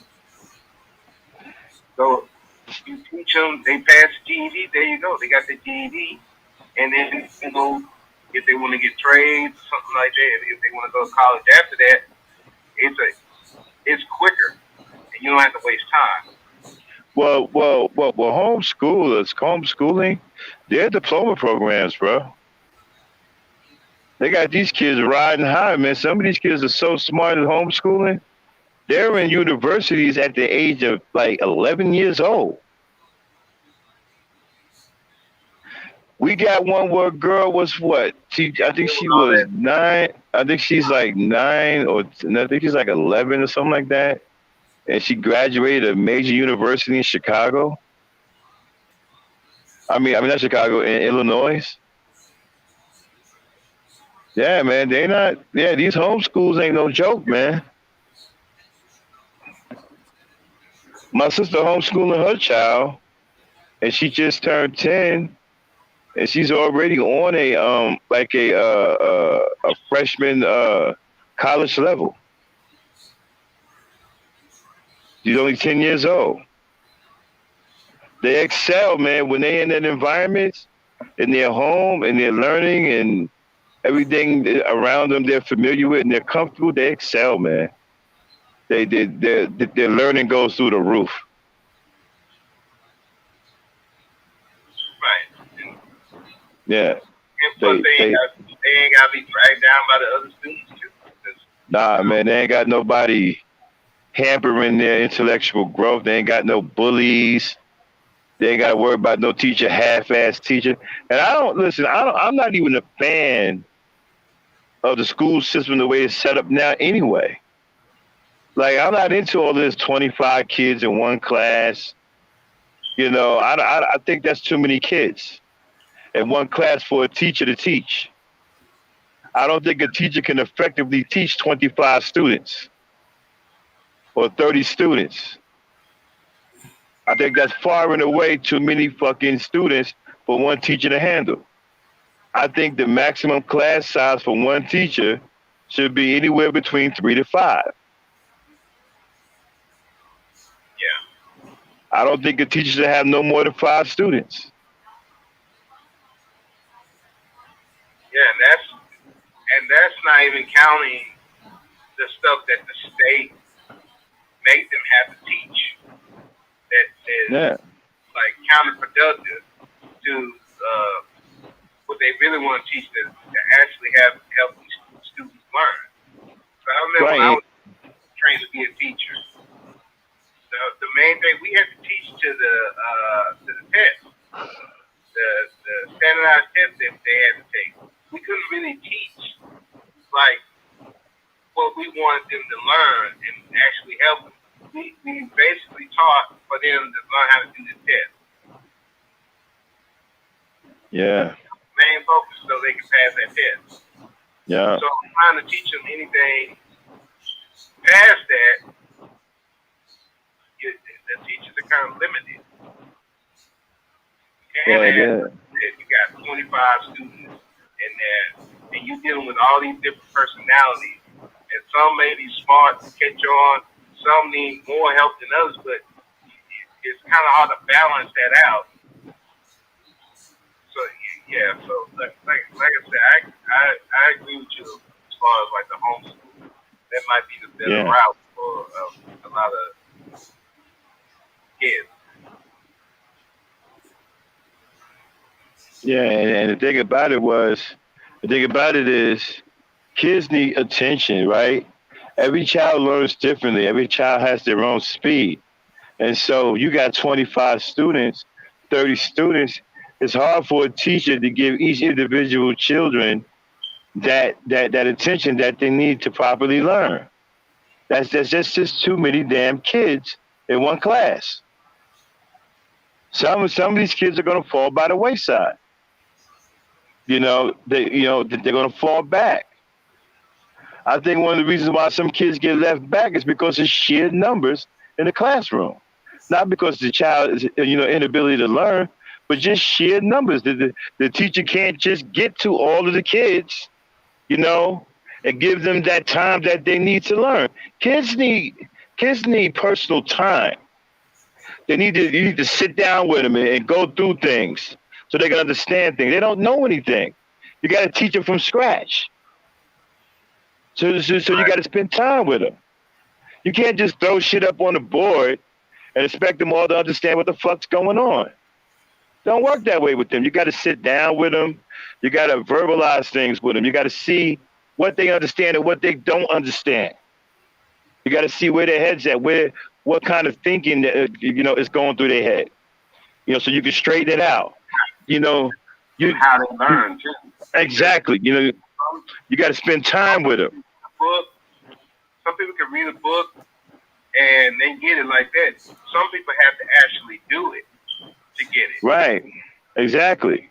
So they all have different ways that they have to learn. Now, you see, this is why homeschooling is so good, because you're with your child and you can see where your child weaknesses are. You can see how your child learns, and you can really pour it on, man. I mean, they excel in a homeschool environment. They excel. Yeah, as long as you're there, being there with you.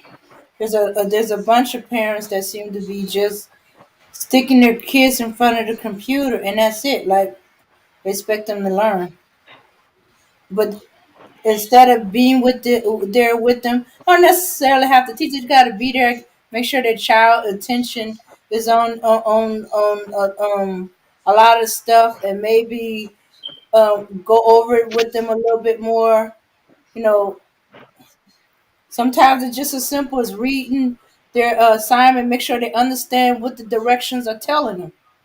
Hmm. Right, man. And like I said, I am not a fan of these super classrooms. Now, at the college level, is different because you're an adult. Your mind is already developed. You can discern. You know what to do. But children are adults. I think those classrooms are too big. Like I said, I think some kids get left back just off of sheer numbers in the classroom, not not their ability to learn.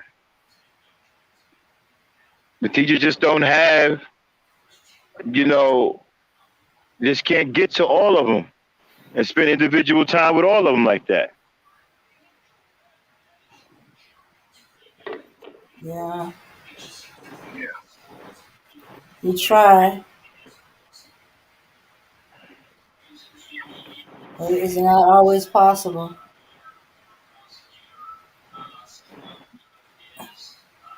The good and the bad thing about we had so many people exposed to COVID is the classroom size is smaller.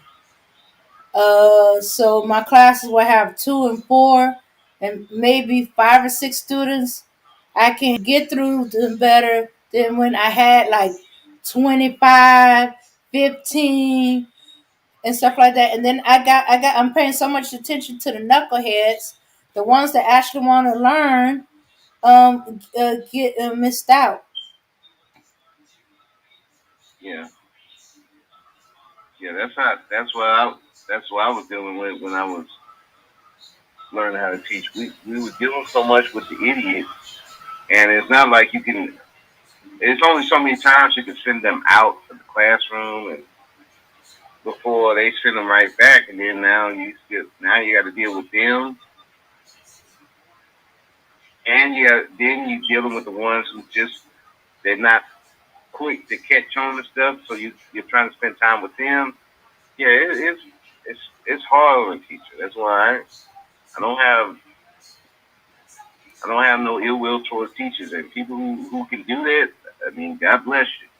But Hmm. yeah, it's hard out. It's hard for and it's not really conducive for children to learn and really get that to learn the way they need to learn how to do stuff. Yeah. Yeah, but I'm noticing a lot of teachers that try to get a better handle on this, especially if they got big classes. They tend to do peer to peer teaching. Like they put a group, several groups together. The ones that catch on quickly, um, they kind of used to kind of help the ones that's a little slower, and then you go around and you work at different groups. Sometimes you can get work on the one that's a little bit slower in the group. Give them a little extra time. Sometimes they do better when they're working with their peers. The only thing that's backfiring is some of them teachers are using the group thing so much. Now the kids don't know how to work as individuals. And when it comes down to test time, that's individual. Right. Uh-huh.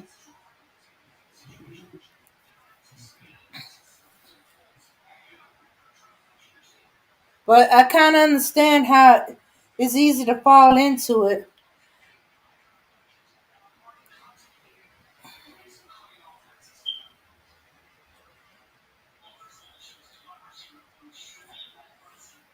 Yeah. But I'm thinking about ideas of how to have them work as a group, but not have them all on the same thing. Like I have a sector in personal finance.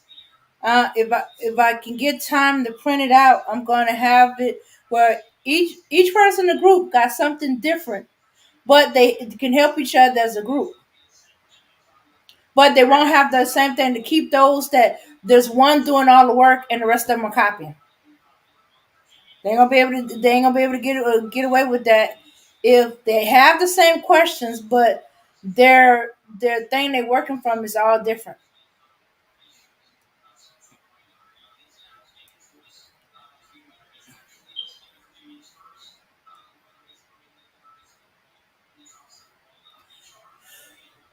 Whew. So Abby, you still with us?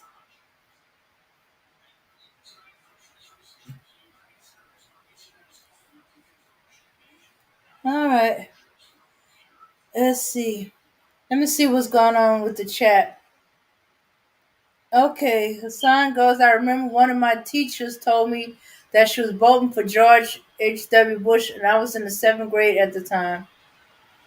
Oh, speaking of bullying, okay, this is around the time President Obama won his second term. It was the election, and some of the kids were getting very involved in the election. They were because they saw Obama won the first time, and their parents was all talking about it, and they saw grandparents, parents, everybody all excited about it. So they were real excited. They thought of Obama as their president. Okay, Obama won his second term. Okay, so she's excited. She goes to school that following Monday, and the teacher is like, "Oh, you kind of overly jolly this morning," because she's not like really a morning person, so she's a little grumpy. But she's excited, happy, and she goes, "Oh, my president won! I'm so happy my president won." Well, this teacher was on the opposing side, and she got mad about it. Now, before that, there was never an incident with the teacher or the girl, And now, then all of a sudden, the teacher have a problem with her. And it all stemmed from her saying, "I'm so excited. I'm very happy because my president won." And it's like, they were trying to imply, well, hey, she shouldn't be saying that. She's saying like everybody voted for Obama because he was black. And everybody in the family, and there's an issue here. Didn't you vote for your guy because he was white? So what's the difference? Oh, because our guy won. Is that what your issue is? That why you trying to take it out on my granddaughter? They forgot who her grandfather was. Oh, he was in the box. You gonna be taking stuff out on mine. And he said, so what? She was happy because her president won. If it was the reverse, she wouldn't be going at you. Or if it been if you had lost, um you know you wouldn't be going in at her. You never had a problem with her. You never had an issue with her, and all of a sudden, hmm yeah, and he's one of them. Well, he's always a very involved father, also because he was a teacher for many years too, but he was a very involved grandfather.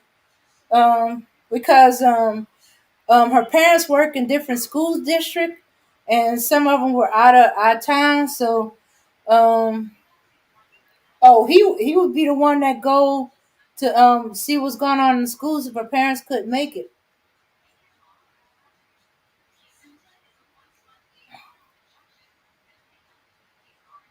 Yeah, yeah.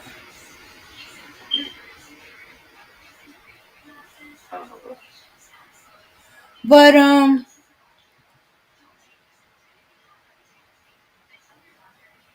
okay, is it just me up in here? Am I by myself?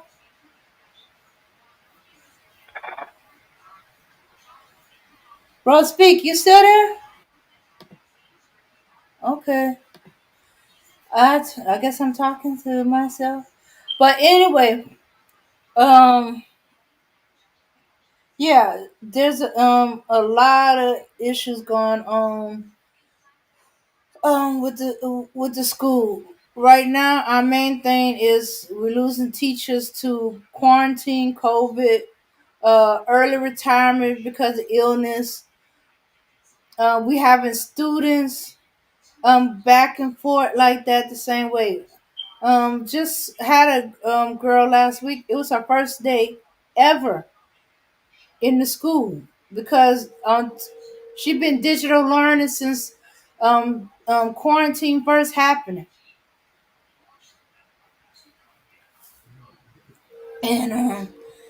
And weirdly enough, it's a lot of the kids that's pushing back, going back to school.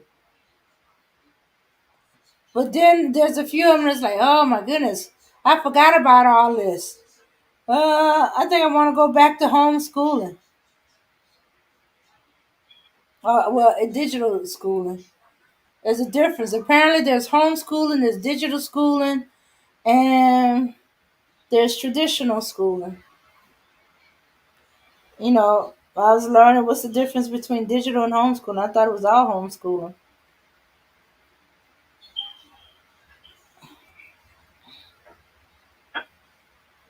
I mean, they possibly big effect now. Uh, Not, Bro, speak if you're talking. I'm sorry, you're Borging. Can't make out too much what you're saying. um, yeah,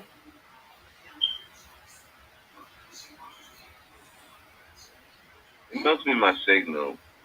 I, I'll probably just, I'll just be in the chat. Oh, okay.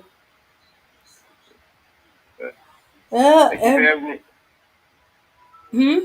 I can hear you now. yeah, you can hear me? Yeah. Okay. Yeah, I think it's the weather, man. It's messing up my signal with the phone. But yeah, yeah, I would think that would be more. I I think that would think that this with the COVID thing that would push that even more. And but I guess I guess the state can't get no money if they're not in Yeah, schools they can't get getting no no money if money. they're on for no. But shoes, they might not have a choice. I just found out today. At the end of the day, the high school had to shut down because they didn't have enough teachers. Mm, Teachers who've been exposed to COVID, uh, coming off of quarantine for COVID, or they have some other type of illness. It hit the school, mm, and so they had to close for the whole week. They started off, but there just was not enough teachers. They didn't have enough subs, and they just shut the school down. I was like, what? They said, yeah.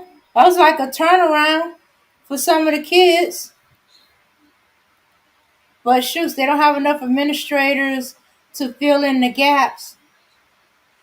Hey, Trinity. yeah, it sounded like one of the prisons that Hmm. we was at. They were so short because COVID had a lot of the people gone. And the other people, they were getting so overworked that they just stopped coming. It, literally, parts of the unit had to be shut down. They just shut it down completely, and they limit a lot of the movement of the inmates because they didn't have enough officers to try to work it. And you know, and again, a lot of these units now are so short that even if you try to get people from different units, it's still not enough. So it's a crazy time. So I can understand, who had to shut down because he ain't got no teachers. And, Hmm. yeah, Yeah. I'm being run ragged. One school is trying to keep me permanent. The other school is trying to keep me permanent because they're so short-handed. Even if the other teacher come back, there's always another teacher not there. Um, at the time I was trying to sub for three schools. Um, if I hadn't already been scheduled for this week for the school I'm at now, I would already be doing permanent because the teacher retired early for illness. As far as I know, it's not COVID, but unexpected illness. But he did intend to this year be his last year. At least that's what he told me when I talked to him just before left for Christmas break, because I was working over there for the sub for another teacher. Yeah. Luckily, his class is an elective, so I can kind of fill in with the administrator, giving the kids schoolwork, and I can probably teach them what I know. Um, I got some ideas, but I'm kind of limited in what I can do because hey, what I want to do requires a little bit of funding, and as a sub, I don't make much money. Um, but I do got some ideas to fill in the time, for when they're teacher, because I'm learning stuff. There's stuff in personal finance, like the parts of our check stub that's so ingrained in me. And I think for most adults that if you never had a paycheck or pay stub, some terms you have no clue what they meant. And I didn't know until they were in the middle of doing an activity that was like they were asking, "What is this?" And I'm like, "That year to date," and I have to make it out. Okay, this is what this means because their teacher, when he left, he only gave them enough work for 2 weeks, but they burned through it because he didn't fix it where there was a time limit, or the other one's supposed to come on as the next day, so it's spaced out over the week. So they burned through. They finished it all. 2 week stuff in about 2 days because it was on their computers. So that didn't give enough time because a lot of the teachers and administrators were out because of quarantine. And they had to get and what he was using to teach them personal finance, he went through it all already. So by the time they got the official digital learning from the school board, they started forgetting a whole bunch of stuff. And then there was a bunch of stuff the teacher did not teach because if you already know and it become ingrained in you, you don't know about it. And I thought about it when I was a kid. First time I got a paycheck and I wasn't paid in cash for a job was when I was doing summer school. And that wasn't until I was like, I mean, not summer school, summer jobs. It was a summer job through the connected with the school and dang, I forgot. It was a youth program, summer work program. Through that, and I remember asking all these questions. What the heck is FICA? Why do I have to pay taxes? I'm a child. Isn't it illegal to take taxes out on me when I don't pay taxes? Let me see. And all these other questions on the check stuff because I was trying to figure out how to pay my tax. I knew it was 10%, but I was trying to figure out first if it was the gross or the net. I figured out pretty quickly that the net meant that was what I take home.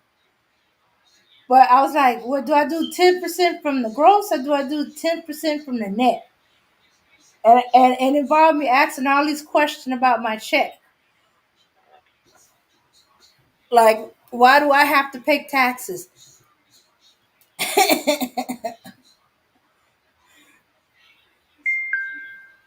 Yeah. Uh,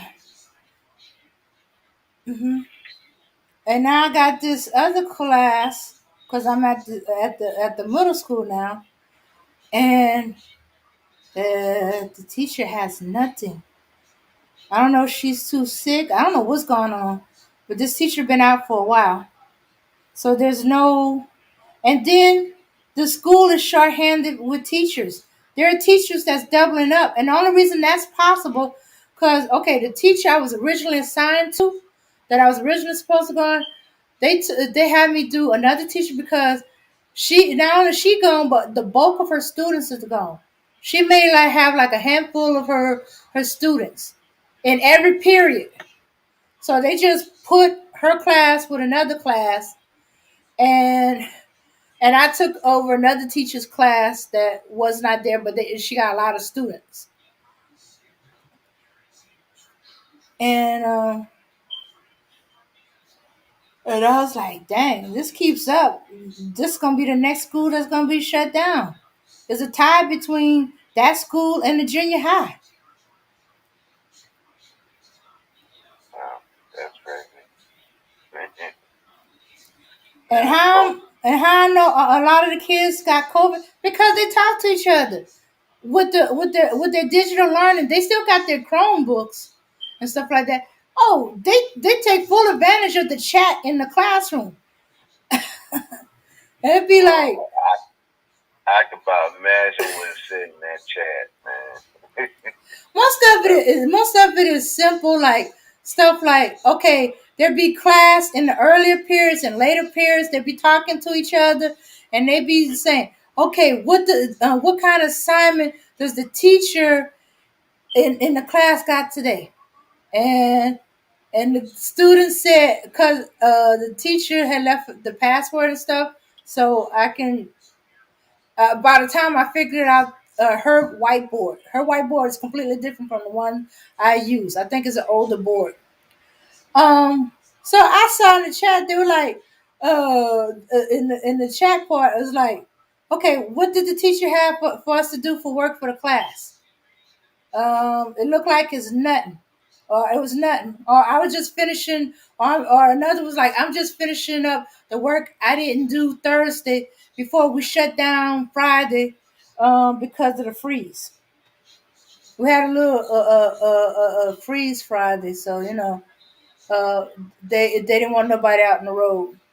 And then by the time it was midday, there was no problem. Everybody was out in the road. Right. Uh-huh. But I enjoyed the sleep in though. For some reason, I woke up late that day too. I was like, oh my goodness, I got like 15 minutes to get dressed. And I said, let me check something out.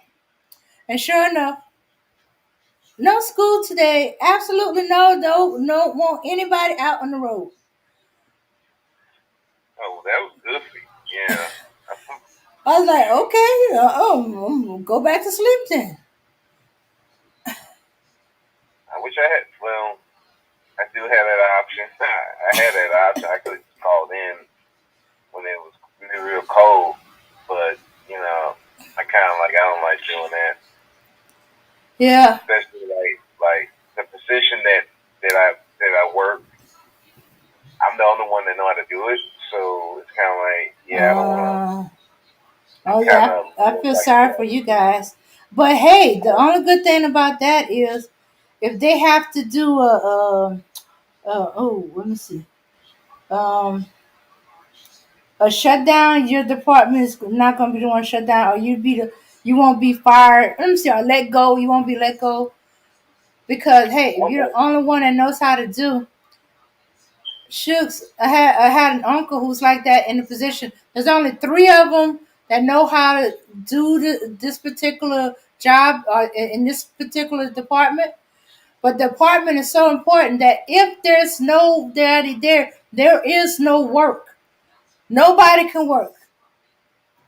So since there were three of them, they were all taking a shift. One was taking first, one was taking second, one was taking third, and they were working like almost they're working pretty much almost 7 days a week. Or they were doing 7 day, 1 week, 6 days another week. They turned one of the office into a room so they can sleep. Wow. We Yeah. got people. We got people that literally they might as well live up here. Because every time they are doing all this overtime. They making more money than the warden over here. Yeah. I'm like, dang. I'm like, I can't even hope to make that kind of money because they every day overtime. Oh yeah.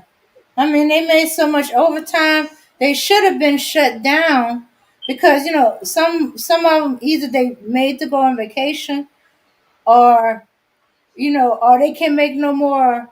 Oh no, not only overtime but vacation time. That vacation time had pulled up that if he wanted to, he could take a 6 months vacation. It had built up so quickly. He said, "Wait a minute." That's what made him know how long he'd been working in that department. He realized, hey, he started doing the math. He said, "Wait a minute." He was doing it to keep himself awake. I got 6 months vacation time. He said, how many hours was I working? He said everything was all blurring together. And since his check is direct deposit, he never paid any attention. He too tired to care. It's like, It be like that. he's It like, be like that. but, If you're doing all that overtime, oh, yeah. you you don't really think about it till you see that because we get our time stuff. mm-hmm. That's when you really, if you don't really focus on it, yeah, because I could take like, because when I had broke my thumb in a car accident, and I looked at it and said, well, yeah, you could take like 3 months, no problem, and still get paid. So Yeah. Yeah. The only thing was, and he's like, why y'all didn't stop the vacation time buildup? See, after a certain amount, they're supposed to stop it, and until you take your vacation. And they said, well, they didn't want to risk the chance of losing them because if they quit or take a vacation, Yeah, they the company pretty much is considered shut down. Because without them three, there is no, because they in charge of the artists coming in and the artists going out of the company. I was like, wow. He said they ain't train them. He said, man, every time we try to train somebody, they quit. It's like, that's kind of the same with the position I had at work. That they try to train people, but after a little bit of time, they don't want to work in that position mm-hmm, no more. That's how I kind of got stuck in there because uh, the lady she got sick or something, mm-hmm, so they put me in there. But I knew how to do it, and so I thought that they saw that I could do it well, and so the other lady was like, I don't want to be here no more. So when I would come to work, hey, you want to switch? I'm like, I don't care. Shoot, it keep me from walking. So I go in there, I work it. It got to the point where now I'm like the primary, and she's like the secondary. oh, Unless it's like a certain, like if it's around like the like bad boys of the prison, mm-hmm, we'll switch. But if it's something like where I'm in that position, or it's certain that I have that she can't do, uh-huh, then they won't switch us. But if it's something that it we can be interchangeable, we'll switch out, and then I go in there. So now it's just like they put me as the primary, and I do it for night shift, and then I do it for the day shift. Start doing it for the day shift, and they were like, "Wow, you do a good job. We didn't think you could do this on the day shift." I'm like, it's once I kind of got used to it, and mm-hmm. everybody just crowding in, like it's just like answering calls and all that stuff. I'm like, it's pretty simple. So, Oh yeah, yeah. man.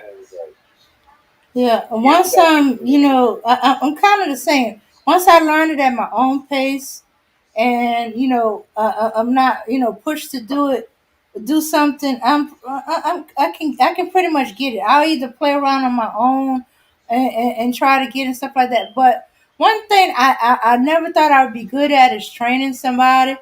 So when I was working security at the casino, I got it. I had got everything down pat. I had written rules. I had all that written.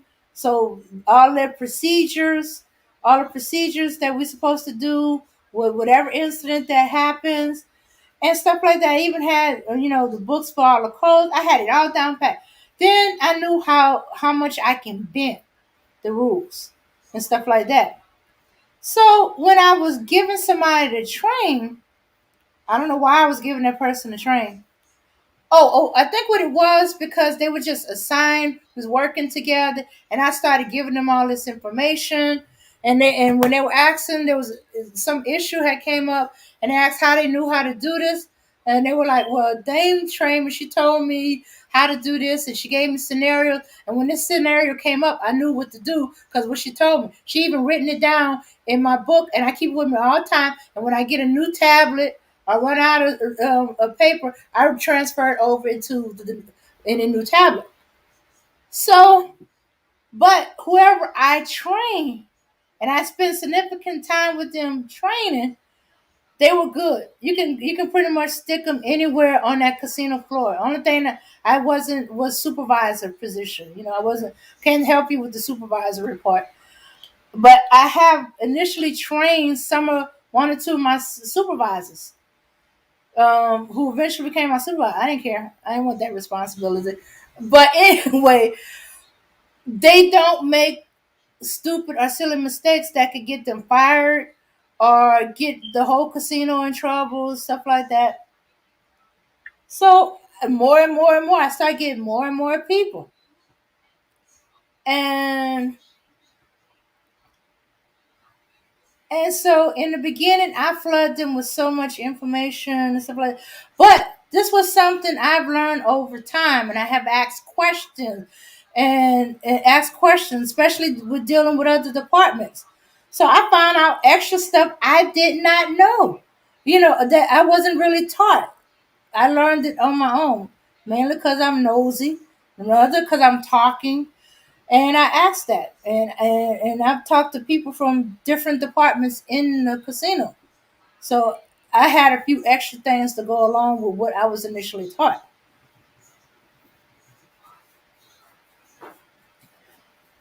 But I never would have thought if you used to ask me, can you train this person or would you train this person?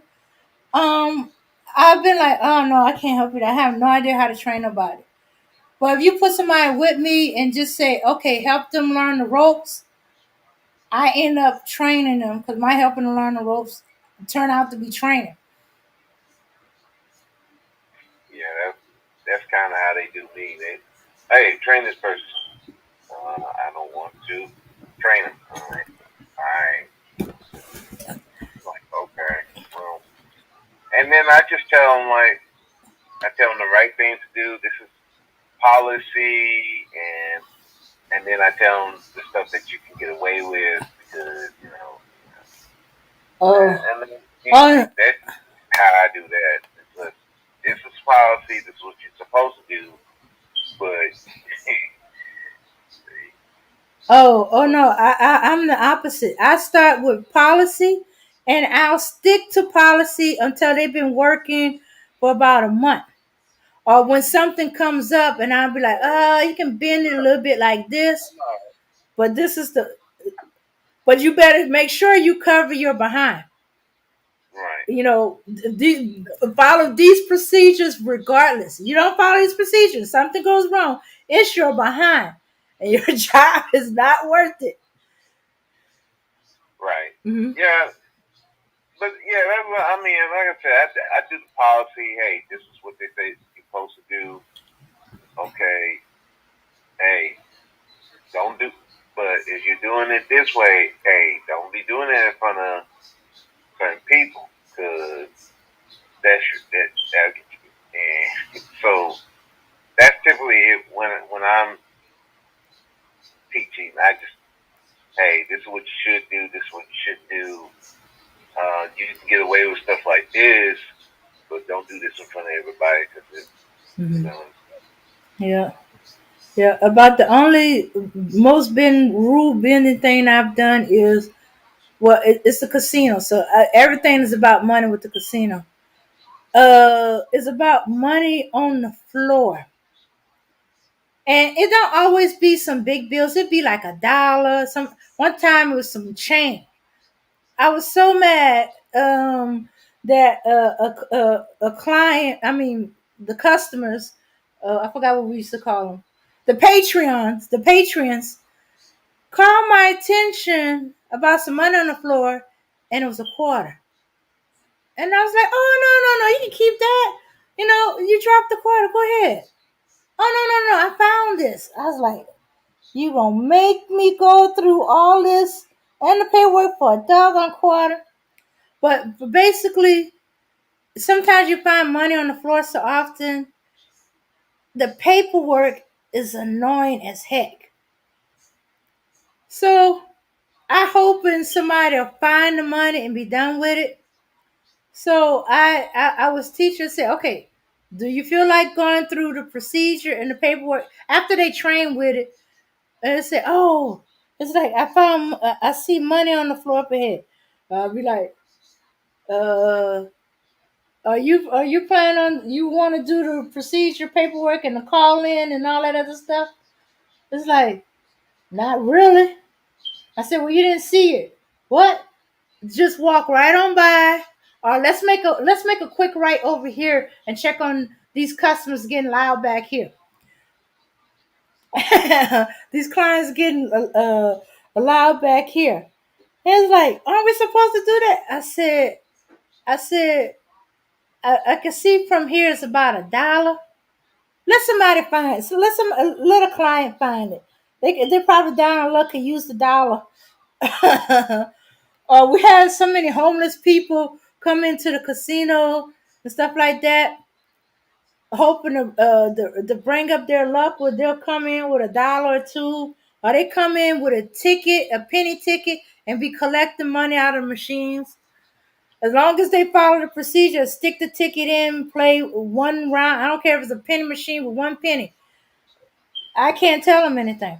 But anyway, and I like, mm-mm. So they'll ask a question. I said, "Where was the $100 bill?" Uh, I said, well, sometimes I would ignore it, but I would go ahead and deal with $100 bill, because one time I tried to ignore $100 bill, and two people were fighting over it. They was about to come to blows when we intervened, and we had to go even bigger procedure with roll back from Sky. So no. If it's a big bill like 100,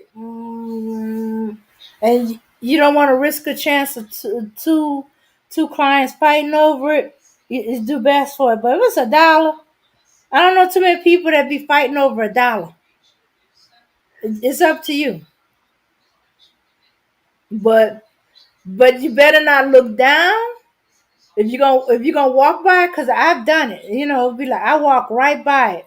Sometimes because I don't see it, like if I'm talking to somebody, because you be there long enough, all the people. Not to mention, it pulls people from all the surrounding towns. Sure, so I be seeing my own people in there, including my mama one time. I was like, what are you doing in here? I said, aren't you supposed to go to the doctor? And I'd be like, are you playing with the money I gave you so you could go to the doctor? Oh yeah, baby, but it's gonna be all right. And usually she'll double it or triple it one time.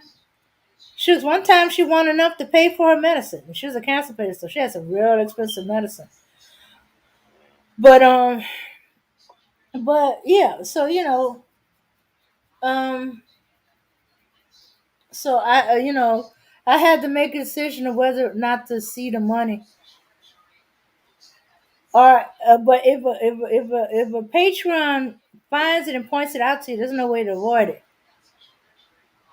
I remember one time, I was avoiding the money so much, Sky got suspicious and took a look around and made me go claim that that dollar.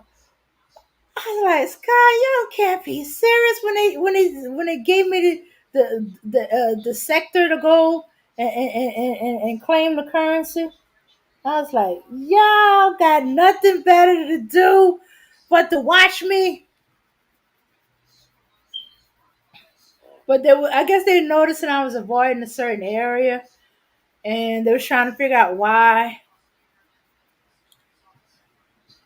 And also, I think they'd be bored out of their minds on them slow days. Okay, I was a OTR truck driver trainer for 6 years. Uh-huh. Okay, okay. Now I know Rodney. I wish you could come up on the panel so I could just talk to you. But okay, I'm kind of curious. Okay, when I was learning to drive, they had the vehicle, they had the car with the two wheels and a secondary set of gas and brakes. Is there a truck like that out there to train drivers how to drive, or you just have to let them drive it and you talk them through it? And pray they don't hit nobody. Shoot, I remember trying to teach my ex how to drive. I was like, boy, you never seen a person so nervous in their life than me. Please don't hurt nobody. Please. It's my only car. Please don't hit no one. Oh well, that's better than me. Okay, I was my senior year in high school, and my mom, I don't know, something I did scared my mom. She wouldn't teach me to drive, and I still have uh permit. I still have my permit. So I was like begging my grandpa, please, please, please, can we go so I can practice driving so I can get a driver's license, because you had to do so many hours with the permit.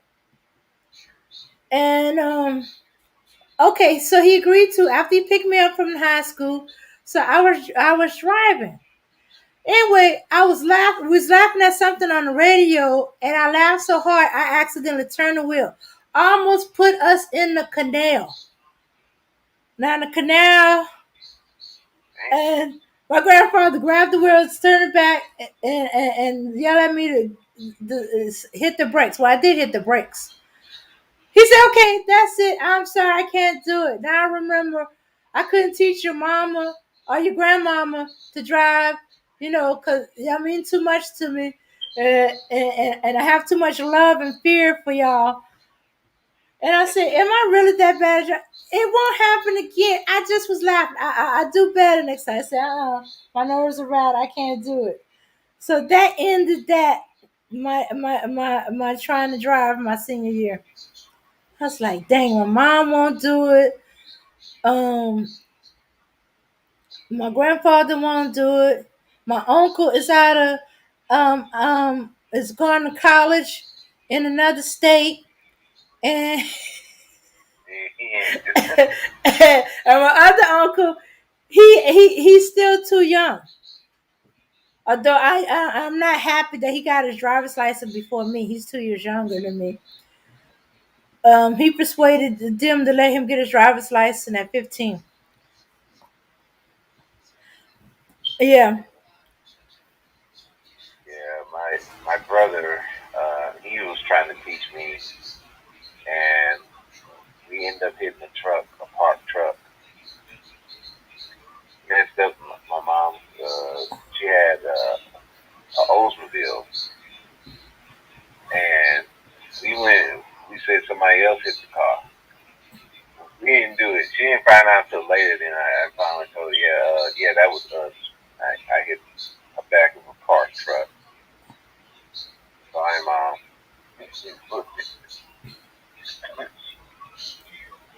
Yeah. Yeah, so that stopped my brother from trying to teach me. I didn't learn how to drive. I went to driving school to learn. Yeah. Yeah, my job corps that I went to had a driving training uh classes, so I had to learn that way. And then with them, it was about speed. I had for my road test teacher, he was a speed demon. He had me go up this street. It's one of them streets where it looks like you're flat, and then when you go a little further down, you're actually going down a very, very steep hill that's almost straight down. Not quite, but just enough where you pick up some serious speed. And he was trying to force me to get used to driving with speed. So here I am. I'm bare knuckling the wheel where I'm squeezing it so hard my knuckles are turning white. And considering that I'm a nice chocolatey brown, that's saying a lot. And I was trying to stump the gas, and he threatened me, and then he added speed. No, you gotta get used to the speed. You can't be driving like an old lady. I said, what are you talking about? I'm driving pretty fast, not for Texas. Oh yeah, Texas. Oh no, he ain't lying. If you go the speed limit, that ludicrous song. That's true in Texas. Get this ass out the way. Hell, you could be going like 5 over the speed limit. You still too slow. Get out the way. Oh They yeah. will honk at you. Yeah. Oh yeah. And then there was the time and then there was the time he took us on the interstate to get used to get some highway driving, interstate driving. Then he fell asleep with me driving. I'm already the old lady driver. I'm still trying to get used to speed, and he left me on the interstate and fell asleep. Okay, we was in San Marcos, Texas. By the time he woke up, because we tried everything to wake him up, that man sleep like a rock. We was in San Antonio. We went through Austin. We went through San Marcos, Austin, San Antonio. I was like, somebody wake him up. I don't know where I'm supposed to turn at. I didn't know that street sign. I'm still learning the street signs. And everything kept saying Austin. Okay, first we was in San Marcos, then we saw Austin, and then we saw San Antonio. I took the San Antonio because it was familiar. It was still like within the area. Because otherwise, let me see. I forgot where we was heading if I didn't get off on the San Antonio exit. Yeah, and Wow. and You traveling far. yeah, I think from Austin to San Antonio, I know that's like at least I think maybe an hour and a half. yeah. If I remember correctly. And then you got a person that's trying to fight their old lady instincts. I'm trying to do 55, 60, and traffic's not letting me do that. I don't know how many times I had cars bullying me by tailgating me. I was like, oh my goodness. That's Texas. No. And I was freaking out. Because there was no place for me. Well, to me, there was no place for me to turn off so I can have another student drive. Only one other student was willing to drive on the interstate highway, and he's crazy. He's a Somalian dude who drives crazy. You know all the stories you hear about New York taxi driver? That was him? That was him. I said, you need to go to New York. You fit right in there. Yeah, he was also one of them Africans that want to be American black. No, he don't want to be African. He didn't want to be Somalian. He wanted to be black. He said, I'm black. I'm American. I was like, okay. Well, aren't you actually also Somali? And We also had Ethiopian. Him and Ethiopian was always getting into it. But he wasn't. But the Ethiopian wasn't willing to drive on the interstate. He was almost as bad as the Somalian, but the Somalian was a speed demon. He didn't care. Before he even got his driver's license, he had an accident. We had like what they call I don't know what to call it. Okay, it was kind of like a practice road work where you practice driving and parallel parking. They had that in at the San Marcos, Texas, where, but it's very very narrow. So if you get too much over the line, and the other car coming the other direction comes a little bit too much over the line, the mirrors will hit each other. The side mirrors, and that's exactly what happened. So he before he even got his driver's license, he already got an accident report because we had our permits, you know. So we had so many hours of permit driving, and then we had the instructor that took us out on the highway and the interstate. We had like three separate instructors. One for learning the rules in the book and stuff like that, and we have him until we pass our permit uh, to get our permit. Then we had the second one that was on the driving range. Was on the driving range, and where we practice everything for parallel park. You know what? I still can't parallel park. I just learned the back end parallel park. I just learned enough to pass, and I just barely passed. I swear, I think they gave it to me. But hey, in Louisiana, there's not really many places where you have to parallel park. Right. Mm-hmm. Yeah, I still suck at that. Uh-huh. So it's the same with Houston. The only time you have to parallel park is like downtown, and I don't go downtown very often. So yeah, that's the only place. Other places you don't have to parallel park. yeah, and besides, a lot of Louisiana do the front parallel, where they just like drive into the part they got a parallel and make sure their tail ain't sticking out. That's about it. Yeah. Now, if the parking space is too narrow for them to just front park in, they'll circle the block.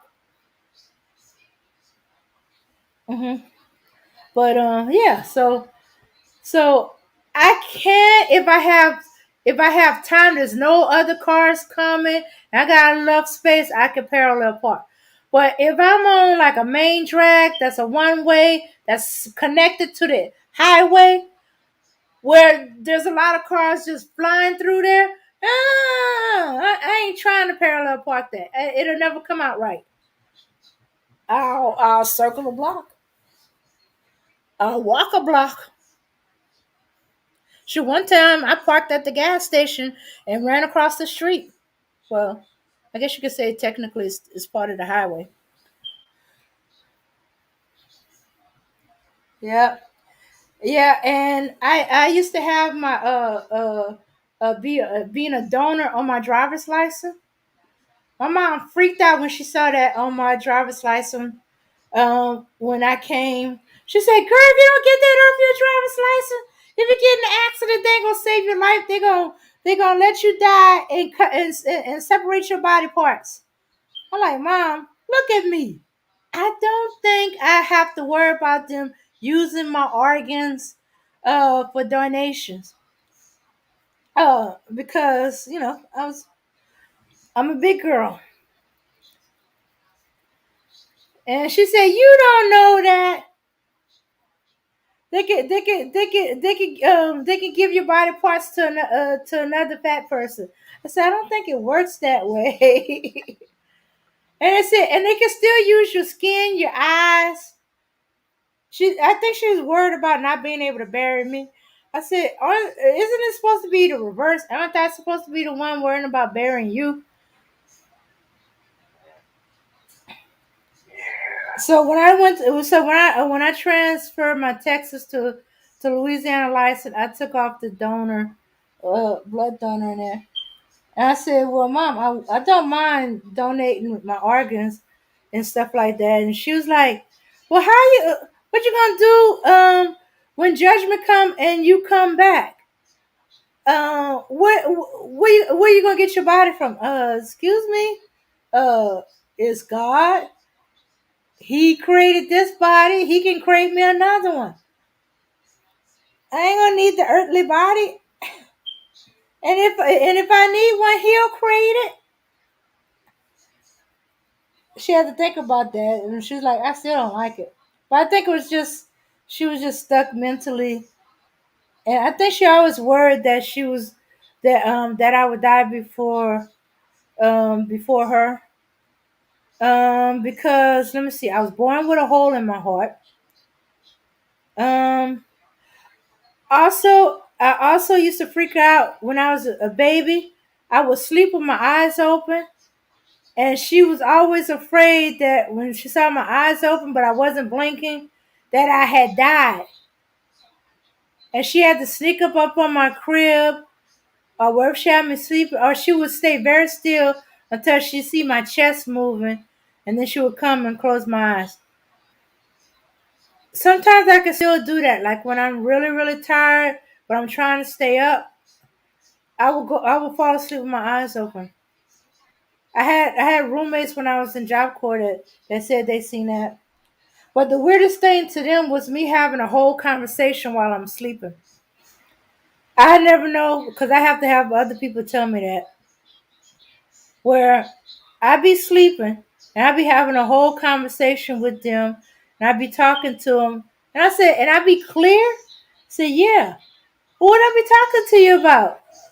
That you getting up and that this is what you're gonna wear and that you're gonna take a shower and are you finna go to breakfast, something like that, or whatever. To answer whatever question I happen to ask you, and then later they see I'm still sleeping in the bed, or I tell them, "Hey, why didn't you wake me up?" I said, "We did wake you up." But Yeah, my ex used to do that. She would have conversations trying to talk.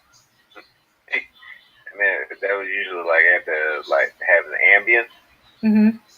So she would be having conversations, and I'm like, go to sleep. I'm like trying to talk. I'm like, go back to sleep. Go back to sleep.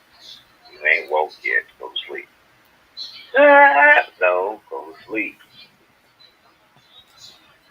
She be that one time she was literally getting up, like walking around, and I would catch her. I'm like, what are you doing? I just need to do something. I'm like, no, go back to bed. Oh, I had to literally put her back to bed oh, okay. and Well, lay with her so she won't get back up. okay. Well, I didn't take Ambien, and I'm too lazy for that. My object is to talk to you, so you leave me alone, so I can go back to sleep. I know that's what it is. Cause what usually happens is somebody's trying to wake me up. And they be like, are you up? And I'll be like, yes. And then they say, you sure you up? And I'll be like, yeah, I'm up. And then it'd be like, okay, then what you finna do today? And I'll tell them whatever it is I'm supposed to be doing today and why I'm getting up. And thank you for waking me up. I don't be remembering this. They have to tell me this because I never remember it. The closest thing that'll happen is they be incorporated into whatever dream I'm having.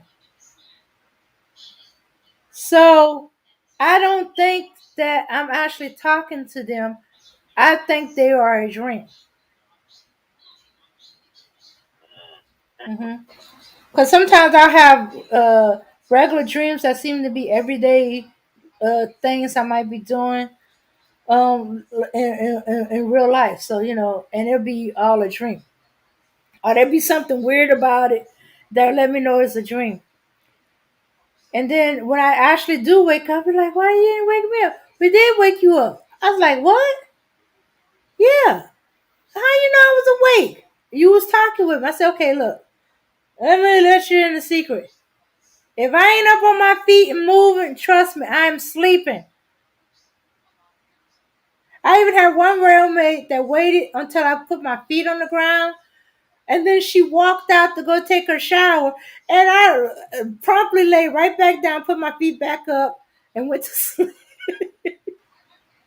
And she came in, hey, what are you doing sleep? I woke you up. I'm like, what? What are you talking about? Hey, you woke me up late. And I say, I woke you up on time. You went back to sleep.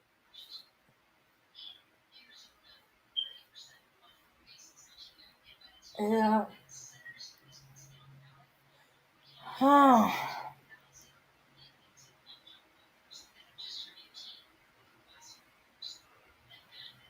Yeah, yeah.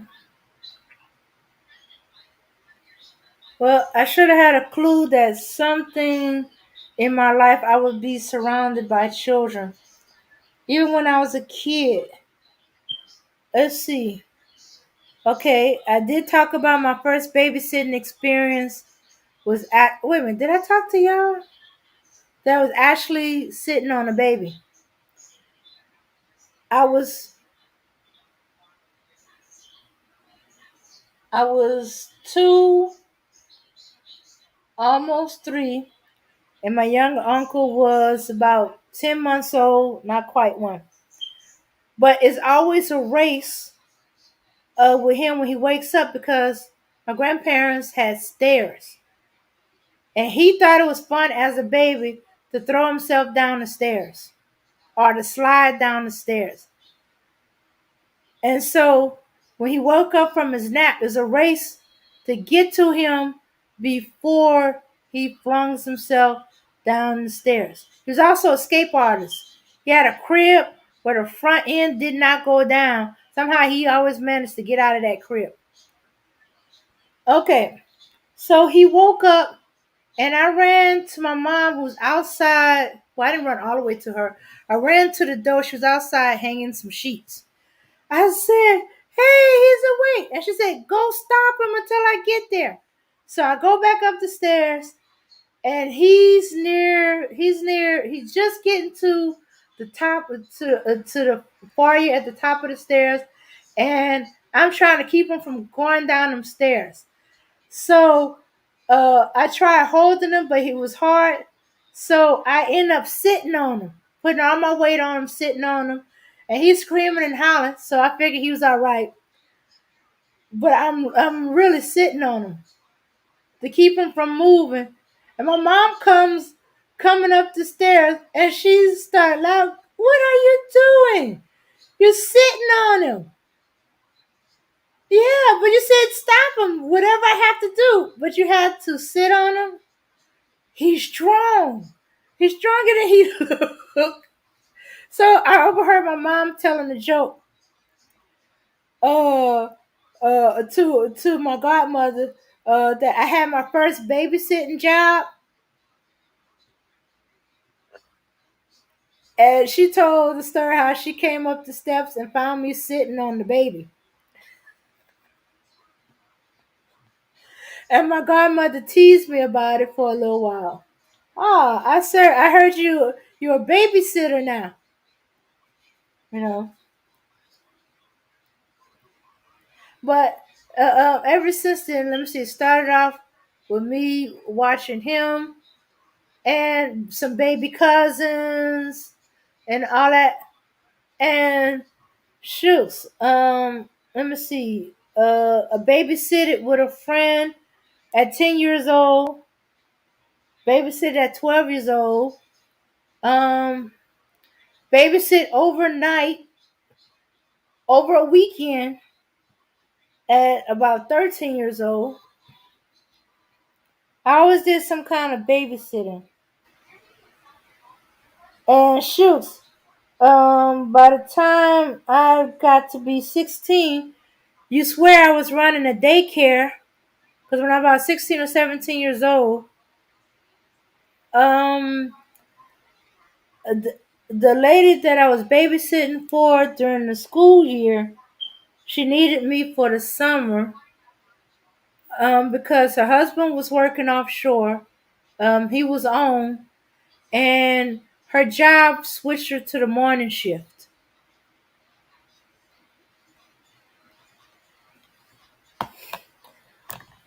And her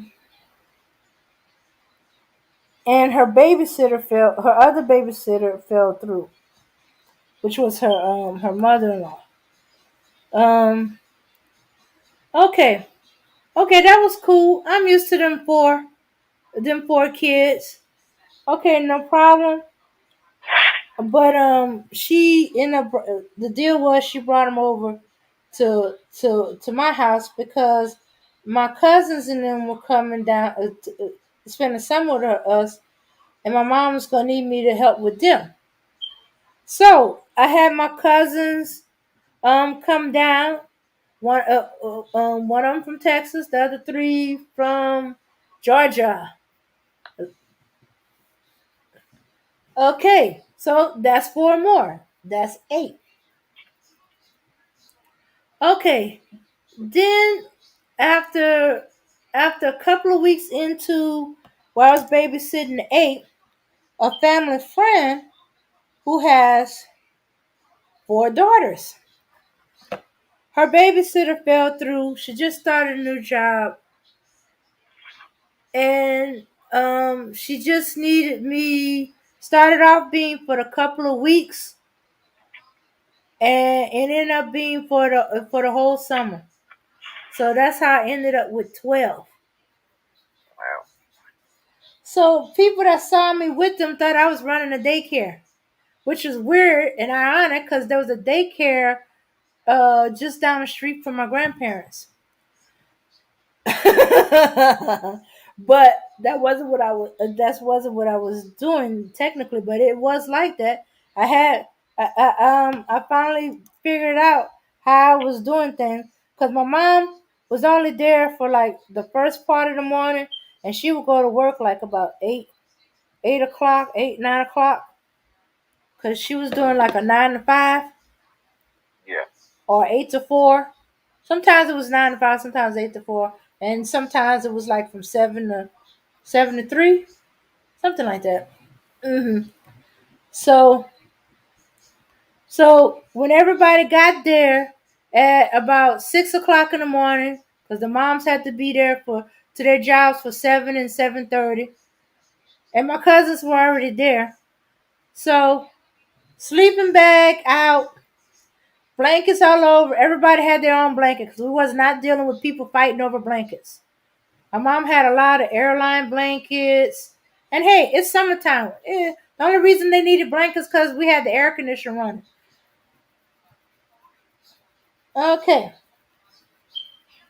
While they sleeping or watching cartoons, after we woke up, after the parents dropped them off, fixed them breakfast.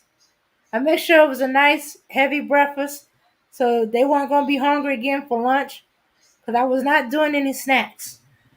All right. After the cartoons was over with, we spent the day cleaning the house. Why were we cleaning the house? For the change, me and my mom would have littered all over the floor. And then we had a sofa that still people say if you had money in your back pocket, you better check your back pocket before you get off that sofa. Your money's gonna slide into our sofa. Shoot, I even got permission from my mom. I even got permission from my mom to tear a little bit of the lining at the bottom of the sofa so we can get the stuff out of there. Shoot, since we wanted to clean, you can only go so far with digging into the crevices of the sofa to get it. The real money was down there at the bottom. Man, we found wallets, we found jewelry, we found money. We found bill money. Had to turn that in over to mom, but she had already paid the bill. Um. Anyway, so we would collect our money, and and then we would go over the little free paper to find out because on the summertime, the movie theaters would have like a kitty dollar movies. Dollar movies. Most of the time, it's stuff that was already seen before. But hey, kids don't care. Cartoons are cartoons. Movies is movie. Okay, we made a show enough to make sure we got to see two movies at the Dollar Cinema. We divided the money and we went to the store to get snacks. I will fix sandwiches. We'll be sandwiches, and we'll go to the store to get some chips, some candy, some cakey type snack or cookie type snack, a soda or juice. There was no such thing as bottled water back then, so um, and let me see. I think that's all we will get. Okay, there was this neighborhood store, black owned. It's still to this day, it still sell penny candy. Shooks, you make a killing with $1 if you get penny candy. Anyway, also he's him and his brother and one of his sons is very very patient with little kids and helping them figure out what they want. And every time we go there, I be praying, please let it be him or his brother or even his son. Don't let it be his wife or his daughters. One of his daughters grew out of that. She eventually got better at it. But at that time, as a teenager, yeah, forget it. I'm like, please don't let it be any of them working in the store today. Oh. And because especially my baby cousins, the 2 year old, and let me see, and then there was the family friend. I'm gonna say they're my cousin too. The 2 year olds, they very picky and they want to make sure they get their money's worth. So you got to have the patience of Job with them too. And the owner of the store and his brother, the co-owner, and his son, oh, they got the patience of Job. But his wife and his daughter and his other, let me see, his wife, his daughter. Wait a minute, I'm missing somebody. They don't have whatever. They don't have that kind of patience. I think it's the other son. Yeah, I believe it's the other son. They they do not have the patience. Oh Lordy. Anyway, okay, so we make sure everybody got the thing, and he was always good about giving us a paper bag and a pen. So I wrote all the kids' name on their bag, and then they had to hand it over so I could put it in my book sack. And see, I had their sandwiches, their chips, all that stuff, the sodas, and we would make a trip to the library because the dollar movie didn't open till about 11, 12 o'clock. So we go to the library. The younger kids will go to story hour. The older kids will go in and find them a book to read. Go through the books, find a book to read. Yeah, everybody had a buddy. Yeah. The only people that didn't have a buddy was the little bitty ones, which was the 2 year old. And even then, I told them that they were buddies to each other because they like, how come I don't have a buddy? That's your buddy. No. I need to buddy somebody. You need to buddy somebody.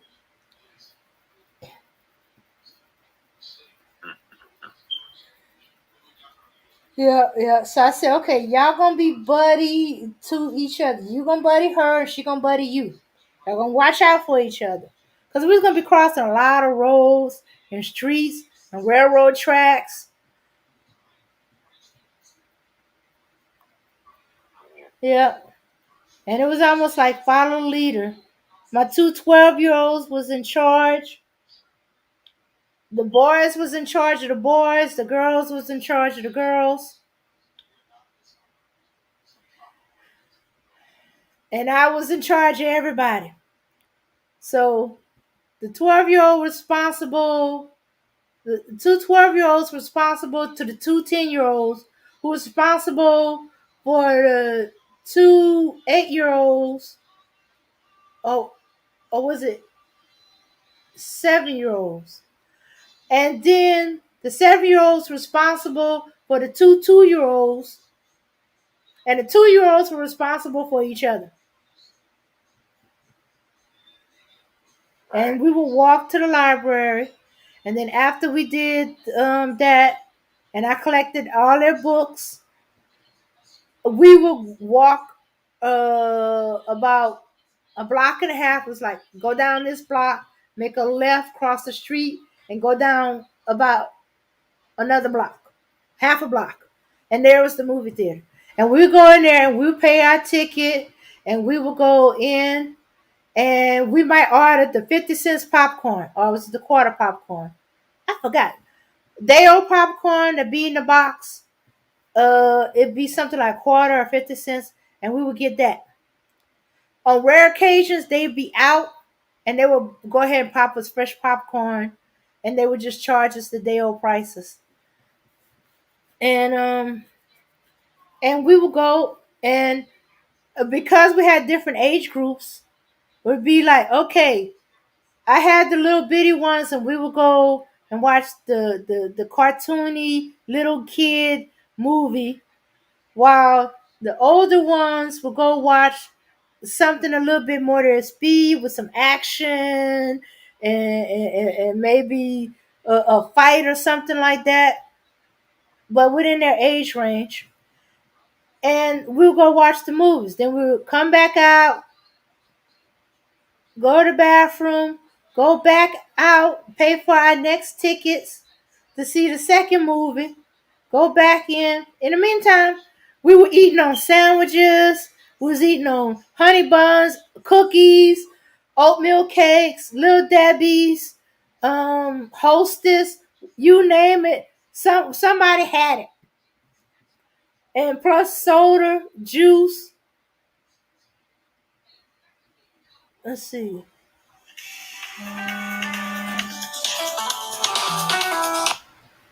Mm-hmm.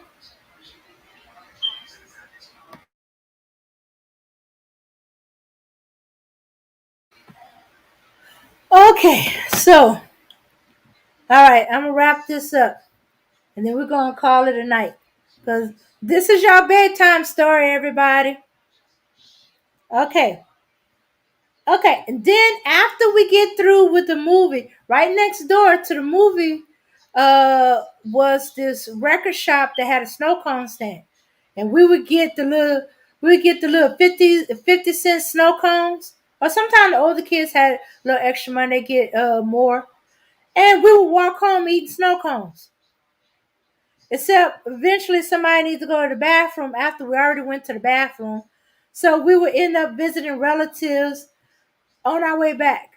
They're like, all of a sudden, out of the blue, here we knocking on the door to my great aunt house. And auntie, hey, can we use your bathroom real quick? Hey, it's hot to see you. Are you just coming here so you can use my bathroom? Yeah, but I also wanted to show you Uncle so and so's kids. Here they are. But we really need to go to the bathroom. Where y'all coming from? The movie theater. Why y'all got all this red and stuff like? Oh, we're eating snow cones. You couldn't have came visit on the way. Well, you weren't home when we came. I ain't hear nobody knock. We knock. Well, actually, we did knock, but she might not have been home at that moment, or she might have been in another part of the house or something like that. Um, but there have been times where we didn't knock. We didn't think about it till we needed to go to the bathroom. And when she wasn't home, another family friend, well, who was also related to the four girls, more closely related to the four girls, we go to their auntie. Well, wait a minute, wait. Technically, let me see. Technically, that was their great aunt's house, and then next thing you know, I got okay. To me, she was more of a friend and a cousin by marriage, and said, "Hey, why you let me know? We could have went with you." So then I looked like I had an even bigger daycare because then my friend, her brothers and sisters were all going with us. So that's 4 extra people. Let me see. Yeah. So that was 4 extra people. And so now our trip got changed around to, before we go to the library, we stop over to the girls' great aunt house, go pick up their cousins, and we make a side trip to a store that's further down from them, so they can get their snacks and stuff like that. Then come to find out, that store's sodas were even cheaper. So shoots, that meant more money for other stuff. Bigger snow cones, extra juice on your snow cones.